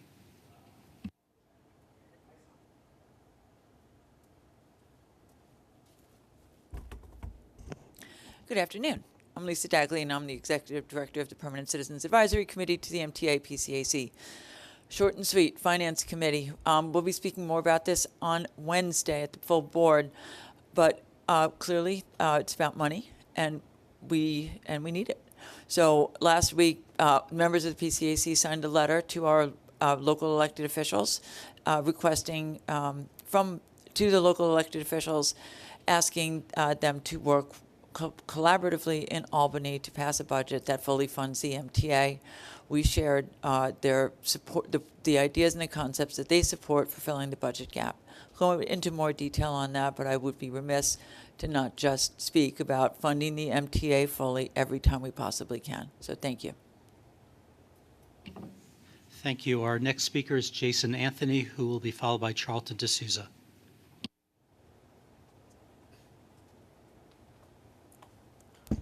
Hey, Neil. As Lisa said, we need to fund the MTA because our friends on the other side of the Hudson are acting very selfishly because Governor Murphy is not supporting congestion pricing, and he has said it publicly, and he admitted it publicly that he's not in favor of congestion pricing. We need to approve congestion pricing because our city is we should say, in a desperate congestion, 24 hours a day, 7 days a week. And we can see it in our backyard, for example, the Coast Bronx Expressway, because yours truly was raised, for example, in the Bronx River houses. For example, I live in 455 Howard Avenue, and I can see through my window all the congestion coming to and from New Jersey, 24 hours a day, 7 days a week. And I cannot see congestion anymore. This is why we need congestion pricing. And we need to tell Governor Murphy, support congestion pricing, or we won't let any New Jersey Transit train in the Sunnyside Yard. And it is what it is. Because, Kevin, we cannot let Phil Murphy to store any of his trains in Sunnyside Yard if we cannot approve congestion pricing. So I'll see you guys Wednesday morning. Thank you. Our third speaker, speaking remotely, is Charlton D'Souza. Good afternoon, everyone. Charlton D'Souza, President of Passengers United. So the Atlantic Terminal zone should be put in Zone 3, and all weekly Atlantic tickets, including the one-day Atlantic ticket, should be deeply priced because of the shuttle train service and the inconvenience that causes. So what I want to talk about is we went to Albany at Passengers United last month on February 15th. We were up there all day. We visited over 45 elected offices for the Assembly and the Senate. And I want to know something with the MTA. The MTA has basically refuted our program of calling for subway stations to have corporate sponsorship and for legislation to be introduced where a company could come in and adopt a subway station, pay for the maintenance, the cleaning of it, and contribute money. So in Philadelphia, in Pennsylvania, $5.4 million was raised by Wawa for this program. So the chairman has said that they cannot do this because of outdoor advertising and the contract that they have with them. I find that to be ridiculous. If you guys want money and we're going up to Albany to get money, that's what you guys should accept. Making poor people pay for Netflix and charging people, everyone right now, we're paying 5 different taxes for the MTA. So I don't understand why this is such a problem, guys. I have an issue with this. And that is in our legislative agenda at passengersunited.org. If you go there and you click under legislative, you'll see it there. So obviously that needs to be done. And this is why we're having issues with congestion pricing. I don't think it's fair to charge someone from 60th Street that type of money, guys. But we do support congestion pricing on the East River bridges. So thank you, guys. Have a good one. Thank you. Mr. Chair, that concludes the public speaking section of the meeting. All right, thank you, David. I generally don't comment on public speakers' comments, but I would like to thank Jason because I'm going to use your phrase with my ENT this Friday, desperately congested. That is how it's been up in my sinuses, and I appreciate that. So thank you. Thank you. You were looking for humor earlier. You got it, Hada. Okay, let's move on to the minutes, please, for February's meeting. They're on page 5. You have a motion first. So moved. Second. All right, comments, questions, deletions, additions. Andrew has a comment. Please. There we are. On page 9, around the middle, it says, be similar to other counties such as Westminster, Nassau, and Sussex, instead of Westchester, Nassau, and Suffolk. It's like it's London or something. Yeah. Good catch, Andrew. Nice, nice. If they don't want to pay the PNT. Doesn't London have congestion? Oh, God. Hada. All right, here we go. Let's go. Okay. The work plan is on page 16 for 2023. I just want to check if there are any comments on that. Hearing none. Okay, budget watch, David. Sure, thank you. These are results for operations for February and subsidies through March. They're measured against the adopted budget. Farebox revenue was $9 million favorable, or 2.9% in February, and over the first 2 months of the year was favorable by $11 million, or 1.6%. Farebox revenue reflects higher average fare than projected, as well as higher ridership. In February, ridership was favorable by $4 million, or 3%. Through February, ridership was favorable also by $3 million, or 1%. Farebox revenue through February, however, remains $268 million, or 29% less than the first 2 months of 2019, before the pandemic. Toll revenue was $8 million favorable, or 5.2% in February, and was $20 million, or 6% favorable year-to-date. Favorable toll revenue reflects higher than forecasted traffic, which was 4% above the projection both for the month and year-to-date. When adjusted to account for the 2021 toll increase, toll revenue was $40 million more, or 14% above the level for the first 2 months of 2019. Expenses were $41 million, or 3% favorable in February. Year-to-date expenses were $82 million favorable, or 3%. Year-to-date, 69%, or $57 million, is attributable to favorable payroll and health and welfare costs due to vacancies, including the additional overtime necessary to cover those vacancies. About $16 million, or 20%, reflects lower electric power expenses due to prices and usage, mostly usage, and the remainder is predominantly timing-related. Overtime, which is included as part of the overall expenses, was $16 million unfavorable in February, or 21%, and was $19 million unfavorable year-to-date, or 12%. Overruns in New York City Transit, Metro North, B&T, and MTA headquarters for MTA Police Department were primarily due to vacancy and absentee coverage. Debt service was favorable by $16 million, or 16% in February, due to the timing of debt issuances and debt service deposits, as well as higher than budgeted variable rates. Year-to-date debt service was $15 million, or 3% favorable. Subsidies were $106 million unfavorable year-to-date through March, or 11%. March was $50 million, or 12% unfavorable, following February, which was $46 million, or 12% unfavorable.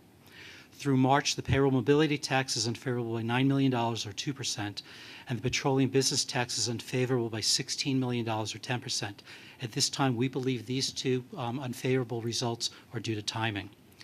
Year-to-date, however, the real estate transaction taxes, MRT, and the urban tax attributed 69% of the overall unfavorable result. MRT was $61 million, or 39% unfavorable through March. The urban tax was $12 million, or 10% unfavorable through March. For the month of March, the real estate transaction taxes were $33 million, or 35% unfavorable. Last month, the real estate transaction taxes were $30 million, or 32% unfavorable. We continue to closely monitor receipts from these sources and will revise the mid-year forecast should it become necessary when we conclude that work. The mansion tax and the Internet Marketplace sales tax are deposited in the capital lockbox, and together they were $6 million, or 4% favorable through March. Taken together, the operating results through February and the operating budget subsidies through March, these results are favorable by $23 million against the budget, or 3%. And that concludes Budget Watch. Okay, questions for David on Budget Watch? Okay, yeah, it's a couple quick things. One, I would say on the credit side, one on the debit side, just to use the vernacular. So on I guess it's page 2 of, is it page 2? Page 3, excuse me, of the Budget Watch. I appreciate you putting in the fare box revenue and you're plotting it against the McKinsey mid, high, and low range. And it looks appears we're tracking with the high end of the range, which is good news. And, please. Yeah, that is true. On a revenue basis, we're at the high end, but the majority of that is because we're getting a higher average ticket price, which we've talked about, which we've built into the budget. So we're happy with ridership. I think it's about, without that adjustment, about 1% above the McKinsey. So revenues are doing well. Midpoint. Right, so ridership is just a little bit above the midpoint, or happy with that it's above, but on a ridership basis, we're not at their high case because it's the average fare is giving us more revenue. Okay, well, I think it would be helpful then to include, maybe do a side by side with the fare box revenue and the actual ridership of this matter. On the debit side, I think it'd be useful, David, if you can do this from memory for the board's benefit. Can you remind everyone, since you went through the taxes relatively quickly, can you remind the real estate dependent taxes to this group? Because I think our memories fade in and out of meetings on the complexity of them. If you wouldn't mind reminding everyone and what the driver is, if you wouldn't mind. So there are two real estate transaction taxes. These are transactions, not property taxes. There's a mortgage recording tax, and there's what we call the urban tax. The urban tax is only collected in New York City on commercial properties over $500,000. It is a mortgage recording tax on those properties, and it's also a real property transfer tax on those properties. The mortgage recording tax, what we call the mortgage recording tax, are actually two mortgage recording taxes. One is on all properties within the 12 counties, including New York City, in addition to that urban tax MRT.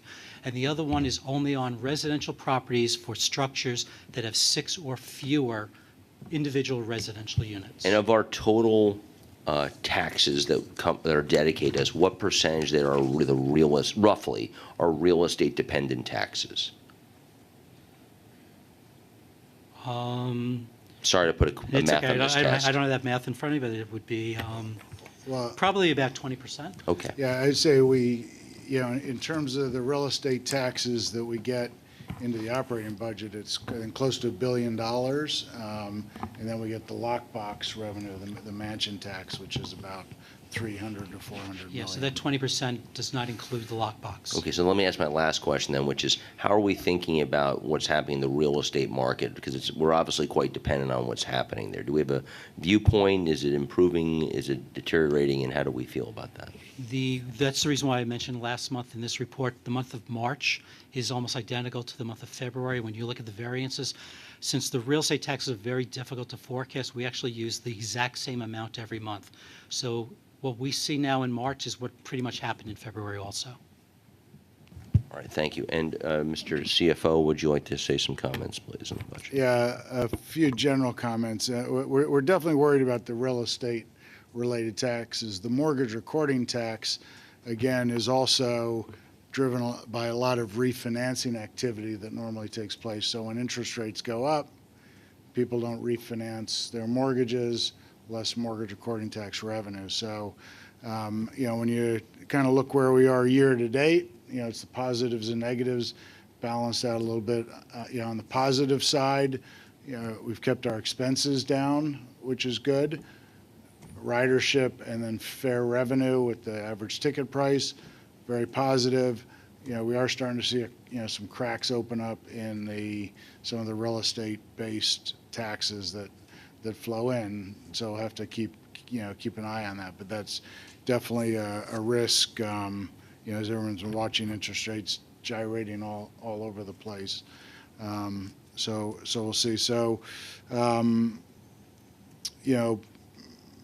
again, a mix of positives and negatives on a year-to-date basis that ended up a little bit net positive, so that's good. We also did an analysis of how we closed out year-end 2022, and that's included in your book. But just at a high level, on a cash basis, we see ourselves ending up about $187 million better than projected, but net of timing, only $18 million better. So a little bit better, but when you get to year end, you have a lot of accrued expenses that the invoices haven't been paid. So you got to be very careful, comparing the accrued to the cash. And so when we kind of did a full, kind of deep dive of, what do we have to set aside in labor reserve for accrued expenses that hadn't been paid out, our general reserve that we budgeted and so forth. If you remember, kind of big picture, we had projected in November that we would use up about $776 million of the federal COVID aid to close the gap in 2022. We ended up using 589, but most of the remainder of that money we expect to use, is mainly timing savings. So bottom line, the year end closed out, pretty close. It's all subject to kind of final audit and review and so forth. But from my perspective, no surprises there. Okay. Marcia, want to give us the, is Marcia here? Marcia, sorry. Oh, she's on video. Sorry, Marcia.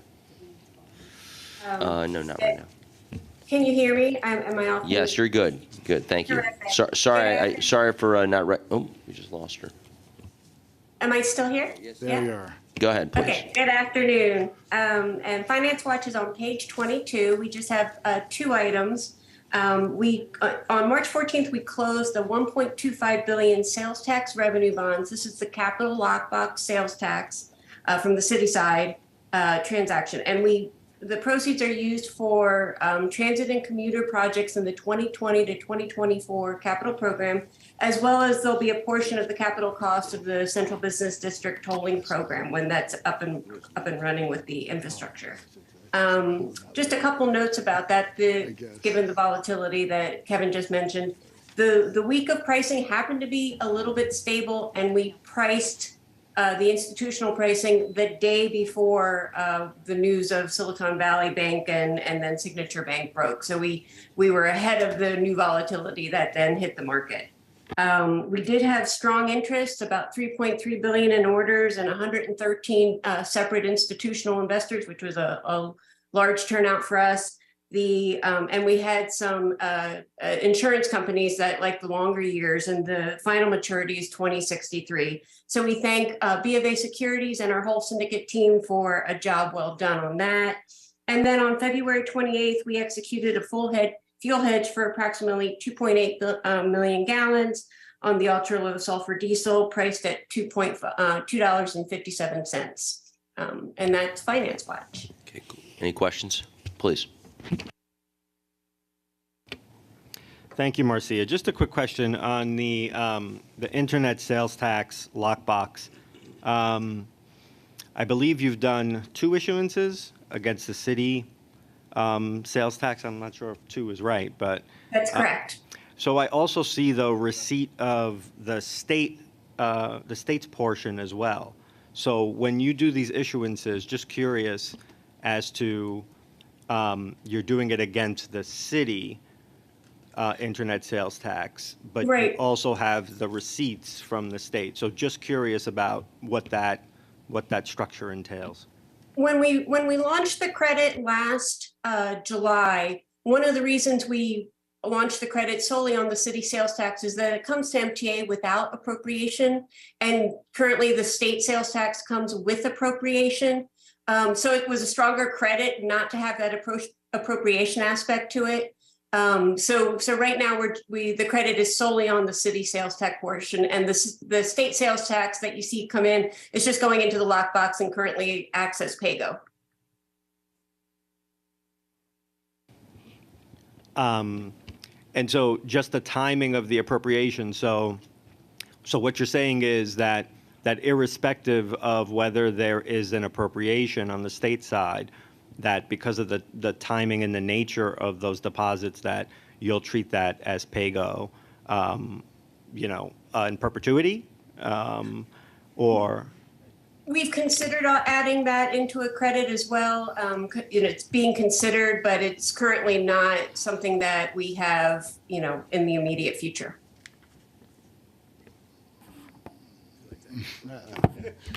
I'll defer to Kevin if he's making a comment. I can't hear what he's saying. He is holding off. He's just smiling at the moment. I'm complimenting Sharif on his question.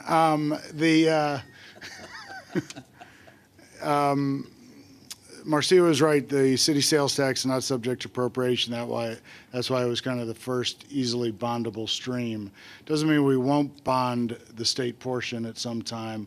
The other thing that we will look at with congestion pricing is to whether we start to combine some of the revenue streams for debt as congestion pricing is ramping up. We have the state portion, which is very stable and kind of locked in, subject to appropriation. We have the mansion tax, which is kind of subject to the real estate market, and then we'll have the congestion surcharge, which are all three bondable. But the congestion surcharge, you need to get a track record before you can bond it. So my point being that some time down the future, we may look to create a credit that combines the revenue stream and issues the amount of debt we need to issue to hit the full $25 billion from the lockbox, which comes from the combination of congestion pricing, the mansion tax, the city portion, and the state portion. Thank you for that explanation. The second piece, just on the congestion pricing, I guess, piece of this issuance, the proceeds for that are the startup costs associated with some of the? No, this particular issuance will go to fund 20 to 24 capital program items, not in the startup. The startup costs will eventually be paid from the congestion pricing bonds. We did a bond anticipation note to advance some of the costs, and that'll get taken out, but neither the city, state, or mansion tax would be used to pay the startup Right, costs. I was just referring to the ban that you actually have. Correct. For now, this Yeah. is sort of the initial startup cost. Oh, Yeah. Okay, got it. Thank you. All right, any other questions from Finance Watch? All right, thank you, Marcy. I did ask Kevin, I did think it would be useful, given what's been happening since last board meeting with Silicon Valley Bank and Signature and First Republic, just to talk briefly about its impact or lack of impact on us. Kevin, the floor. Sure, thanks, Neil. Obviously when there's these kind of very sudden bank issues and bank failures, the first thing you realize is that the damage could be widespread among a lot of institutions. So the first thing, the good news is MTA has no direct exposure to any of the banks we're talking about. So just when you think about our daily cash management and holding of securities, Boney is our custodian for holding our treasuries, which is primarily almost 100% of our investments. Chase holds our operating accounts, so payroll and things like that go through Chase. On the bond side, our trustees again are Boney and Wells Fargo. So the good news in terms of our all of our cash management, it's all with the really significant, systematically important banks, whereas, the concern is more at the regional bank level that didn't have the same kind of regulatory scrutiny. The other exposure that we have is we have a big variable rate portfolio that are secured by bank letters of credit. So investors buy this floating rate debt, and the credit is enhanced because on 7 days' notice, they can put the security, and the bank letter of credit supports that. So the question is, what kind of bank letters of credit do you have behind it? And again, the other good news is we have about $2.2 billion of floating rate debt secured by bank letters of credit. And all of them are with of the $2.2 billion, about $1.6 billion is with top systematically important banks, J.P. Morgan, Barclays, State Street, Bank of America. About $600 million is with still large banks, but just slightly below that top tier, PNC Bank, Bank of Montreal, and U.S. Bank. And none of those banks have shown any, there's nothing that has come up. But something we're going to watch, because if, what we found during the financial crisis, when investors, if they get uncomfortable with the banking system as a whole, they don't differentiate between good banks and bad banks. They, tender everything and move into treasuries and so forth. So it's an exposure we're watching. I'm not, particularly concerned right at the moment, but, we have, always have to think of contingencies if there is disruption in any of these markets. In terms of, then the third exposure is on our pension fund. Just, as all pension funds, you have private equity investments, and, some of these private equity managers, when they're, in between, they've collected capital from the participants and they've deployed them out to companies, they get held in the banks. And, some of the, a few of our managers apparently did have money at Silicon Valley Bank. They all got redeemed out. I don't think it was a big dollar exposure. It's really hard to get reporting on it, but right now we don't see anything standing out there either. David. Unrelated, we just were talking about our exposure in the real estate market. Is it potential with these bank failures that there's going to be an impact on lending that goes on, and therefore diminishing some of the returns that we need? Well, clearly, the big debate going on is, the Federal Reserve has been raising interest rates, trying to tighten financial conditions to slow down the economy and slow down inflation. And so when there's a banking crisis, you're exactly right, the immediate thing is, less lending as the banks, figure out, do they need to shore up their balance sheet? So if there's less lending, and that leads to, probably to fewer transactions, maybe less in the residential mortgage market, but more in the big commercial mortgage market, which drives our urban tax, we could have some exposure to fewer real estate transactions in the region will lead to less revenue for us. Okay, thanks for that, Kevin. Appreciate keeping attention to that and keeping us informed. Okay, action items, David, a couple.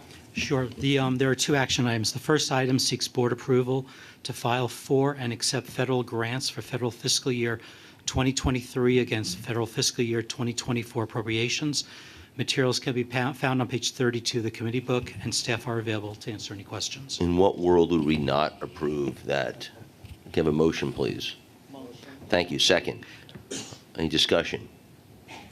All in favor say aye. Aye. Opposed? Abstentions? Motion passes. David. The second item is the 2022 annual procurement report, and we're seeking approval to file this report. This report with the State of New York as required under Section 2879 of the Public Authorities Law. Materials can be found on page 39 of the committee book, and staff are available to answer any questions. David, any highlights you want to mark for the board from that report? I would turn that over to Lou Montanti. Lou.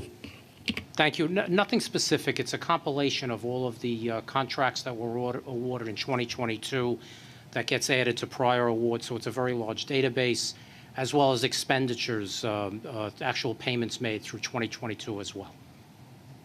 Thank you, Lou. Did anyone have any questions on that voluminous document? No? Then I can have a motion then to submit it, please. Thank you, Blanca. Second. Second. Discussion. Anything? All in favor say aye. Aye. Opposed, abstention, motion passes. Lou, procurement. Yes, thank you again. There's one action for MTA headquarters for Finance Committee approval in the amount of $34.3 million.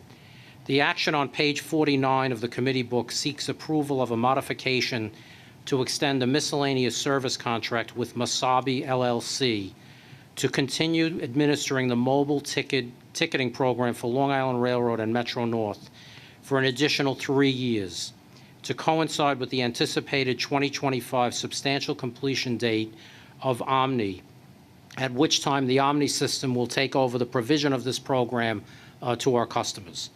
For this extension, Masabi initially proposed a 1.4% per ticket value for the first 2 years and a 1.7% fee for the third year. Through negotiations, we were able to reduce that to 1.25% per fee per ticket value for the first 2 years and 1.5% for the third year. The estimated total amount is, as I indicated, $34.3 million, and this extension will allow for the uninterrupted mobile passenger ticketing process during the Omni implementation period. Special note, the independent engineering consultant item that was originally listed has been deferred to the April board. Okay, let's just go back to what you said about the Masabi. I just want to confuse it with what you said at the end. So we have Masabi in front of us. Folks, can I have a motion, please? Or second. All right, discussion about this action item or this procurement? Any? Okay, so Lou, just remind us, so this is going to be taken through till sunsetting of this system when Omni then takes over for the rails? Yes, and if it's any earlier, we have no obligation to continue with Masabi. Okay, very good. Sir? Okay. Any other questions? All in favor say aye. Aye. Opposed, abstentions, motion passes. David, we skipped over prompt payments, we being myself and my zeal to move forward with speed and pace, so I apologize. So please, sir. Sure. There's one information item. It's the 2022 prompt payment annual report. It can be found on page 40 of the committee book, and staff are available to answer any questions. There's no action on that item. It's just information. Okay. Well, does anyone have any question on payments being made promptly? Okay. Thank you very much, sir. All right, Lou, the agency it is important to be paid promptly, to pay, right, pay your debts and to be paid. Okay, very good. Lou, agency procurements, please. Yes, there's, for Metro North and Long Island Railroad, there's one information item on page 51 of the committee book for Long Island Railroad. It was approved earlier today at their committee. It's award of a 24-month contract to Railware for the purchase and installation of a traffic control system software to replace the existing software system at the Jamaica Control Center that is beyond its useful life. There are no information items for Metro North. Okay, for New York City Transit and MTA bus operations, there is one joint information item on page 53 of the committee book for New York City Transit and MTA bus, which was approved by the committee earlier today, requesting that the board declare competitive bidding impractical or inappropriate for the procurement of 4 bus operator simulators, and it is in the best interest of the public to issue a competitive request for proposals. For bridges and tunnels, there are no information items for bridges and tunnels this month. And finally, for First Mutual Transportation Assurance, there are no information items either. So just for everyone's reminder, we do this on a monthly basis, even though it's been voted on by other committees, because obviously there's transactions that cost money. They're being brought to us for if you will, a check. So if you have any questions or thoughts, we don't have to vote on it, but it's here for us to acknowledge. So just so you understand the perceived repetitive nature of that. Any questions on any of those information items? Okay. So we've got our consolidated financial and operational reports in the committee book on page 55. And included is that the 2022 year-end statement of operations that Kevin was referring to earlier. The gang's here for any questions you may have. If you do, this is the moment to raise them. If not, we'll move on to real estate items. Hearing none, David, the floor is yours. Thank you. Real estate has 9 action items for consideration and approval. The first is for the Metropolitan Transportation Authority. It is the annual all-agency real property disposition guidelines and all-agency personal property disposition guidelines required by the Public Authorities Law. This is a submission every March of our disposition guidelines, and it's in director's desk with red lines indicating procedural and personnel changes. The second, third, and fourth items for MTA New York City Transit. The first is the lease with M&H Ices of Coney Island for retail space at the Stillwell Avenue Terminal Complex in Brooklyn. The second is a resubmission of the lease with the City and University of Newark for the temporary parking relocation of New York City Transit buses in Jamaica, Queens. We had inaccurately portrayed the value of the lease in January, and the corrected number is in the staff summary. The last transit item is an amendment to the license with Swift vending operations for vending machines at various subway stations. The fifth item is for MTA Long Island Railroad. It is an amendment of lease with the Village of Greenport for an expanded vehicle queuing area in connection with ferry operations in Greenport. The sixth and seventh items are for MTA Metro North Railroad and include a lease renewal with NYIP Owner 2 LLC for warehouse space at 101 Executive Boulevard in Elmsford. And the seventh item is an eminent domain resolution to acquire property interest in support of the Brewster Yard improvements in the southeast. The last 2 items, 8th and 9th, are for MTA Bridges and Tunnels. They include a license with Knowles Crescent for installation of subsurface anchors in support of the Henry Hudson Bridge Capex Street Wall Project in the Bronx. And the last item is a license with the New York City Fire Department for the maintenance and operation of a fiber optic cable across the Whitestone Bridge. There is, in addition, one information item. Happy to answer any questions regarding the foregoing. What is the information item? It is a license agreement with Veselka, which is a new dining concourse use that we were able to do, and we hope it's a Ukrainian concept. They're currently in the East Village, very popular. So we're able to secure a 3-year license with them in the dining concourse, and we hope that they'll be open by June. All right, let me have a motion first for the real estate items as a group. Motion? Second? Second? Anyone? Okay, thank you. Any questions on any of the items listed? All right, I have one, David. Look, I appreciate you stating to us that the resubmission of the lease, your second item, was because of an error. Can you it may be worth just further prostrating yourselves over what happened, because it's worthy of just note, and I thank you for being so direct about that. The annual rent was based on November 2021 appraisal at $1 million. What was missing in our submission in January is that we had already agreed, given the passage of time, to escalate the rent by 1 year, 3%. We had agreed with CUNY on this already. That did not make it into the January staff summary. Great. Thank you for saying that. Hearing no questions, then I'll ask for, please, Blanca. I apologize. Just a quick question on the information items. The location with Veselka, it just says dining concourse, food and beverage. It's the southwest corner.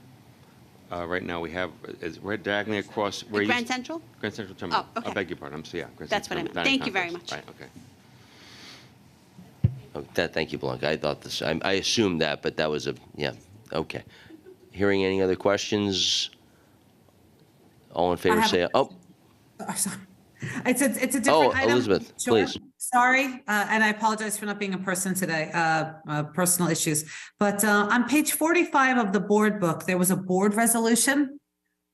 I'm not sure if we took action on that board resolution.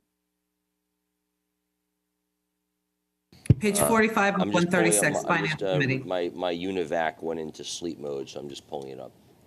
Okay. Hold on, was it page 45? Page 45.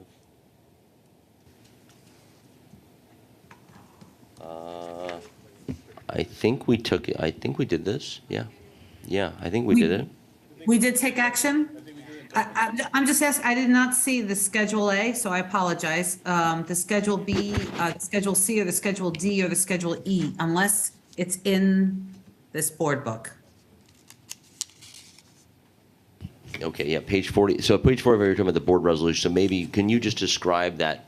I think Sharif said it correctly. We have these boilerplate, what needs a vote and what doesn't, and what kind of vote. Maybe it's worthy just explaining it for everyone, because it does, those are used, and they are used often without reference to which resolution it goes to. Whichever one of you guys want to explain it, thank you. I believe we're talking about, there were 2 procurements originally listed. We're only seeking approval for one, which was for Masabi.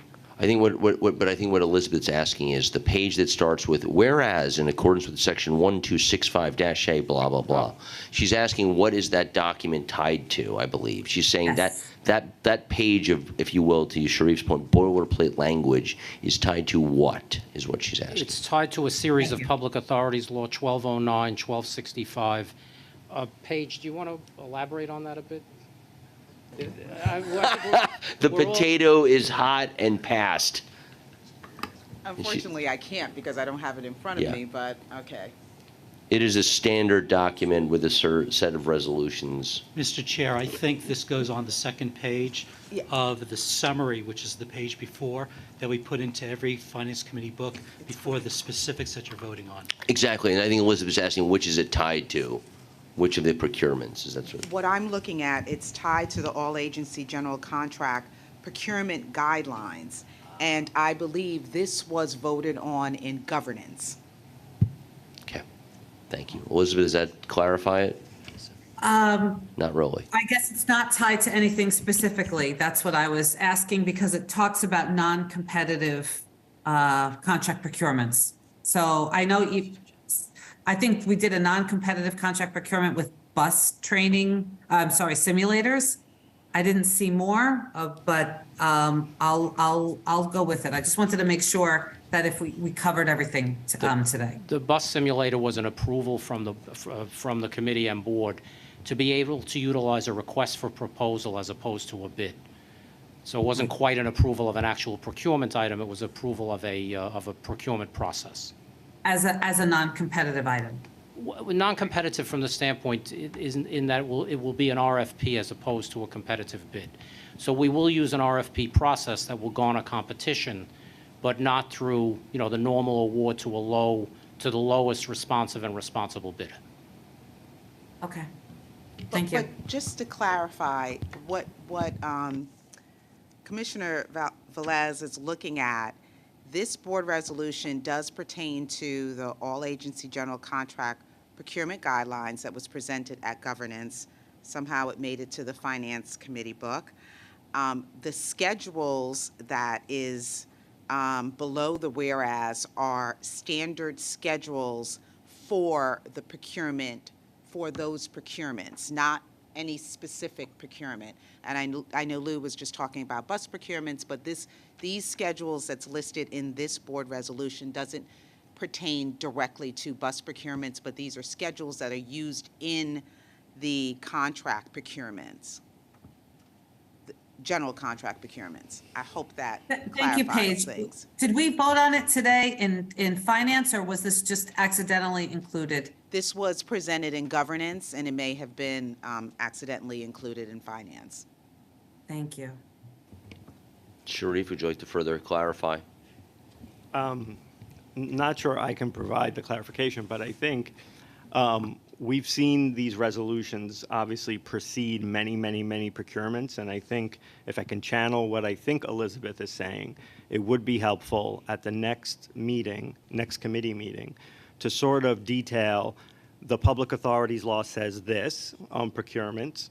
We've interpreted that to mean this. These resolutions by statute, by rule, by guidelines, have to proceed these procurements for these reasons, so that the board has a fuller understanding of the procurement process. Yeah, I think Lou or you or Kavesh, I think it would be good for us to have maybe a reminder, refresh of our procurement guides, because some things we have for non-competitive, some things are competitive, some things are competitive with a larger vote than others. And I think we have not had a refresher as a board about, or committee is that. I think that's a really good idea. So if we wouldn't mind programming in for our next meeting, some little training, if you will, on that, or at least a reminder. Thank you for that, Sharif and Elizabeth. Okay, we still have a motion and a second. We have a motion and a second on the floor for the real estate items.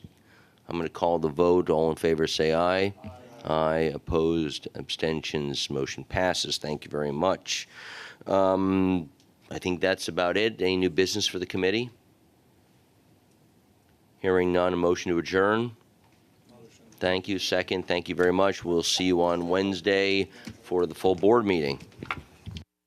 Thank you, everyone.